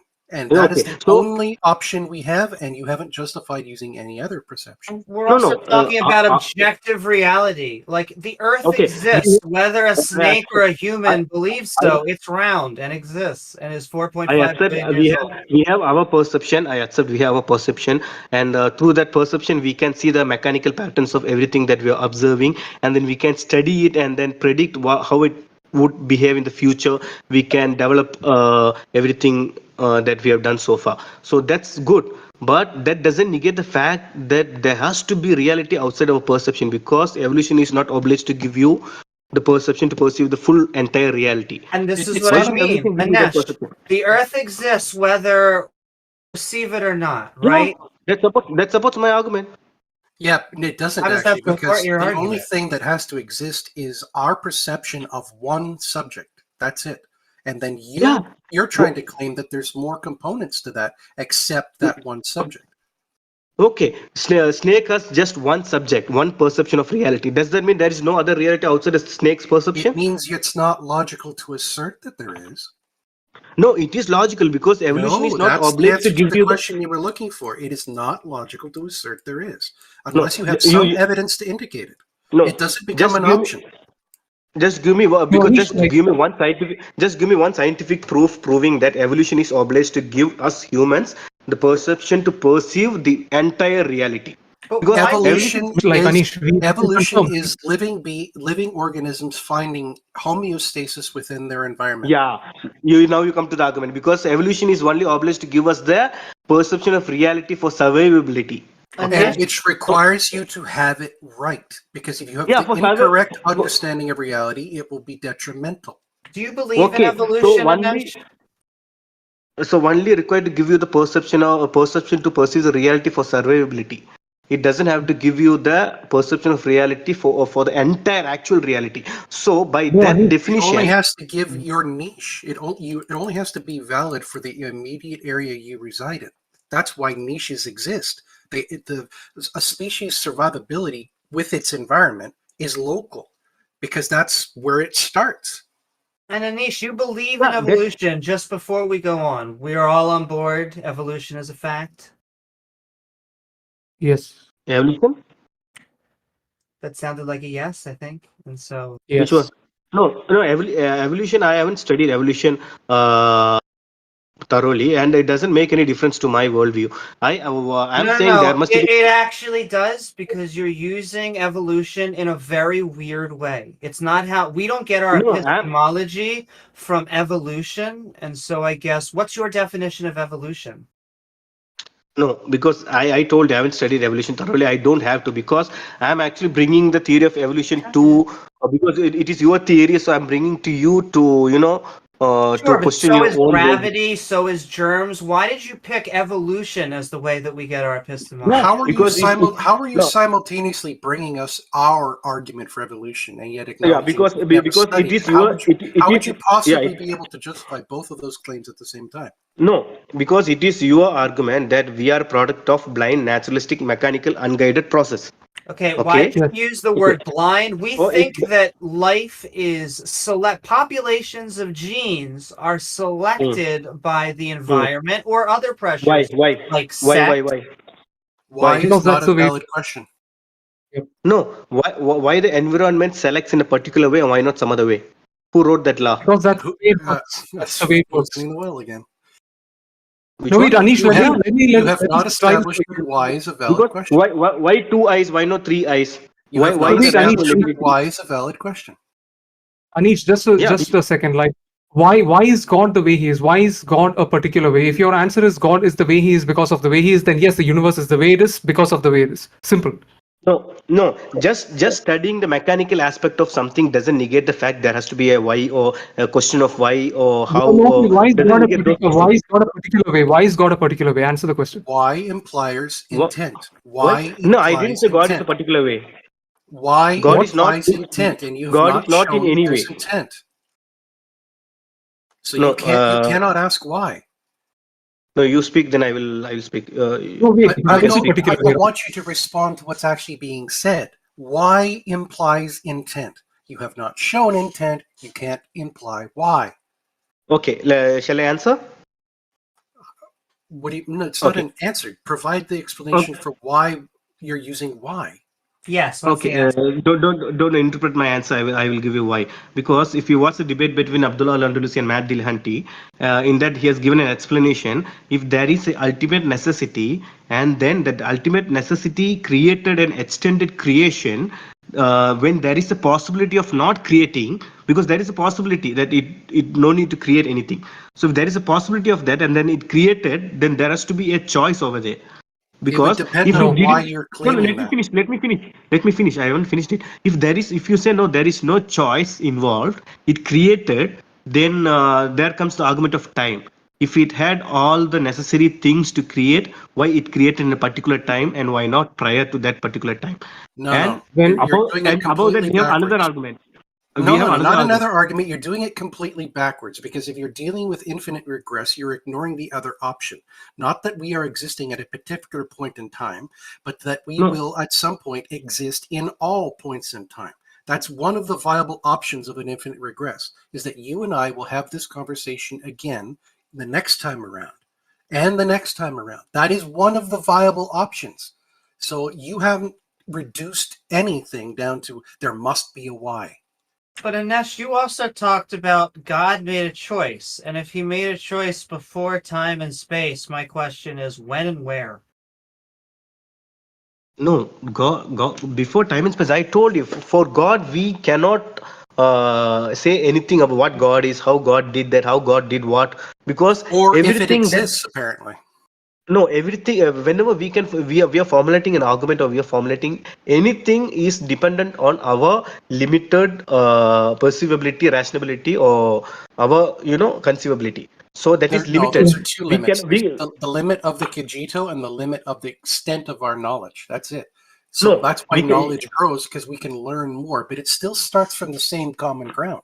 The same no common no ground okay. you don't have any choice but to use as Okay, well. well, why should all you argue all this argument of yours are based on your rational ability. Why should evolution give you the rational ability that you have now, and Because I appear not to that? be, it appears to be a requirement of my existence that I accurately map my surroundings No, no, around no, me. no, no. Because for survivability, cockroaches have a lesser rational ability than humans, but they survive without any Exactly. issues. They're Yeah. making So why? the same decision. wh- They are capable mm, of taking a look at the environment around them, and either they're mm. naturally adapting or they're making choices depending on their sentience. But it's still instinct that birds do things that help them survive. It doesn't have to be a choice. And the reason that we believe, or at least my epistemology, I think T-Jump and other skeptics, is because of science, not because of evolution. Evolution gave us our tools, it also gave us our biases. And the way to get around that, peer review. Okay. Why should evolution give that? Because And it's why going do to only work if you're alive. Did you hear what I said? Because do no? you know Because why? you are talking about as though natural law and everything is obliged to give you that all this No, particular no one's particular asserting pattern. obligation but you. No, Like, no. can you give an example of a trait that you think What my argument is, evolution? there is a particular pattern. That pattern could have been any other way in all possible world. Yeah, So so why is if God a that, particular way? Why is God a no, particular way? I didn't say God is in a particular way. We cannot argue Describe, anything okay, about then the describe God. ultimate So necessity, describe God. because Okay, there is describe no God way before you about wait. Describe God first before you continue. Explain what God is first. but according to our theology, God is beyond anything that a mind can conceive. So how do you know that? You just said that you can't know That what is God a is. conception. It's You written are in the aware Quran. that is a conception, No, right? no. Let, You let, said let, God let is me go beyond to all conception, and then you offered a conception of God. no. Let me quote you what God is according to Quran. Then I will. Yeah, he literally said he does not know what God is, and now Yeah, he's claiming that he knows exactly what God is. which is yet another contradiction he's No, offered. no. What you're saying, I didn't understand. I didn't make any contradiction. You said You God is literally beyond all contradicted. concept, which is itself a concept, which is the same reason it's philosophically No, stupid to argue for the existence of nothingness or true nothingness, because at some no, point no. you're going to hit a contradiction, and that's No. one of them Now, you just hit now.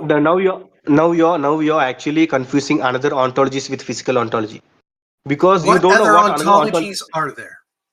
List them No. for us. How many Okay. What ontologies is do we have? okay? What is consciousness? No. You're going to say that I'm Uh, confusing shit. You're going to clear your words up. So you tell me what uh, other ontologies are there. no, there must be other ontologies because Well, evolution is it's not not a obvious. must. Uh, Show it. Prove it. What are they? What are they? I told you, we human beings cannot come to, we cannot perceive or observe another ontology apart from the physical ontology What that we are. other ontologies are there? I don't have to tell you the epistemological If you aspect don't of the know thing. that, then how do you know you're right in the first No, place, I that there told actually you. are? I don't have to know the epistemological aspect of the other thing. I only have to know that ontology must exist outside my perception. And to How do come you to know that that? conclusion, I can use How do you logical know laws, that? laws of logic. Logic and intuition itself is not sufficient to justify any of those statements that you made. We often know that No, our logic and no, intuition can be wrong, right? no. I told you, laws of logic is fundamental to do even science, even cogito, And we even have in cogito already to established that the laws of logic are just a description of how we think, first of no. ourselves and then of the reality around us. Let me come A to a and not A conclusion. is a description of the mind. But No, in Nash consciousness, if a before you go on, two-year-old baby, if a 2-year-old baby so observe something in the actual real world, it cannot infer any scientific theories from that. To infer any scientific theories, or to to make anything, any induction theories or deduction, you will have to use laws of logic. Well, in you're Nash- wrong again, because all you would need to do is acknowledge that if the baby is capable of perceiving itself, it's capable of perceiving things that are not itself, A and not A. And that would be the first claim claim that is being made, is that there is something that is not me. I'm going to start looking for its qualities and characteristics. That is exactly law of non-contradiction. Consciousness That baby, is a system of awareness. From that system of awareness, it is one of the forms of multicellular life. Not even, as far as we can tell, one of the first forms, and it's where we get minds. So I guess my question to you is, why do you think there was a conscious agent before time and space? I told you the ultimate, because you are not letting me complete the answer. There are several. For the first argument is argument from arbitrary limit. I told you anything that you can put as the ultimate necessity, if that has any kind of arbitrary limit, then we will go for another question as to why that particular limit, why not some other limit. So we will have to come to a conclusion of ultimate necessity without any arbitrary limit in some other ontology outside of physical ontology. And second way of knowing that it has an intention is that if the ultimate necessity has a possibility of not creating anything and then it created something, there has to be a choice over there. And if it doesn't have any choice and then it created out of its own nature, then it is forced by some other law prior to it to create. In which case, it is not ultimate necessity. So then we can describe. So we can describe God either had a choice, in which case he made a choice before time and space, which makes no sense, or he had no choice, in which God had to do something for which he had no free will over. Either of those is problematic. And Anish, you just said that you don't know, we can't conceive of how God is, but you just said that he made choices. How do you know that? No, that's what I'm saying. No, to avoid logical contradiction and logical impossibilities, we will have to come to a conclusion. Your statement has a logical contradiction. You just said that we can't conceive of that, and then you said that God can make choices. How do you know that? No, you're confusing epistemology and ontology. I'm actually talking about the ontology. No, I'm not talking about how to know. I'm not talking about the nature of that ontology, or what that being is, or how did that being decides, or how it chooses something or something. I'm just saying from our physical ontology, we can come to the conclusion of an existence of another ontology using laws of logic. That's it. But you don't know if it's a fact. It's just an assumption. And what's more is that you haven't done that. You keep asserting claims that you think they're valid. And they may even be valid in structure, but you haven't provided anything to prove that they're sound. For example, you cannot. So if you can't bring a valid and sound argument to the table, then that doesn't matter. You're just making assertions at that point. Okay, you cannot directly perceive dark matter. You cannot directly perceive. You can directly perceive that there is an effect that we call dark matter. Yeah, whether it is dark matter or not, it is the extent component that we are discussing. We are not discussing the essential component. Yes, and Anish, we don't need direct evidence. In science, we also use something known as indirect evidence. So in both ways, we can arrive at conclusions. So in science, you're studying something which is observable, and then that is induction, and from that you are come to using deductive logic to come to a conclusion. So I'm using the same way. Induction is the concrete things that we can see around the world, and studying that to avoid loss of logic. To avoid logical contradiction, I come to a conclusion deductively that there must be an ultimate necessity without any arbitrary limits. What's wrong with that? Because it's completely wrong. That's what's wrong with it. Wait, Anish, let me try a real quick experiment. I'll show you a quick flaw with your logic, like the logic that you're claiming, right? So do you think, okay, this is like a series, a series of questions. So do you think laws of logic are sufficient to justify objective truths? Yes or no? No, we cannot know anything about objective truths. No, I'm asking a yes or no question. Is it sufficient to justify objective truths? Laws of logic, we can know absolute truths, yeah. Okay, so is it sufficient to justify objective truths about reality? Sufficient if the to come to a true logical. Yes or no question. It's a yes or no question. Is it sufficient to justify objective truths? Yes or no? No, if first premises is true, and then second premises has to be just true asked for you- I just asked you a yes or no question. No explanation. No, Gaurav, Is it can you sufficient? repeat the question once again? Can you repeat the Okay, are question the once laws again? of logic, Huh? are the laws of logic sufficient to justify objective truths? Yes. Okay, that's false. I'll take a piece of paper right now and I will draw a picture. Just use the laws of logic without using empirical observation. Tell me exactly what I do. Can you? What? No, no. I'm You taking talked a piece about of truth. paper. No, No. you talked about I'm taking a piece of you paper. talk- I'm taking a piece of Uh, paper. Wait, I'm taking a piece of paper that exists in objective reality. I won't allow you to use empirical observation using the scientific method. You just have to use the laws of logic to tell me exactly what I do. Can you do that? No, what does that got to do with truth? Truth is So it is not sufficient. So it is not sufficient to justify objective truths. No, you're talking about perceivability. Perceivability not got nothing to do with truth. I Truth just is that demonstrated. which is in accord with reality. I cannot. When we see the term truth, we mean that which is in accord with reality. That is why it's the most common definition in a dictionary when you look it up. What you I are meant, using what I meant, truth as internally consistent, something like no, coherent, what I which means you're meant by not truth is talking about the philosophical same truth. thing that we're talking about. No, what I meant by truth is philosophical truth. A bachelor cannot be married. A married person is not a bachelor. That's a truth. Yes. Okay? Now, can you explain square why? Is not a Because square is not a circle. according to Because by according to the definition, system of truth that you're using, you're saying that because it's not internally consistent, that's why a married bachelor can't exist. But if I'm saying that I'm defining truth as that which is in accord with reality, I'm saying the state of being married and the state of bachelor can't both reflect reality at the same time. Now you're That's not. Now you're different not than the way talking that about you said truth. that. Now, Yes, now you're not I'm talking. saying Now you're truth not. is that Now which is you're in talking about accord the with aspect reality. of. I am Now saying you're that talking. truth is that which is in accord with reality. Now you're talking about a concrete thing that you're observing to your perception. Reality. Okay? I'm talking about reality. Reality to your perception. Reality is only perception. That's the point.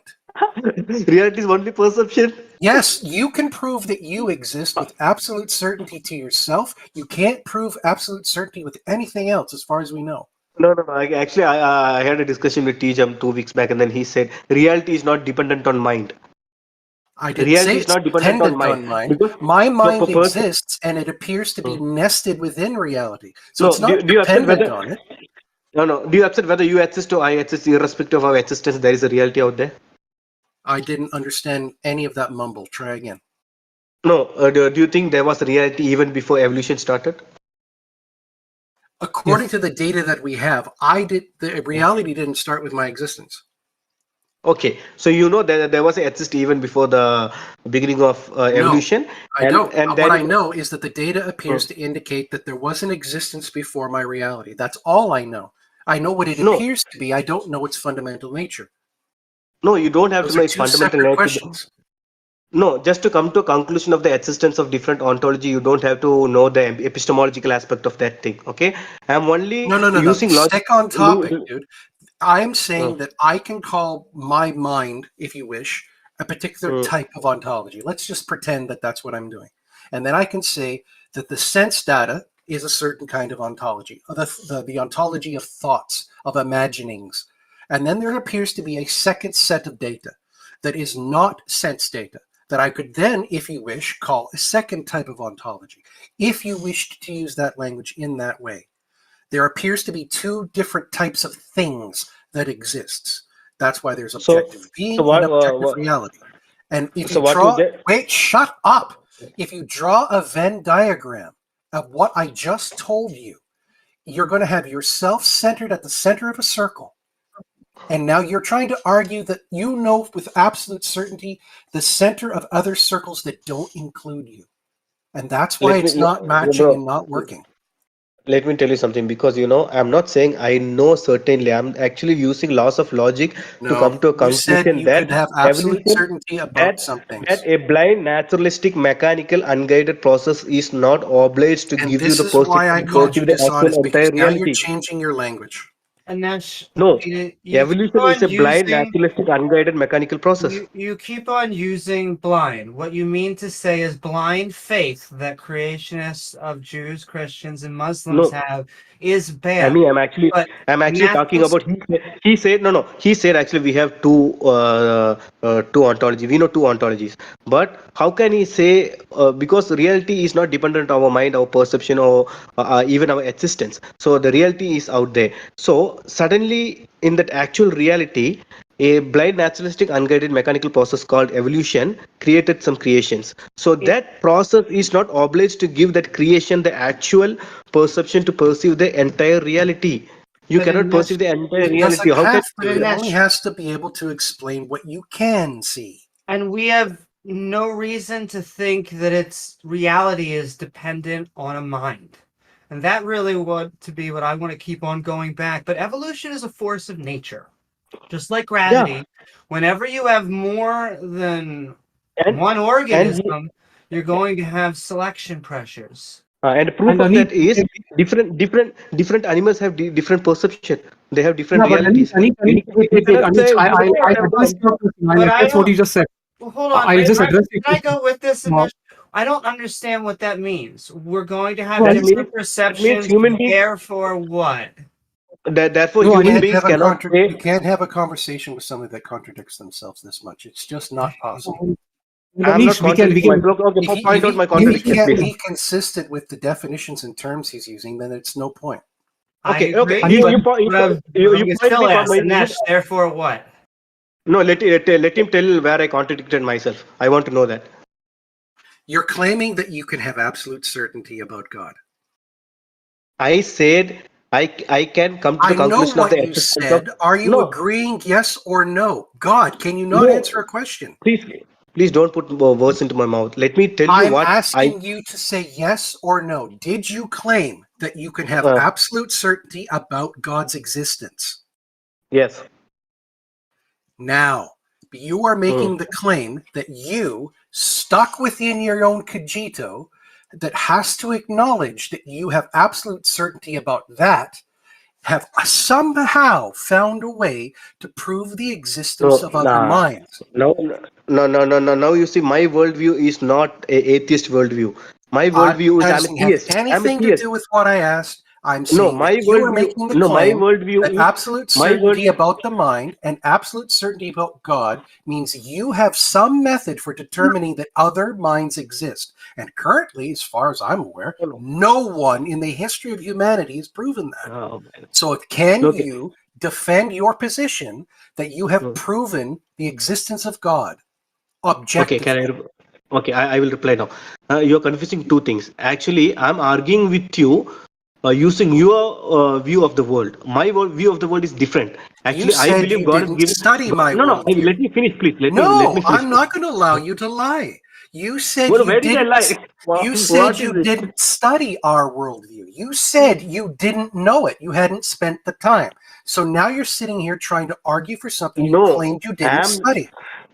But no. can I also point out it's not our worldview? You're taking the argument to some other way. I said if your worldview is dependent on evolution, which is a blind, naturalistic, mechanical process, then how can you say there is no other reality outside our perception? I'm actually questioning you using your own worldview. Okay, No, mine you're is not. different. Okay. You haven't stated Anesh. once what our worldview is. Anesh. That straw man you keep tossing up is nothing I You have are to you're worry about. strawmanning me. You're strawmanning Anesh, I me. think we've been going on for a little while. I think that's what Tictok. But Okay, but guys. I Bye, want bye. to Thank ask you something. No, before you leave, I want to know why you think evolution is blind. Why I think evolution is? Yes, you use that word blind. It's normally, and you put it with the same emphasis, which makes me Okay. think that that gets called for faith a lot, and you're just sticking it in there because it. Okay. So you think evolution is not a blind process? I know evolution is not a blind process. Yes. So you think some other supernatural being actually guided the evolution process into No, I think What a that's stupid question. creationism. So that's creationism. That's your So model. by when he says blind, he just means that that it doesn't. It's not guided. That's just all it means. It's just not. It's just random. Get non-guided. Sure, but there Randomness are is a specific fundamental component mechanisms. of reality. Yes, we know that, but it's not the only part of reality. So randomness doesn't have to apply to everything, And does it? randomness is just about how you get mutations. So random mutations, or you could go out in the sun and you could get mutations. But the selection pressure is not blind. It is very specific. It is either the environment within natural selection. We have sexual selection, like with the peacock. There are multiple ways that pressures can be applied to people and organisms. None of them are blind. Yeah, if it's random, then we have the question again as to why that particular way, why not some other way? Because there are possibilities in randomness. If it is random, then there are other possibilities. Anish, you just explained the nature of God, and that means God is a particular way. So then the same answer I for the didn't explain to you the nature of God. When did I explain to you the nature of God? You just told that he can make choices. So that That's means like the God third or is fourth making time choices. he's come All back. right, let's and stop. We've gone through him for a while. Let's move on to some of the other speakers who haven't gotten a chance yet. Okay, guys, bye. Can we get someone honest this time who can actually Holy remember shit. what they say? That Anish guy was like awful to listen to. But moving on, I guess. I've got some questions, I guess, regarding the conversation that just happened. Amy, you said that if you deny the laws of logic, you wind up in crazy land. Do you think this means, like, when you say this, did you mean denying all the laws of logic, or do you think denying any of them winds you up in crazy land? I guess I'm open-minded. Do you have an example of when something... Yeah, it's not clear to me that, like, denying the law of excluded middle winds you up in crazy land. I think that ends up working out just fine. So I don't know if you disagree, or do we just agree on that? Would you Well, have if you're an saying that example A of that? equals A, then how are you evading the middle That's ground? identity, You're- right? Yeah, A I law know, of but they all work together. Yeah, And the you're in law of the essence the excluded middle last is... one, is then something can't be and be at the same time. Yeah, that's LNC, right? I'm talking about the law of the excluded middle. So just the idea that the statements are sometimes statements which are truth apt are neither true nor false. Well, yeah, something can't, it's not is that it, so you're doing 1, 2, or 3? The law of the excluded middle. Which is based on the other two. So how are you getting away from that? How can you show from LNC and LOI that you entail LEM? I don't think it's entailed by the other two. I didn't hear a word you said. Can you Yeah, how actually from like, the law of talk like a normal person? non-contradiction? Yeah, we're talking about the laws of logic. I'm sorry if I'm using technical language. From the laws of non-contradiction and the law of identity, how from those two do you entail the law of the excluded middle? And note that it was what I asked the first time. So something can't be and be at the same time. Do you have maybe an example?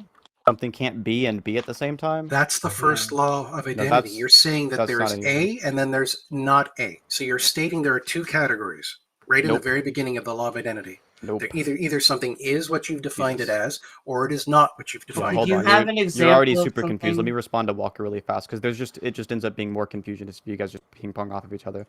So the law of the excluded middle just states that, like, for some truth apt statements, it's neither the case they're true nor false. You agree that, like, there are non-propositional statements, right? And those aren't truth or false. True or false, right? Like, there are things like the word chicken is neither true nor false. Hello isn't true or false. No, something is a chicken or it's not a chicken. Yeah, something is or isn't a chicken, but the word chicken isn't true or There you go. false. So you say It has Oh my nothing to God. do with truth or falsity. That's the kind of the point. Look, yes or no, chicken. Answer my question. Don't dodge it. Yes or no, chicken. Not a quick question. Yeah, it is a question. It's just a silly one, right? The chicken is a yes or no. There's no answer. I'm to that sorry question. you think so. I'm sorry. I'm but sorry. it's a You're sorry. I think the single chicken is word. neither yes nor no. Yes. Yes, it's just a noun, right? It's not enough to make a proposition out of. Sure. Right? Do you agree that non-propositional statements exist? Is that what's in dispute right now? Really? Sure. So what? No. What was your question? Something about does it? Amy said that, like, denying the laws of logic winds you up in crazy land. I'm just asking if denying the LEM winds you up in crazy land. I don't think so. Yeah, they're I don't they're deny it, I just, non-standard like... logics and they're coherent-ish. Yeah, I agree. I think Ish, because they're still based on the previous form of logic. No. You haven't stepped out of it by adding on top of it, have you? no Walker. No, they've stepped out of it. They just started with a completely different set of axioms. Except for the one they're using for their own minds, right? No. So it's like logic is a language. Language start with like letters A, B, C, D, and if you start with the different letters, you get a different language. But each language can then be translated to a different language. So you can look at like non-standard logic and describe it as, oh, well, that statement is itself, therefore A equals A, ha ha ha. But that's really just describing non-standard logic using the language of standard logic. They don't actually start with standard logic when doing non-standard logic. Also say that's what the laws of logic are doing. It's been my position that everything is that it is. It's been my position that that is what, in the end, Kitchinger is identity, saying, Amy. is that you are starting with a specific starting point, a specific common ground. You're identifying self and not self. And so if that is the case, and that is the first logical thought that you could possibly have, that something exists and this is how you're labeling it, then you are never at any point using non-standard logics. That's because that's how non-standard your brain logics- works. That's how your brain works, which is probably correct. Our brains probably work in standard logic. That doesn't mean standard logic is correct just because that's how our brains work. So there could be a more fundamental underlying logic, which is non-standard logic. And the way our brains work happens to be in standard logic, which doesn't correspond to the fundamental nature of reality. But there's no problem with that. Sure, I said I'm also open to it, but the example he gave was chicken. Yeah, that's not a true nor false. That wasn't an example. That was an example of a non-propositional statement. It wasn't an example of the law of excluded middle being violated. Right, and that's what she was asking for. She was asking for an example of the law of excluded middle, not simply a non-proposition.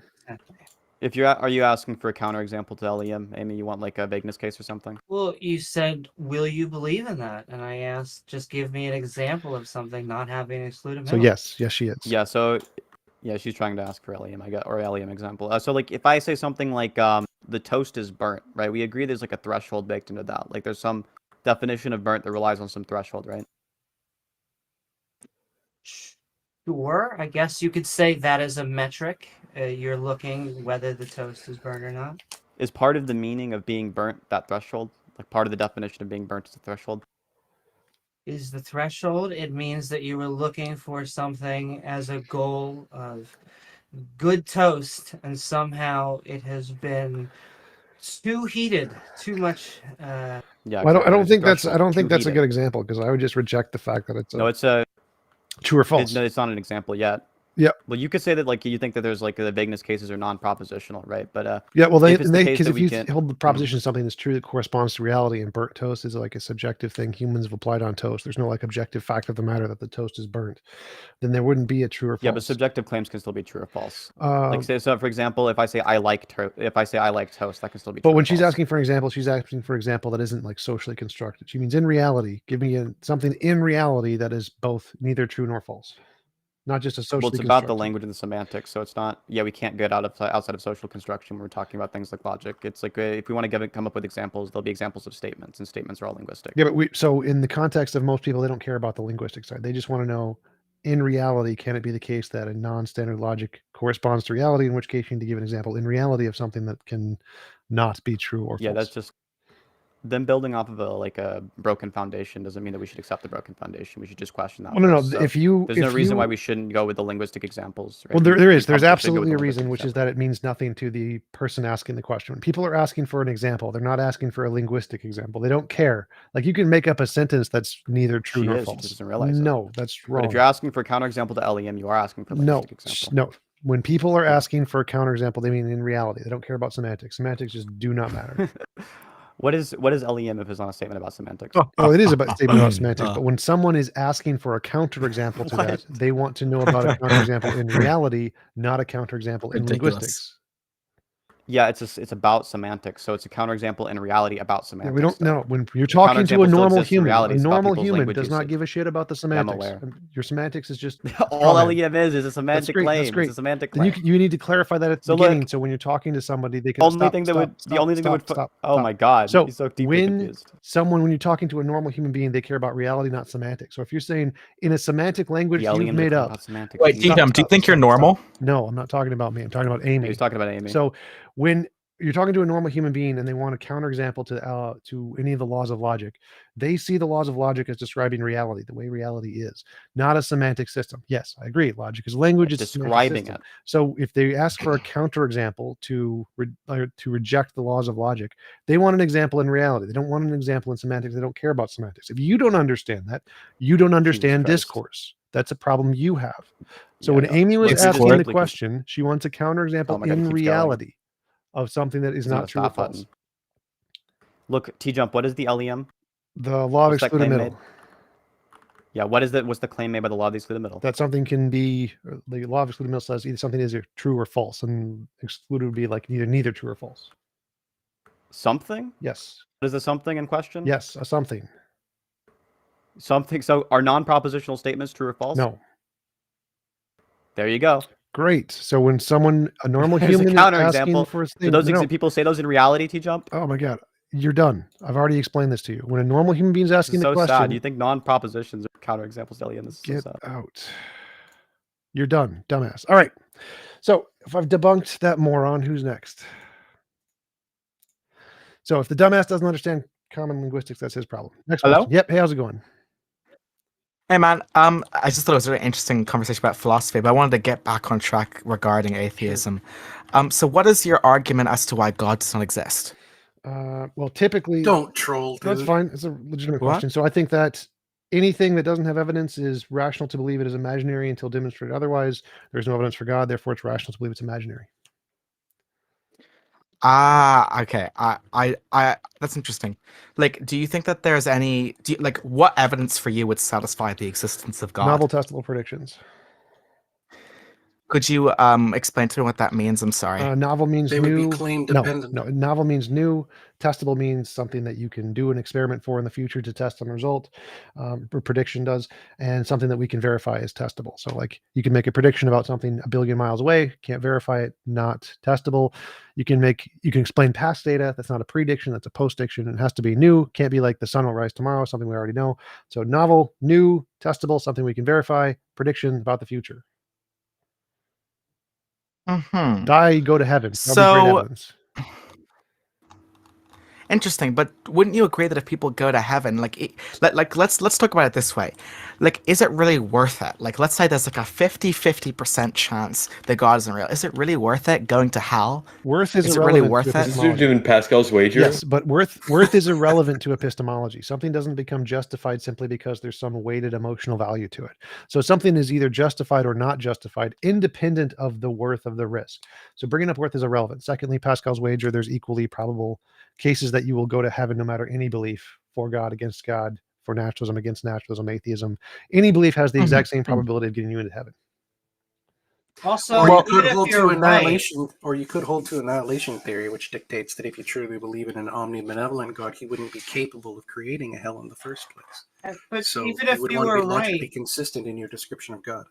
you would end up being, in my view, a very cowardice way of doing so, because you were saying, let's just believe it because this guy could, kick my butt.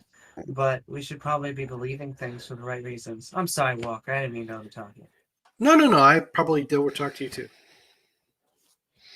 Okay, so here's a question that's related to what we're speaking about, and this is just a hypothetical. Let's say that a homeless man comes up to you on the road, and he says, "You have to give me like your wallet, and if you don't, the world will end." Now it's a very high credence belief, right? That this homeless man is simply lying and wants your wallet, but there's a very small chance that this homeless man is telling the truth. So would it be an unethical action? Wait, stop. You're conflating two topics. One second. Stop. So you're conflating two things. This unethical statement you mean is completely separate from is it a rational justified belief? The first question, is it a rational justified belief? The answer is no. 100% the answer is no matter what the scale. Then if you want to say, is it ethical? Who cares? Because that's a separate conversation entirely. The conversation, the question you started with was, is it justified to believe? Like, I think you said, what reason should we not believe God exists or something? And I said, there's no evidence. Yes. And so that's a justification question. That's an epistemology question. Whether or not the ethics of that is irrelevant to the justification. The justification is still in agreement with my original statement, regardless of the risk. Interesting. I think regarding the conflation, but there's also like another conflation happening here, which is that you're conflating healthy food with unhealthy food, and that's why you're fat. But if we were to actually address a serious argument, I'm actually fat because I like unhealthy food, so I'm not confusing either. I'm perfectly happy with my fatness and acceptance of it. I see. I'm not happy with it. I think it needs to be. But let's move on to a premise-based argument here. What would your opinion of Lemon- someone else's Walker, you're muted. Yes, You're am I? muted. Am Walker, I? you're Really? pipe down. You're muted. Am I You'll really be muted? ignored. Am I really So muted? if we're going to move on Because to like it a seems like you're premise-based trying to argument, critique some- Walker, I think assume that the first he premise- muted you so he can't hear you. I think that's what he means. Yes, that would be correct. So let's assume, let's just go by a premise-based argument with you. Let's go premise one. All bodies are either potentially in motion or actually in motion. Do you agree? No, I would need a more coherent definition of potential and actuality in reference to properties and reality. Okay. Let's try something else then. Nothing is the efficient cause of itself. I would again need more physics-based definitions of efficient causes. I don't know if nothing exists. We find, Amy, I think you're very cute. I think you're very pretty. I think you're very hot. But please allow me to speak to T-Jump. Thank you. So let's say that sorry. I think you're very pretty. I think you're very cute. But please let me speak to T-Jump. Thank you. Nice So condescending. let's try this. Sure, We but it is find a in panel. sorry, It's hey, not listen, much. listen, Don't you listen, please listen, say that. listen, Amy, listen, Amy, listen. So Tom, stop allowing that, please. So the best bet is to beg. You should beg instead of demand, and you're more likely to get the stuff. Duncan, what is up? Nothing much, man. I just want to thank you for letting me up here. Sure. Since it is my first time up here, I don't know how this usually goes. So Free for all, is dumpster this fire, cage match, go for it. Oh, cage match. Okay, yeah, I'll be using transcendental argument. I want to see what you guys have to say about it. Which version? What is your version? Mine's more of epistemology than ontological. Well, all transcendental Can you arguments prove they are. Right? exist? So like transcendental arguments, you can't have like logic or math without God or something. So what is your version? Well, I say just knowledge itself. Can't have knowledge without God? Yes. I know I exist, and I would have that knowledge even in a universe without God. How do you know that? That's it. How do you know that? So if I existed and had an experience, from my experience, it is impossible for me to believe I exist and be wrong in both a universe with a God and a universe without a God. Therefore, knowledge is possible in a universe without a God. Well, I would disagree with you. Okay, So which premise was wrong, though? Be Okay. precise, please. Okay. So here, let me just write down what you just said. I'll just tell you what you said was wrong.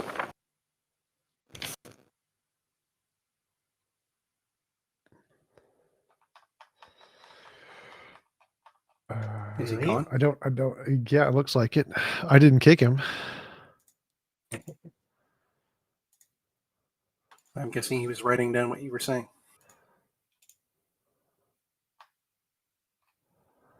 Oh, hey guys, I'm back. Oh shit. Okay. It's me, Victor Soy. I'm back. T-Jump, great to be speaking to you again, man. How's your day going so far? All right. I pooped twice. Got $60 for my poop. It's great.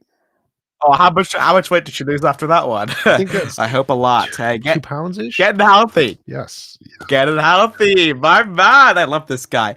So, listen, first off, I wanted to join it. Amy, listen, you're very cute. You're very pretty. No, you better try the begging. Try the T-Jump. begging. Begging works much better.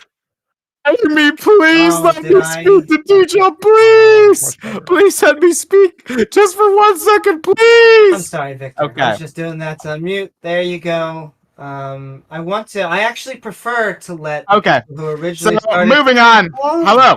That was not a great attempt at begging. Not the best. He needs to work on his begging skills. All right, Sonny, what's up? What difference does it make if the outside looks Hey, good what's if your up? inside is ugly? I didn't really understand what the so like with the when Synth came up and he was talking about the law of excluded middle. Yep.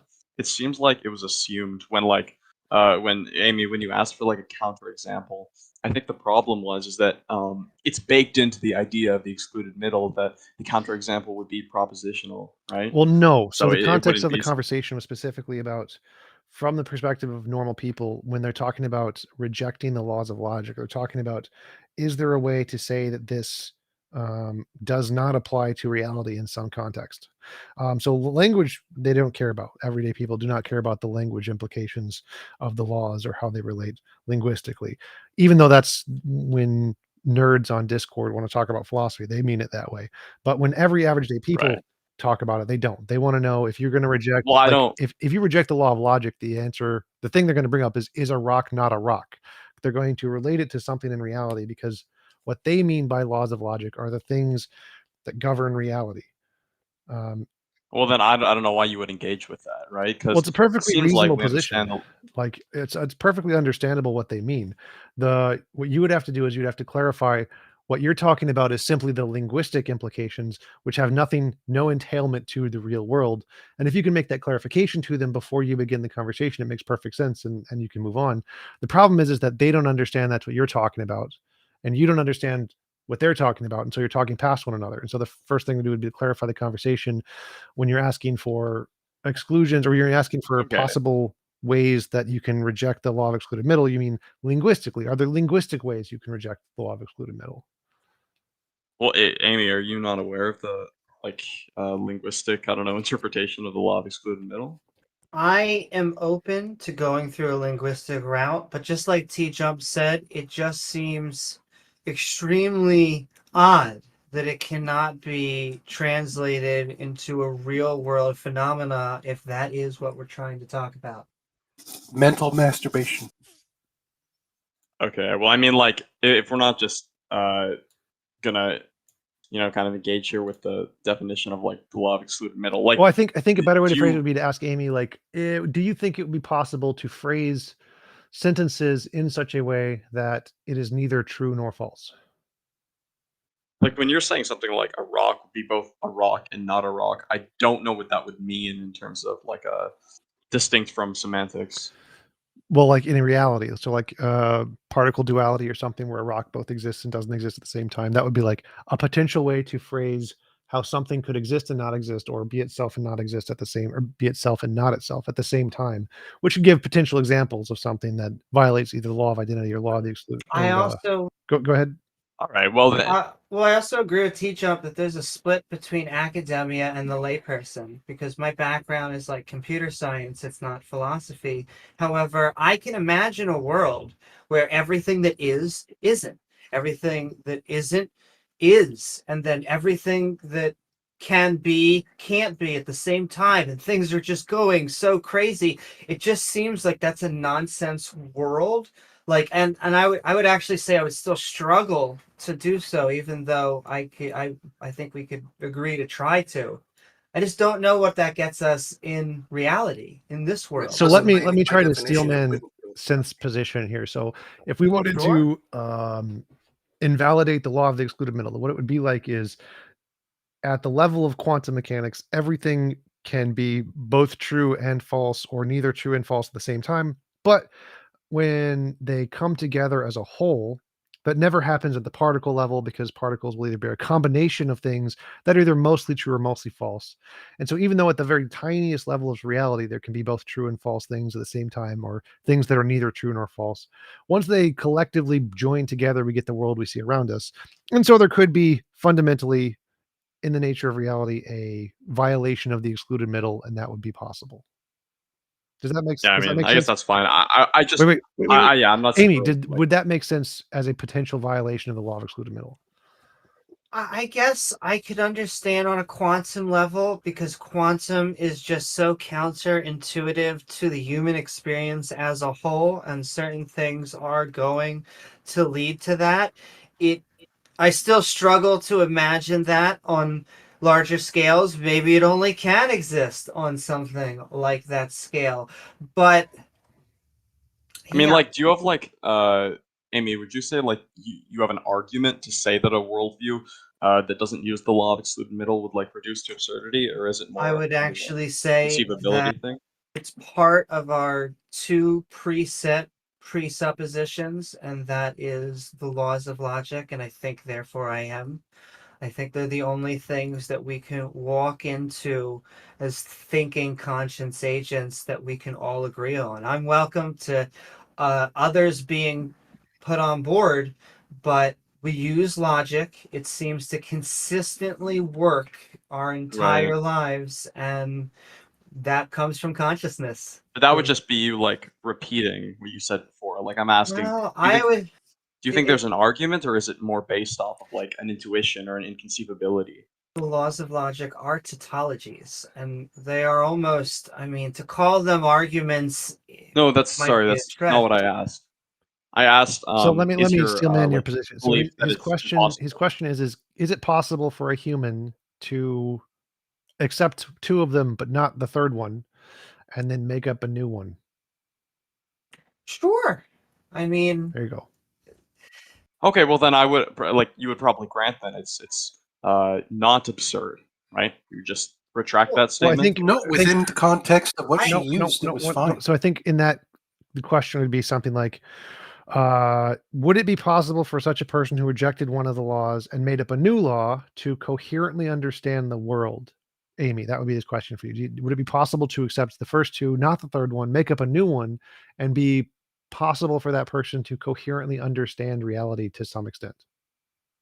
Sure. And I also very carefully and very rarely use the word impossibility. What I'm just looking for is someone to push me over that fence. What T-Jump explained to me from a hypothetical moving into quantum, I would say that makes sense to me. Whether we've done it or whether it remains to be done, like I said, all open-minded. All right. Well, it doesn't seem like we actually have too much of a disagreement. Right. But yeah, right. So you just got to clarify the conversation, know what you're talking about, know what the other person's talking about. And let me just try and do this one more time, because it was me. I rarely mute anyone. I'm going to bring him back, and I'm going to I already unmuted you. But Victor, I go in this with the thought Synth process. was the one talking with you about this.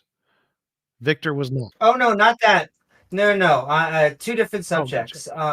Victor, in fact, T-Jump, myself, Ix, Randolph, Taka, we've all agreed that we try, even though our emotions sometimes get the better of us, to not overtalk each other. I know with my ADD, I sometimes don't do that myself. I'm inviting you back, and I know you want to talk with T-Jump. It's just, it is a panel, and yes, but sending with love. If you want to speak with him, I'm giving you a chance again. I'm back again. This is fantastic. Hey, literally how's what it going, we just T-Jump? said. How you doing, pal? Potatoes. That's all I'm doing. I'm very potato. You know that I'm very observant guy, this T-Jump fella. Very observant. I'll give you that. Now, I wanted to speak to you about something interesting. Have you ever watched the HBO hit television series Succession? I thought you said interesting, not boring. So, have you ever watched the HBO hit television series Succession, starring Jeremy Strong? No, I would really recommend you give it a watch. It's got drama, it's got some intrigue. It really gives you a look inside corporate America. It is really one of my favorite TV shows. I like fantasy. I want dragons and wizards and magic and shit. I don't. No, but it's such a funny show. It's a funny show. I don't like it's comedies. really funny. I want isekai. Exclusive. No, but it's like a dark comedy. Oh, isekai. Okay, we can talk about ReZero. You played ReZero? Watch ReZero? Phenomenal show. I loved ReZero. Are you excited for season 3? Yes, being able to go back in time when you die, and then they actually really invested into looking at the implications of what that. It's character driven. Very good. Especially when they get into the part where he's like, if you die, for the people in that world, you really died, and so if you can imagine that world continuing, your suicide how would that affect them? And then how should you weight your decision to kill yourself in future outcomes? Very interesting way to think about it. Very philosophy. But he's not even. And that's the thing, though, because in that, I think you're speaking about the trials in the Sanctuary. Subaru can't handle that idea, so he almost memory holds it out. And we're not even sure exactly if that is the way the power works, or if it really is simply just a actual reversal of time. Yeah, it was have you ever? It was like hypothetically, these worlds would go on, and then what would be the implication to what you're doing to all the people in those worlds who care about you? Yeah, that was just a hypothetical to make him think about. And it, exactly. And I don't know if you've read the web novel, but also founds like that kind of stuff. I love how it adds to his philosophy. So there's a little bit of a time jump going into this next season of about a year. He hasn't returned by death in a year. And so, and his perspective is he needs to do it as least as possible. So it kind of adds to his philosophy where he's no longer willing to chance that. Yep. He's no longer his life has value to him now, which is another interesting thing going into Arc 5. I will say it's also interesting, the character of Felix. There are like major parallels towards both of those characters. If you read EX1, which is the side story, which shows you the backstory of Felix and the whole Krush camp, you can see that they've undergone very similar things, and it's partly why Felix hates Subaru, because he hates himself. And so you'll see a little bit more of that come out in Arc 5 and also future in the series. Currently, every arc is set to kind of focus on a specific camp. So Arc 1 and 2 were supposed to be all one arc, is focused on Amelia camp. Arc 3 is focused mostly on kind of Crush. Arc 4 is back on the Amelia camp. Arc 5 kind of looks kind of a bit into Anastasia. Priscilla is Arc 7. Arc 6 is more of Anastasia as well. And then coming forward, the next arc, this next coming arc, is going to be about Felt's camp. And the plan for the story is to follow it through all the different locations. So you get to explore all of the world in each arc. And yeah, it's going to end at Arc 12. And we're on 8 right now, so we're really closing on an ending in the next few years. So it's going to be interesting to see how that plays out, especially with the studio encountering lots of kind of money difficulties, especially during COVID. Yep. But yeah, definitely an amazing TV show. Sure. Yeah. Was there anything you want to talk to me about? I'm a famous YouTuber, so if it's anything you want to talk about, I'm here. You're a famous YouTuber? I can just. Yeah. I've got 3,000 subscribers on YouTube. My new video did 100K actually. Nice. Funnily enough. If you want, I was actually trolling the whole time. I actually don't believe in God. I'm actually an atheist. If you want, I can sort of back you up. I already knew that. On any of your arguments. Okay, I want you to back me up on the argument that drowning babies is wrong. Go. Drowning babies is wrong. Yep. Easy. So, I tend to be a moral subjectivist. So I think wrong. That. Oh no! It is wrong. But I think that currently in the world, the way that we measure that things are wrong depends on the overall views of society. We measure things sort of on an index. Okay, but I want to know why it's objectively wrong. Is it objectively wrong to drown babies? Oh, well, we could probably get into stance-independent reason and all that. Is that something you personally have a stake in? Because I remember last time I talked about modality, you said you wanted to skip all the boring philosophy stuff. Skip all the boring philosophy. I'm a moral realist, though. I do believe drowning babies is objectively wrong. Yeah, I've definitely looked into that. I've definitely had discussions with Synth on that specifically. I could probably defend that as well. I feel like if you can prove at least one moral fact, you can kind of prove moral objectivism. Sure. So I think really all you have to establish in that conversation is that like something simple like raping children is wrong. The drowning babies and that if is the example. Drowning babies. Yeah. So it really depends on your view. I mean, I definitely need to look more into stance-independent reason. It's a topic I'm not moral naturalism. Extremely educated on. Google Encyclopedia Moral Naturalism. Oh yeah, I'll stick that down my Obsidian. Yeah. Do you use Obsidian by chance? It's a really good notes app. Nope. You should definitely download it. It's fantastic. I play Oblivion now. Oh, Oblivion. Oh yeah, it's funny because all these people you speak to, you could probably put the Oblivion music over it. That's fun. But yeah, listen, it is fun. Potentially some ideas for you. I also a big thing that I do is I also have this system set up. Basically, I can use this thing, right? I can almost, let me just show you how this works. Have you ever sort of, like if I want to like sing a song, right? Doesn't seem to matter what I do. I'm always number 2.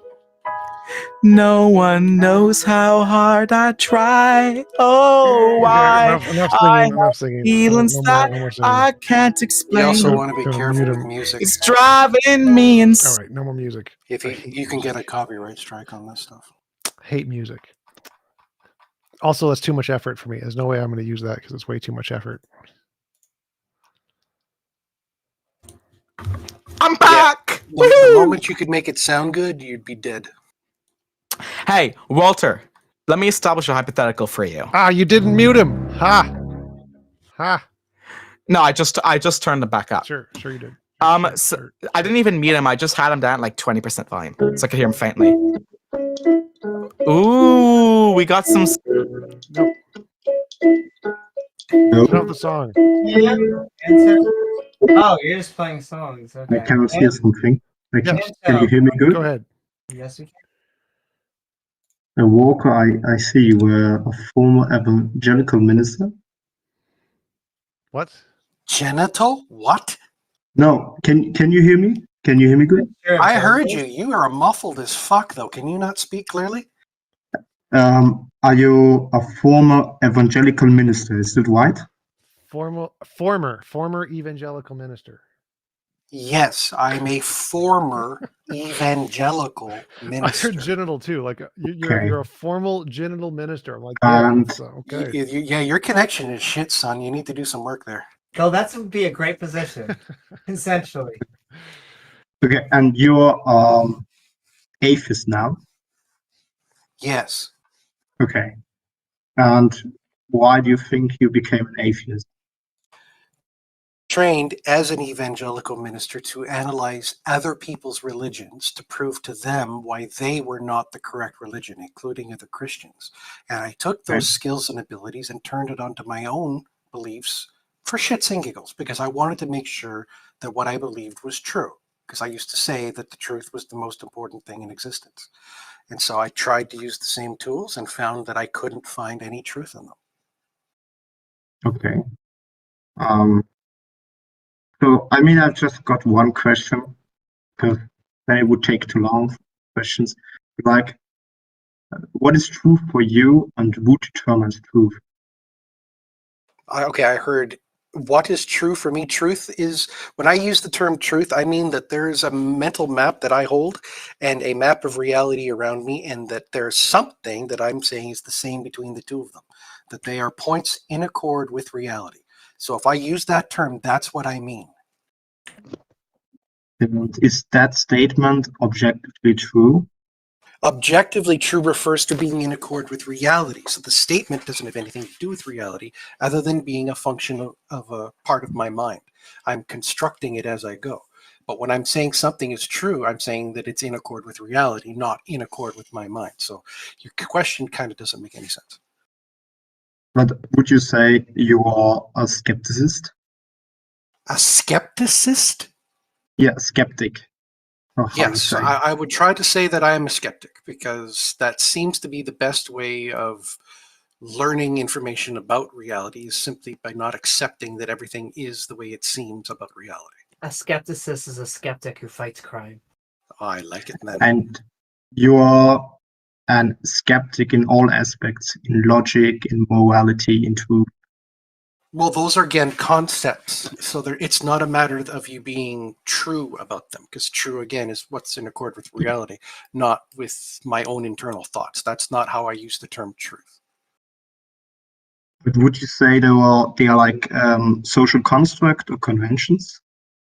Those things? What are? Morality and logic? No, I would say that logic is, like I said, the law of thought. It is a description of the thinking and the reasoning that is going on at that time. In the very first thing being, I'm saying that I exist and there's other stuff around me that isn't me, and so there's at least an A equals A and a not A immediately in the first thought that I think. And have the laws of logic always existed? Well, as far as I see, you're not actually listening to what I'm saying, because I'm saying that the laws of logic are a description of my thought. So if I'm not thinking, then I can't make that statement. Okay, I understand, but who defines the law? Who? I am describing my thought. So it's kind of subjective. By definition, I am describing something that is ongoing that I did not start. So if you want it, it depends on how you define subjective in that regard, because it's also not possible for it to be wrong. It's simply not possible for me to prove it to you with the same certainty that I know I exist. That's just the nature of the beast. But how then can we interact with each other if there's a possibility that everybody has a different definition of logic? Definition wouldn't be relevant. It would never come up in conversation except until I'm attempting to convey knowledge to you for some purpose. And then you and I would have to agree to a common vernacular so that we could communicate, or else we'd be engaged in private language arguments with each other and never get anywhere. So the moment you and I sit down and hammer out what is it meant when I say that the self exists, What is it when I say that reality exists? If you and I come to the same agreement on those two things, we can kind of work forward from there. Yeah, I mean, I agree. I know that this is real right now. And you know too. I'm sorry, I didn't hear that at all. Say it again. I'm not a skeptic. I say we have such a level of certainty of our knowledge. This is real right now. This is real right now. This is reality, and this is not subjective. Oh no, I'm sorry. I haven't got any idea of the true essence of reality. It is entirely possible that it is a figment of my subconscious that I will never be aware of. Like, there's nothing wrong with that. But it doesn't matter, because the only thing that I'm claiming about reality is it's the part that's not me. And then everything else is stacked on top of that. That's the first brick in the pyramid of knowledge, is that whatever reality is, it's not me, at least from the perspective of what I know to be me or what I call me. The rest of it is not me. Okay. Have you looked a lot into presuppositional apologetics? A presupposition of what? Apologetics. Are you saying apologetics? Yes. Yes, I've heard of presuppositional apologists. I was technically one myself. Technically? Technically, yeah. We never we didn't use those terms. There was a weird doctrine about how you were to regard conversations within the faith and outside of the faith, and that would have been considered using worldly language. It would have meant it would have not have been divine language or divine understanding. But that being said, I did hold to the presupposition that God is love, and that all decisions made throughout the entire history of the earth are a manifestation of God, of his love, like why creation exists, why he decided to do any of the things that he did was as a figment of love of some grand master plan, a divine hidden variable that we would only be allowed to learn of when we were in his presence. And now you hold the exact opposite. Yeah, because I realized that that's stupid. Based on what standard? The standard of the data available to us, that there's no warrant for holding the belief of a God of that sort. I don't know which standard you mean, which source, which information. I'm not sure. Say that again. I didn't understand. What do you mean by which standard? By which standard? So it's just you. It's your own authority. It's you subjectively. There is only my authority, and the partial authority I grant you, as I'm assuming that you are not a philosophical zombie. And so that position says that it's every decision, every thought that I can have must start from my own authority. Yes. And are you authority? And how you say a moral authority over? You have broken up so many times. I don't know what you said. Are you a moral authority over me? Moral authority over you? Yes. No, morality is only if you and I agree. That's what morality means. But is it then subjective ethics? Are ethics subjective, or the social convention? What is your role? No, so basically, there's no way to remove my mind from the analysis, so I don't know what you mean. Is it objective or subjective? You're asking me if the morals in my mind aren't in my mind? Okay, where do you get those morals from? Let's ask it differently. If you, assuming that we are talking about the same definition of what moral and ethics are, I'm starting from the position of I can't deny my own Dasein, as Heidegger said. I can't deny that I exist and that existence in and of itself is a value. And so by extending that line of reasoning to you, I'm just assuming you're not a philosophical zombie. I'm going to assume that if I perceive a Vedacian, you perceive a Vedacian for the sake of argumentation. Could be completely wrong. I could be in a matrix. I could be trying to make friends with a toaster right now and I would never know. But the point of it is assuming that I'm moving forward from that position, you and I, and you agree on my definition of terms, then we can have something like morality. But if I'm alone in the universe, even the concept of murder makes no sense. Because by definition, there'd have to be an ethic and a law and a violation and a killing of another person. None of that would exist. So I don't see how to escape that trap of the mind. Also, if the toaster is a little bit too friendly, that's how you know it's a trap. Oh, I see what you did there. Yeah, maybe I don't understand everything because I'm mother tongue is English. Maybe that's. I mean, killing is objective. Killing is objective, though. Yep, and sometimes, even though it's not the best option, it is the only viable one. Okay, thanks for having me, Cole. No worries, anytime. Bye-bye. What was that like about? He was asking me about my deconversion, I assumed. That was what it was about. Because Walker Okay. has gone from a presuppositionalist Christian, even though that's really used as a pejorative, I think, from atheists. That's why Christians don't use it. But now he's one of us. He's an atheist. One of us. One of us. Sorry. It seems like since I left, everyone is just like trolls. Like there's a lot of trolls. There's more trolls coming.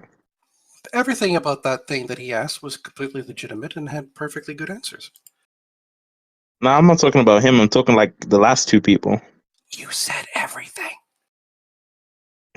Yeah. Okay. Sure. I had a question in regards to something you said, Walker. Did you say that something like everything that exists stands in causal relations or something like? I can't remember exactly what you said. It was No, something. I didn't say anything even remotely close to that, which means you've inferred something from something else I did say, and that would be a very, very silly thing to do. Just ask for clarification questions, and we can probably get there. Well, yeah, that's what I'm doing. I'm asking for clarification. Go ahead. Oh, okay. I mean, okay, well, I guess I'll pose it as a question. So, like, do you think that everything that exists is like a physical thing? Do you include the mind as being physical in the question? Because I can only say that my mind exists. So if I was to say, yes, my mind is physical, then yes, everything seems to be either my mind or some part of my mind at the best case scenario. Right. Yeah. Have you heard of Platonism? Yeah, that would be the idea that there's something outside of my mind. Some ideal form of something outside my mind, and there's simply no way for me to know that. All I can go with is the appearance that there are things that are not my mind. What they actually are, I can't tell you. So I would be a little. So yeah. Platonic objects are like a different kind of ontological object that exists that isn't physical and it's not mental. It's just a thing that, like a magic potato that exists out there, kind of. Yeah, I've always called it like the third state of existence or something like that. But that the point being, I'm stuck within one of those states of existence, perceiving what I could call a second state of existence, and there is no boundary to the end of that second state. So including a third state seems to be a little silly.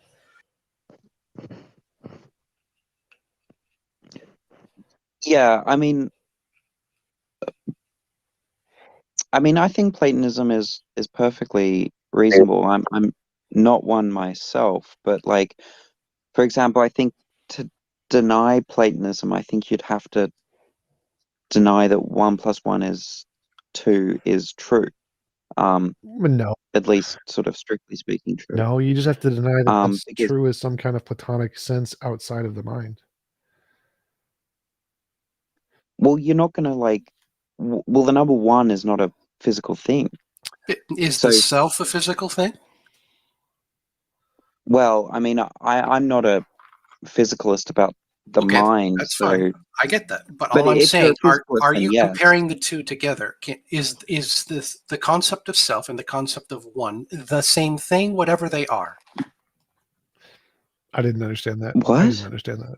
Is the concept of self and the concept of one the same thing? You mean like? If I'm saying that I think he I means can perceive of the myself thought. No. I think he means the and thought one. of the self and the thought of the one are both thoughts of some kind.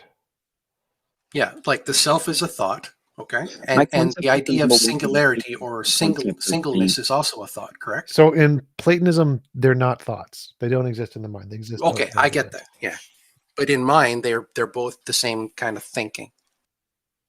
Sort of.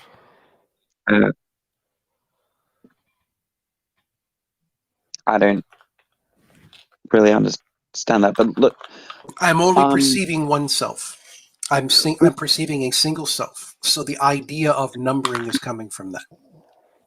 well, my point is just that if you say that 1 + 1 is 2 is true, which seems sort of, I guess the sort of the intuitive view, and if you use some sort of referential theory of truth, That's that, a lot of ifs. Can you keep it simple?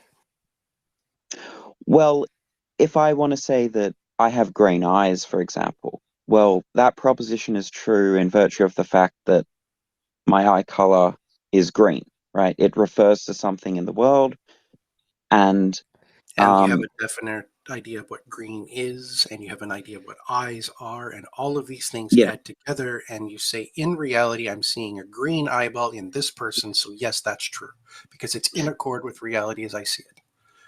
Yeah, exactly. And the idea is that if you want to say that 1 + 1 is 2 is true, then that's gonna, and if you hold to this sort of reference theory, then it's gonna have to refer to something in the world. But one isn't it the can physical refer to me thing. too.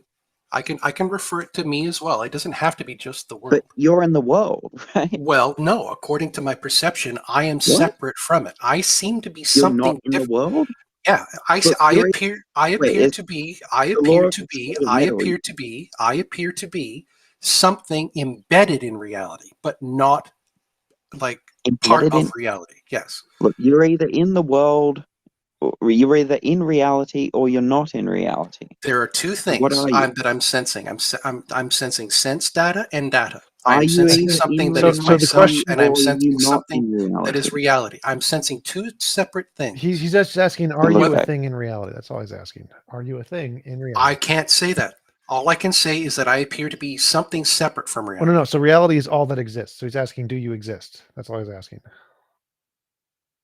Is that actually what he's Yep. asking? Because that's not what I took away from it at He's all. just asking, do Yes, you I exist? think I exist. And reality Yeah, is I exist. reality is just all things that exist, and therefore you're in reality. That's all he's asking. Yeah, at least in the terms of me having objective being. And yes, Yeah, that's all he's I asking. exist as an objective being. Yep. Right. So you do exist. As an objective being. Right. So if I say Walker has a beard, right? Well, Then you're that's talking me about too. objective reality.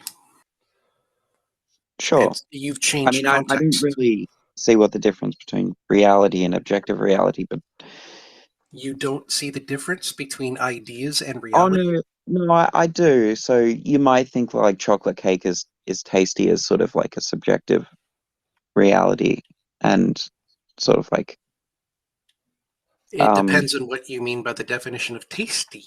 I know some people who hate chocolate. It's just a pointless example, so it wasn't really relevant to his point. Look, the crux of what I'm saying is that if you have this sort of like deep-seated intuition that 1 + 1 is 2 is true, and you hold to also I a don't know common what sense that means. view, I'm which sorry. Do you believe? Wait. Deep-seated intuition Stop. that 1 + 1 is true means Wait, nothing to me. he just means, do you believe? No, 1 + 1 is 2 is true. Stop. By intuition, he just means, do you believe it's true that 1 + 1 = 2? That's all he means. I believe that, yes, that is a function of No, reality. that's I not can what I describe mean. single things, I It's can describe different. addiction, I can Intuition describe is different from believing duality, I can something. describe all these things, and including the concept of equality. And these are all concepts. And I can say single this, add this, single this equals duality. Entirely conceptual, doesn't apply to anything except within my mind, and I can apply that to reality, which makes it true. You can apply it to reality, which makes it. I don't. Like I can do the A equals A for my mind, and I can do the A equals A to the data around me, and they both both do the same thing. So I can think of things as a singleness, like my mind, and I can think of things in reality with singleness, and then I assign that oneness. Yeah, but my point is that one is sort of an abstract object, right? No, it's not it's a a physical definitive as far as I'm concerned. I am a one. definitive. Yeah, it's something objectively true about when I say objective being. Yeah, so there's one if I thing say going that on you are there one that I'm, person, then that's fine. But and I'm saying that there's the the one. number one, if I say the That's the same proposition thing. 1 plus 1 is 2 is true, right? I'm not referring to you. I'm not referring to me. I'm referring to one, the number one. Which and I'm is saying never going to, for me, be able to get away from the idea that the my definition of what one is includes myself. So, like, he's asking, what do you think the number What? one is? But if you don't exist, 1 plus 1 is 2 is also still true, presumably. Wait, it was true Penguin, before you were born. Stop. What do you think the number one is, Walker? A concept of singleness. Yep, made up in the human brain, so like a language. Made up in the human brain. Yep. And he's saying, yeah, it's more basically. than that. He's saying that it's like the number one is like a thing that exists outside of the universe, like a Platonic object. It's not a concept. Well, that's silly. I agree. It is very silly. That's what Platonism is. But that's his argument. He's saying that. I don't think it's silly. I'm sure you don't, dude. But think about what we're saying. You're locked in the same Venn circle that we are. No one can escape in it, or has ever shown how. And so, how are you saying? Okay, well then I can finish explaining it. You exist inside of a Venn diagram of a single circle. Say, take a sheet of paper, draw a circle, put yourself in the center of that circle. There is an inside of the circle and an outside of the circle. What is known as sense data is inside and data is outside. There doesn't appear to be an edge to the boundary of the paper, which means you would have to have some sort of edge in order to include a third option. I can only see 2. I can't see how there even can be 3. I didn't really track all of that. So I'm saying things are. Are you saying there's 3 states to reality, or at least 3 states? Is that what you're saying? Yeah, he's saying there's a third thing, which is Platonic object, a third ontology. And Walker's saying there's 2 ontologies: the things that are in his mind and the things that he senses, and those are the 2 ontologies. And Platonic objects are not of those. That's why there's no third ontology. Right. So you distinguish between physical stuff and mental stuff, but you don't say that there's anything other than physical stuff and mental stuff. Well, I have no data to indicate that there is. Well, yeah, I mean that's what the indispensability argument is supposed to show, right? I don't know what you mean by data. It's not like an empirical argument. Sense data. If you take a look at Bertrand Russell's discussion, he means evidence. I think that 1 plus 1 is 2 is strictly speaking false. So I'm just happy to bite the bullet that 1 plus 1 is 2 is false. What? Because I don't think. Wait. Can I interrupt you real quickly? So, well, basically, I don't want you to. Like, no. Oh, okay, sure. No. Go ahead. Keep talking then. Sorry, I didn't mean to snap at you. It's just that I've been interrupted like every time. No problem. I don't think that numbers exist. So I don't think there's some sort of Platonic Roman with define exist. I take that to be a primitive notion. But look, just let me. No. If you and I aren't using the same, if you and I aren't sharing the same definition of the same terms, then you explaining anything wouldn't matter because we'd be inherently talking past each other. Many times. So I don't look. We just either let me share a common vernacular. Stop. I think you guys have been going on this for a while, and I think you're just on 2 very different wavelengths. So let's give somebody else a chance. Synth, and then Sunny. What do you guys want to talk about? Wait, can I just finish what I was saying? Holy shit! I think you're trying. What's the point? I They're mean, not you've agreeing to been talking a terms. long time though. I think An honest Penguin. interlocutor would agree to terms. Stop. Penguin. I think that you're trying to talk on a very different kind of language than what Walker is climated to, and so I think it's kind of a waste of time. I don't think you're ever going to have. That's fine, but look, meaningful I just wanted to discourse sort of there. finish my point. And if Walker wants to ask sort of what does exist mean, I'm happy to clarify. Just I mean, I don't finish your think I point, can and let's clarify like existence because I think that it's a primitive notion. But anything that has the point properties. is that I don't think that there's some sort of Platonic realm in which numbers and propositions exist, or at least I'm very skeptical that there is. So I'm happy to say that 1 + 1 is 2 is false. You know, strictly speaking, false. Because I don't think there's the number 1 out there. So because it doesn't refer to something in the world, it's false. I still think it's a useful fiction, though. But I think that if someone holds a deep-seated intuition that 1 + 1 is 2 is true, because they use the proposition in sort of maths and science, and they can build stuff with it, and they have a theory, which is Platonism, that explains it, I think that's perfectly reasonable. And you know, I don't know a whole lot about this subject. So Scott Berman, who's a Platonist, I think, you know, if you want to read someone like him, I think he is far more studied about this topic, and his arguments, I think, are very compelling. All right, are you done? He Your uses point. science to sort of Nobody's back up going to read that. Platonism. Nobody. I don't know, bro. Penguin bro is annoying though. I don't know All for right, some reason. So who's next? Did Comp? I may be Comp, annoying, but I just don't care what you think. Comp, did you get a chance to make Take a your point? chance, bro. Did you get a chance to talk yet, Comp, Mackie? Oh no, not yet. But like, I guess what I wanted to say is just as simple as, you know, this number 1, this number 2 is just a label. I can call like one keyboard E, and then like a mouse A, and that is A plus E is a keyboard and mouse. It's just as simple as that. Call it whatever you want. Can you redefine singularity into something other than singularity? I don't know what that means. The concept of single, can you change what it means for the concept of single to be the concept of single and still have it make sense? No. Then 1 is 1. Yeah, 1 is 1. Genius. The council has agreed. We're making headway in important philosophical issues, like if numbers exist. I'm glad. For real, Yeah, I never actually disagreed. I never disagreed in the first place. Like, basically, it's like one keyboard, and one mouse is basically a keyboard and a mouse. Simple. Can I get any simpler than that? You can call it whatever you want. You can call it A and B. You can call it B and C. It doesn't matter. I think Sonny was here before me. I mean, I don't think that's the point that I was making, but That's fine. No, That's it's fine. what you're making. Different topic. Sonny, go ahead. Yeah. Fuck yeah, I don't know. You said like your system of justification to say that God doesn't exist was there like lacked evidence to believe that he does. So, and you hold it that like if there isn't evidence, then something like doesn't exist. Is that what it was? Not exactly. I think he's talking about me, right?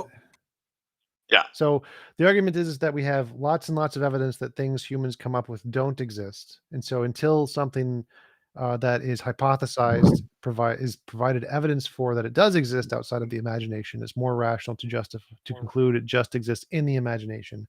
Therefore, anything humans come up with that hasn't been provided evidence is rational to conclude it's a figment of human imagination. Right, but that would can I offer my explanation as well, really, TJ? whoa. Can I just respond to that though? Seems like that would speak more to like what is rational to assume exists rather than like an argument to say something that doesn't exist, right? No. So we can. That's why I wanted to give my definition. We can conclude inductively that if humans came up with it, it more likely doesn't exist than does exist. My cogito by necessity isn't an imagining. It is something of the imagination. And so if I have to accept that I started as an imagination, there's no reason to accept that everything else isn't an imagination until proven otherwise. So if you then claim that God exists as an objective being or an objective part of reality, you haven't backed that up, and you can't put God in the claim of the same bucket that I live in of things that exist, which means it doesn't. Sonny, so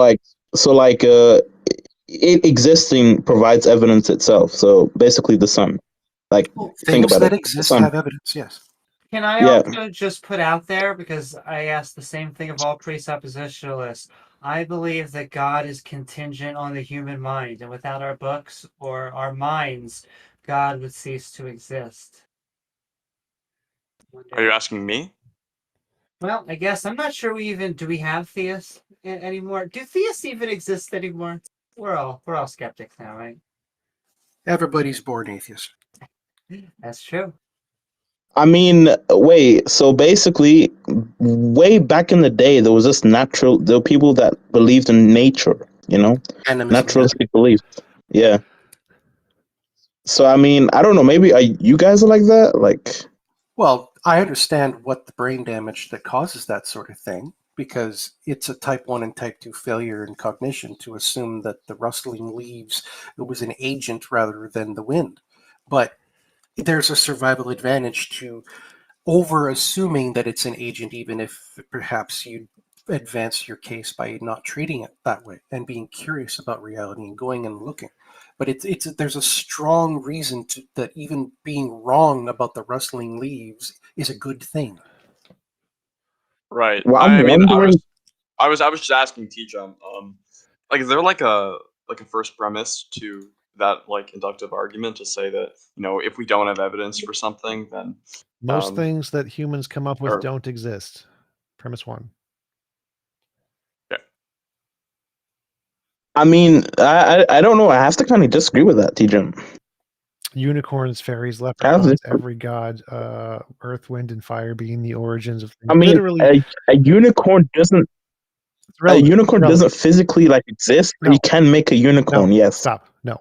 No. All right, Sonny, did that answer your question? So if the first premise is sure, yeah, okay. yeah. Synth, what did you got for us? Yeah, what's up? So yeah, I'm not sure if this is already covered by the penguin guy. I'm just kind of interested in hearing your ideas on it. So it's mostly directed at Tom here. T-Jump, do you think that your intuitions are better than random chance at predicting the things that seem true to them? Probably yes. Maybe. Okay. Maybe. So would you agree that?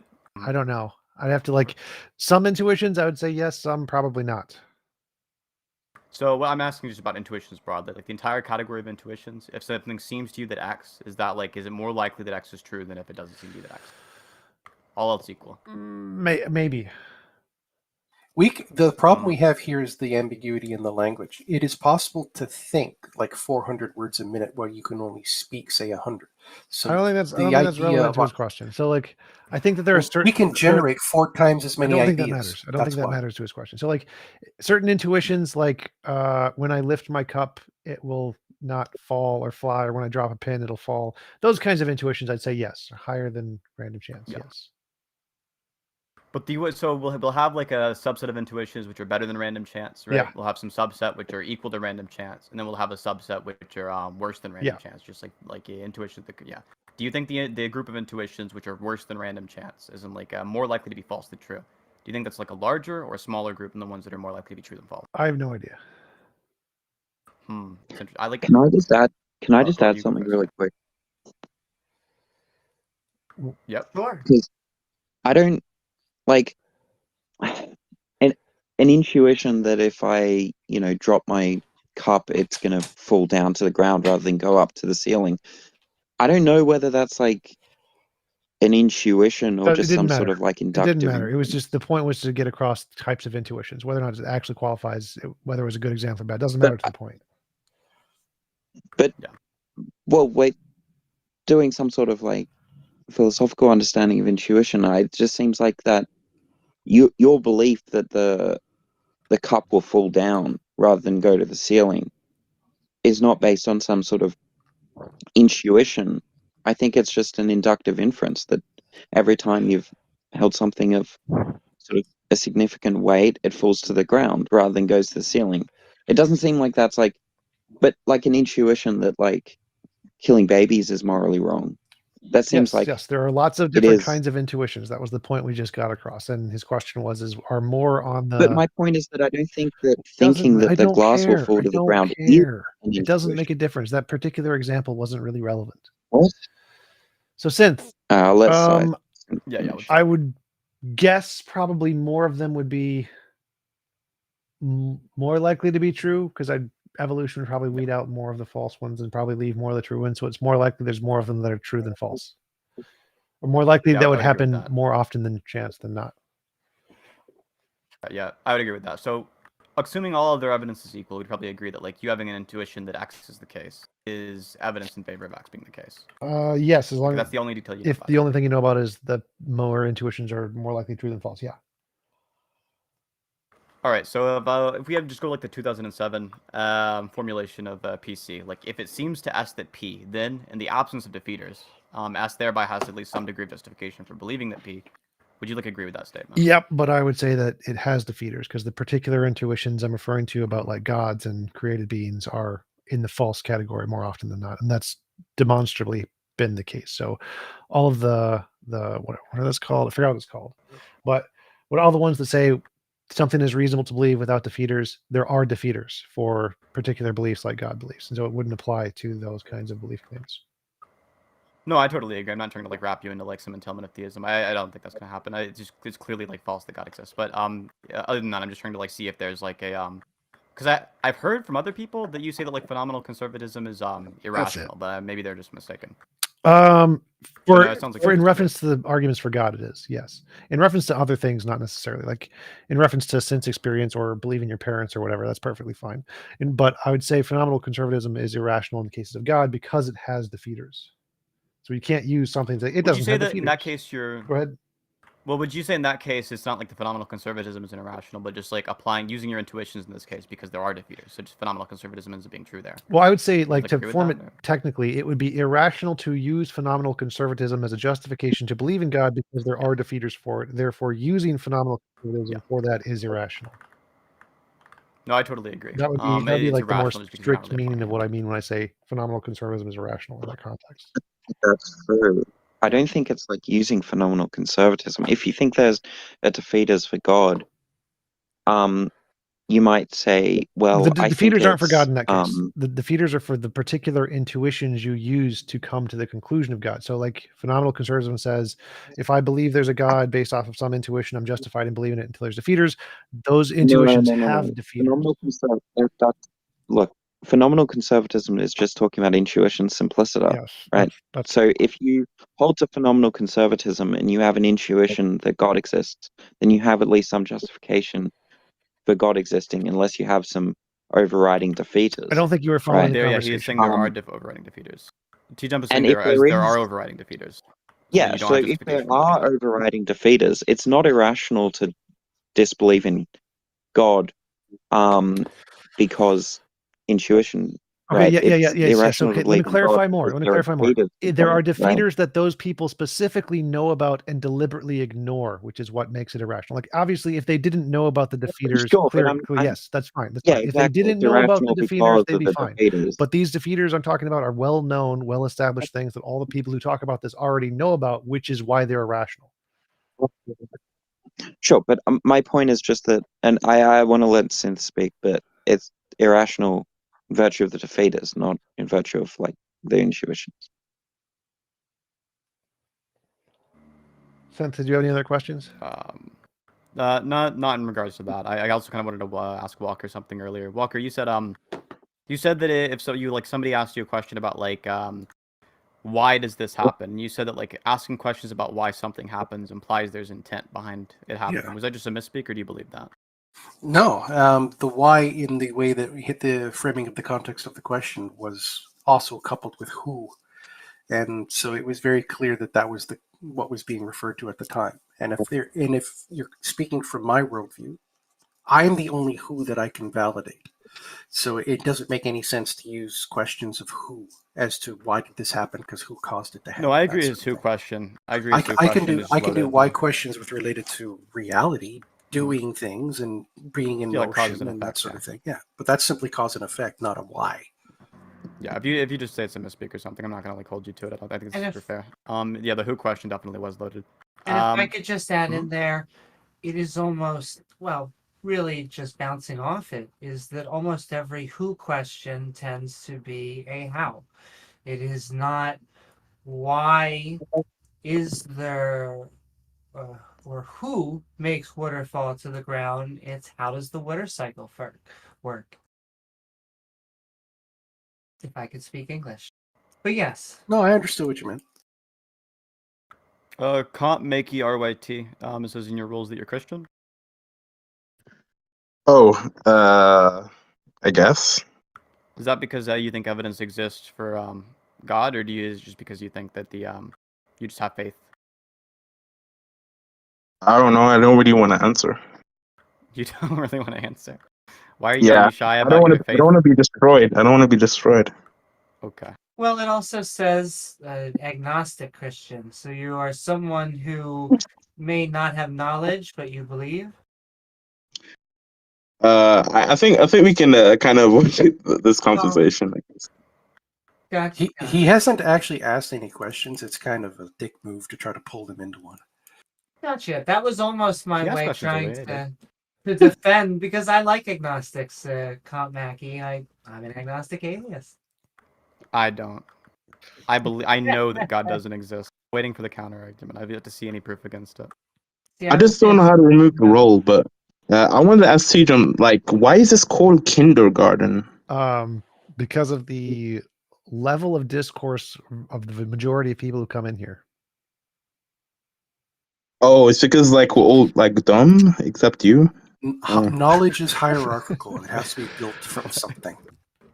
If you listen to Wait, these so this- conversations and compare them to my conversations with professors, yes.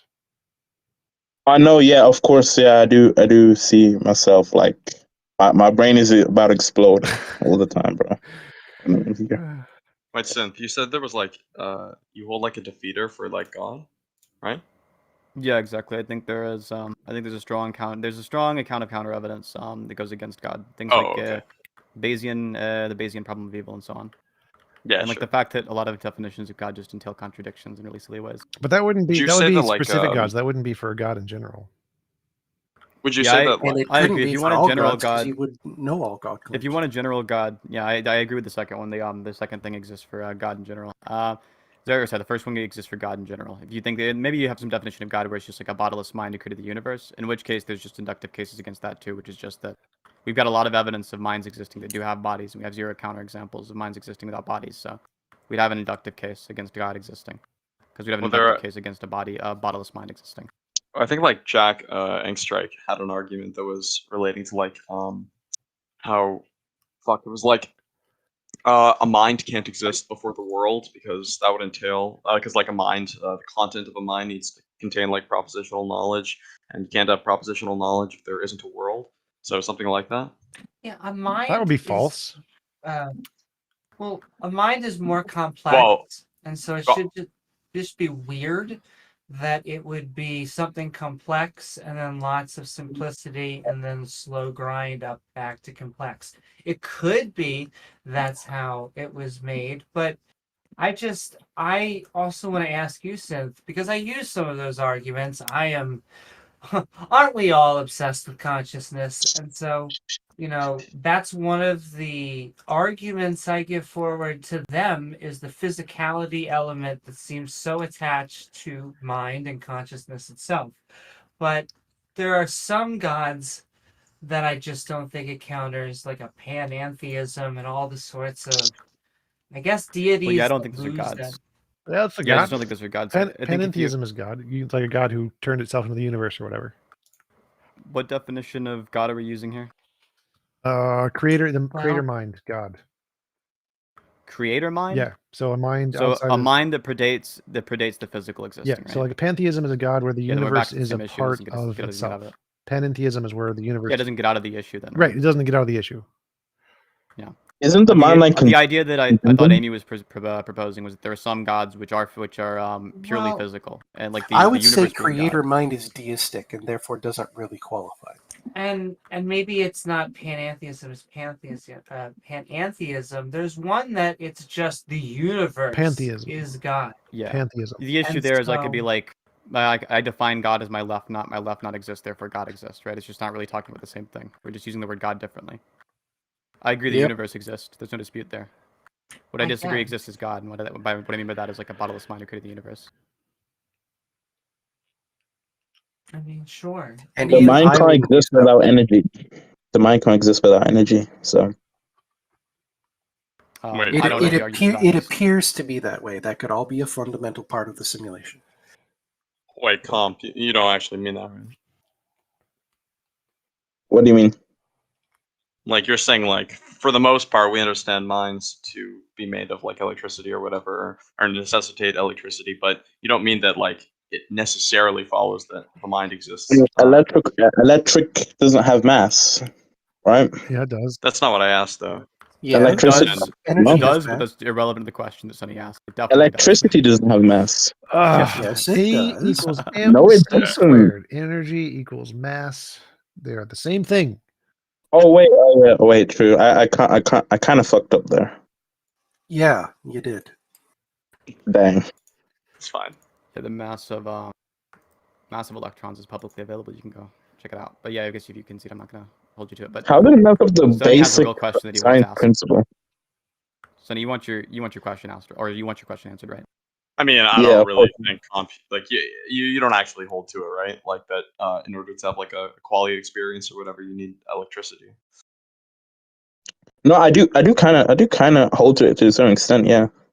What would that even mean? Like, Well, he what's may the be argument? trying. He may have selected electricity and not really meant that. He may be trying to say something like energy. What would it mean? Yeah. Like, I mean, what's the energy. argument? So basically, like, you know, the mind is contingent on energy. It depends on energy. It appears to be that What's way. the argument? Yeah. Why does it? Why do you say it appears to be like that? Because I can only say with absolute certainty that my mind exists. I can't claim with absolute certainty anything about the nature of its mind. I can only just claim asking, what like- it describes to be. Are you saying that it's impossible to have a mind that doesn't have like energy or electricity? Yeah, sure. I mean, is our mind like electricity? Well, what? No, I'm asking like, yeah, what is the argument to say that that situation is impossible? Yeah, because it is. Base. All right, never mind. Look, just like If you're do you doing think an it's, extant style first. argumentation, you have to remember what you're starting from. If you're saying your mind is energy, and then you're being asked whether or not other minds could exist, for example, are you also then claiming that they're made of energy? Like, what is the correlate you're trying to create there? I mean, a mind can't exist without energy. Simple. It appears to be that way because you don't know what the mind is. No, but by like all the studies, that's just the most logical. That's just the most logical possibility. I don't know how that helps towards a god. I feel like if I'm you're not saying- I'm not really pointing towards a god, to be honest. I'm just pointing towards like energy, because like always. we have two differences here, energy and matter. They can converge into each other, but they're not spooky. Sometimes I think at least in physics, energy just means to do work. And so Yeah. And I'm okay with you saying it needs energy. I would go one step further. It needs material. So far as we can tell. Now there may be cloud minds out there that actually, well, I mean, that would still be matter, but we use because it would still be energy. yeah, it would. I mean, each one Yeah. of them they're married together and they intertwine. Well, that's how it is in our reality, and when we use that language, because everything appears to be made of energy in some form, in some state. That we don't see exceptions to that. I mean, can there be matter without motion? No, energy isn't dynamic; it's always in motion. Therefore, Yeah, any of its so- forms have some kind of motion. Even if you're looking at particles, they still have Brownian motion with them particles sitting or quivering back and forth. Or deterioration. Yeah, I guess that is also something. Well, they wouldn't necessarily deteriorate because why would it? It seems I to mean, be that's just energy coming out of it, right? no, it's converting back and forth from one form to another. Yeah, true. I need to go back to my science class, bro.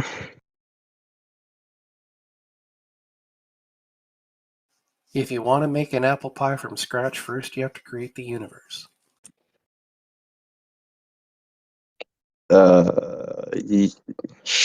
Sure, but why create? Because that's what you would call it if you're making an apple pie. You'd be totally justified in calling it creation. I would call it form. I would say you're forming it. I know, because you are the one that is making the claim. If I was to say that this pie over there that I didn't create was created, I would then have to try to prove that. It wouldn't necessarily be that difficult because I know what pies are and it's all very definite. But if I'm going to then apply create to something like the atom, that's different. Okay. And I think a thing that creationists often get confused is that, just like Walker was saying, a creation is something that we make. But that doesn't mean that the planet, that doesn't mean that galaxies have a creator. I mean, but I just feel like there's a principle. I don't know if you guys know the law of cause and effect. I don't know if you guys know that. As in causation? Which Yeah. law? Which law of physics is that one? Where can I find a physics paper with this one? Because I haven't found any yet. The law of cause and effect. You don't know Nope, it? never heard of it. Where is it? Go find me like a physics paper with that. Should I send you one right Yes. now? Okay, sure. I'm gonna Google it. Please go for it. And at the end of that, is there a cosmological argument? Where are we going with this? Okay, I'm gonna send you the link right now. Besides, Some open as far as college. I understand cause and effect, it only applies to general physics. It doesn't apply to quantum physics. And because we don't have a theory of everything, we can't go back and forth between the two and make sense. But every time that someone tries to do like a before causality argument, they're always like, listen, do you see how everything needs a cause? Cool. Now let's talk about Yeah, but in which order is it? For example, I want to know really. Like, it's not like A causes B and then B causes C, right? Is it like how is it, man? Like, it's not that simple, right? It has to be more complex than that. What does? Okay. Like, this is not an academic like for source. example, it's Is it the college, blog? bro. It's college. It's a college research. No, this is not a college paper. This is just a blog article. It has nothing to do with anything in any academic source ever. Yeah, I was gonna make the joke if this ends in www.thisisveryright.blogspot.com. It's a .info, opencollege.info. Like, I'm giving you info. This doesn't need to be a document. I want a scientific paper that has law of cause and effect on it. Any scientific paper in any academic journal. Any academic journal. Dang, that's gonna be hard. I bet. Yeah, there's a good reason for that. There's one maybe it's called the Universal Law of Cause, law of cause and effect. Like that one. Would that be what good? Journal? IQ Matrix blog. Blog. Nice. Look, the worst part is it's the first blog that comes up if you Google cause and effect. Law of cause and effect. It's the first one that came up as in a comp. Yeah, basically. Yeah. Okay, but try to get to like the end of like where is it going? We believe in things in causality, things that have causal chains. Therefore, I'm supposed to make a premise now. No, conclusion. Okay, conclusion. Because that seemed to be what you were hinting at. Is No, I'm just saying like the order can't be simple. It can't just be like a cause. It can't be like A causes B and then B causes C, right? It can't be like that, right? why? Because that would not make sense. What about that doesn't make sense? But wait, I like how you're like, that would be too easy. That would make too much sense. Therefore, it doesn't make sense. Am I doing you wrong there? I mean, I guess so a little bit, yeah. Because it's just too simple. It just can't be that simple, right? I mean, Like the world is not simple, bro. It's like aren't it we goes to supposed to be fit, looking right? for the simplest explanation? Isn't that like one of the goals of reasoning? yeah, that's Occam's razor. Not always applied, but a very good rule of thumb. You know, I like to do Occam's razor in reverse, you know, because that's like my method right now. But like, Exactly, parsimony is a vice. can I ask you, Comp, if you wanted to get into a car, would you want to do a complex way or a simple way? I would want to do a Complex complex style way so I can gain more knowledge. For style points. Do you use a complex? Do you own a car? I own a truck. Nah, I'm just joking. I don't own any car, any. That's okay. It wasn't like a gotcha in that way. If you did own a car, you're telling me you would want a complex way. Yeah, sure. Why not? Life is short, you know. You need to have a little fun with it.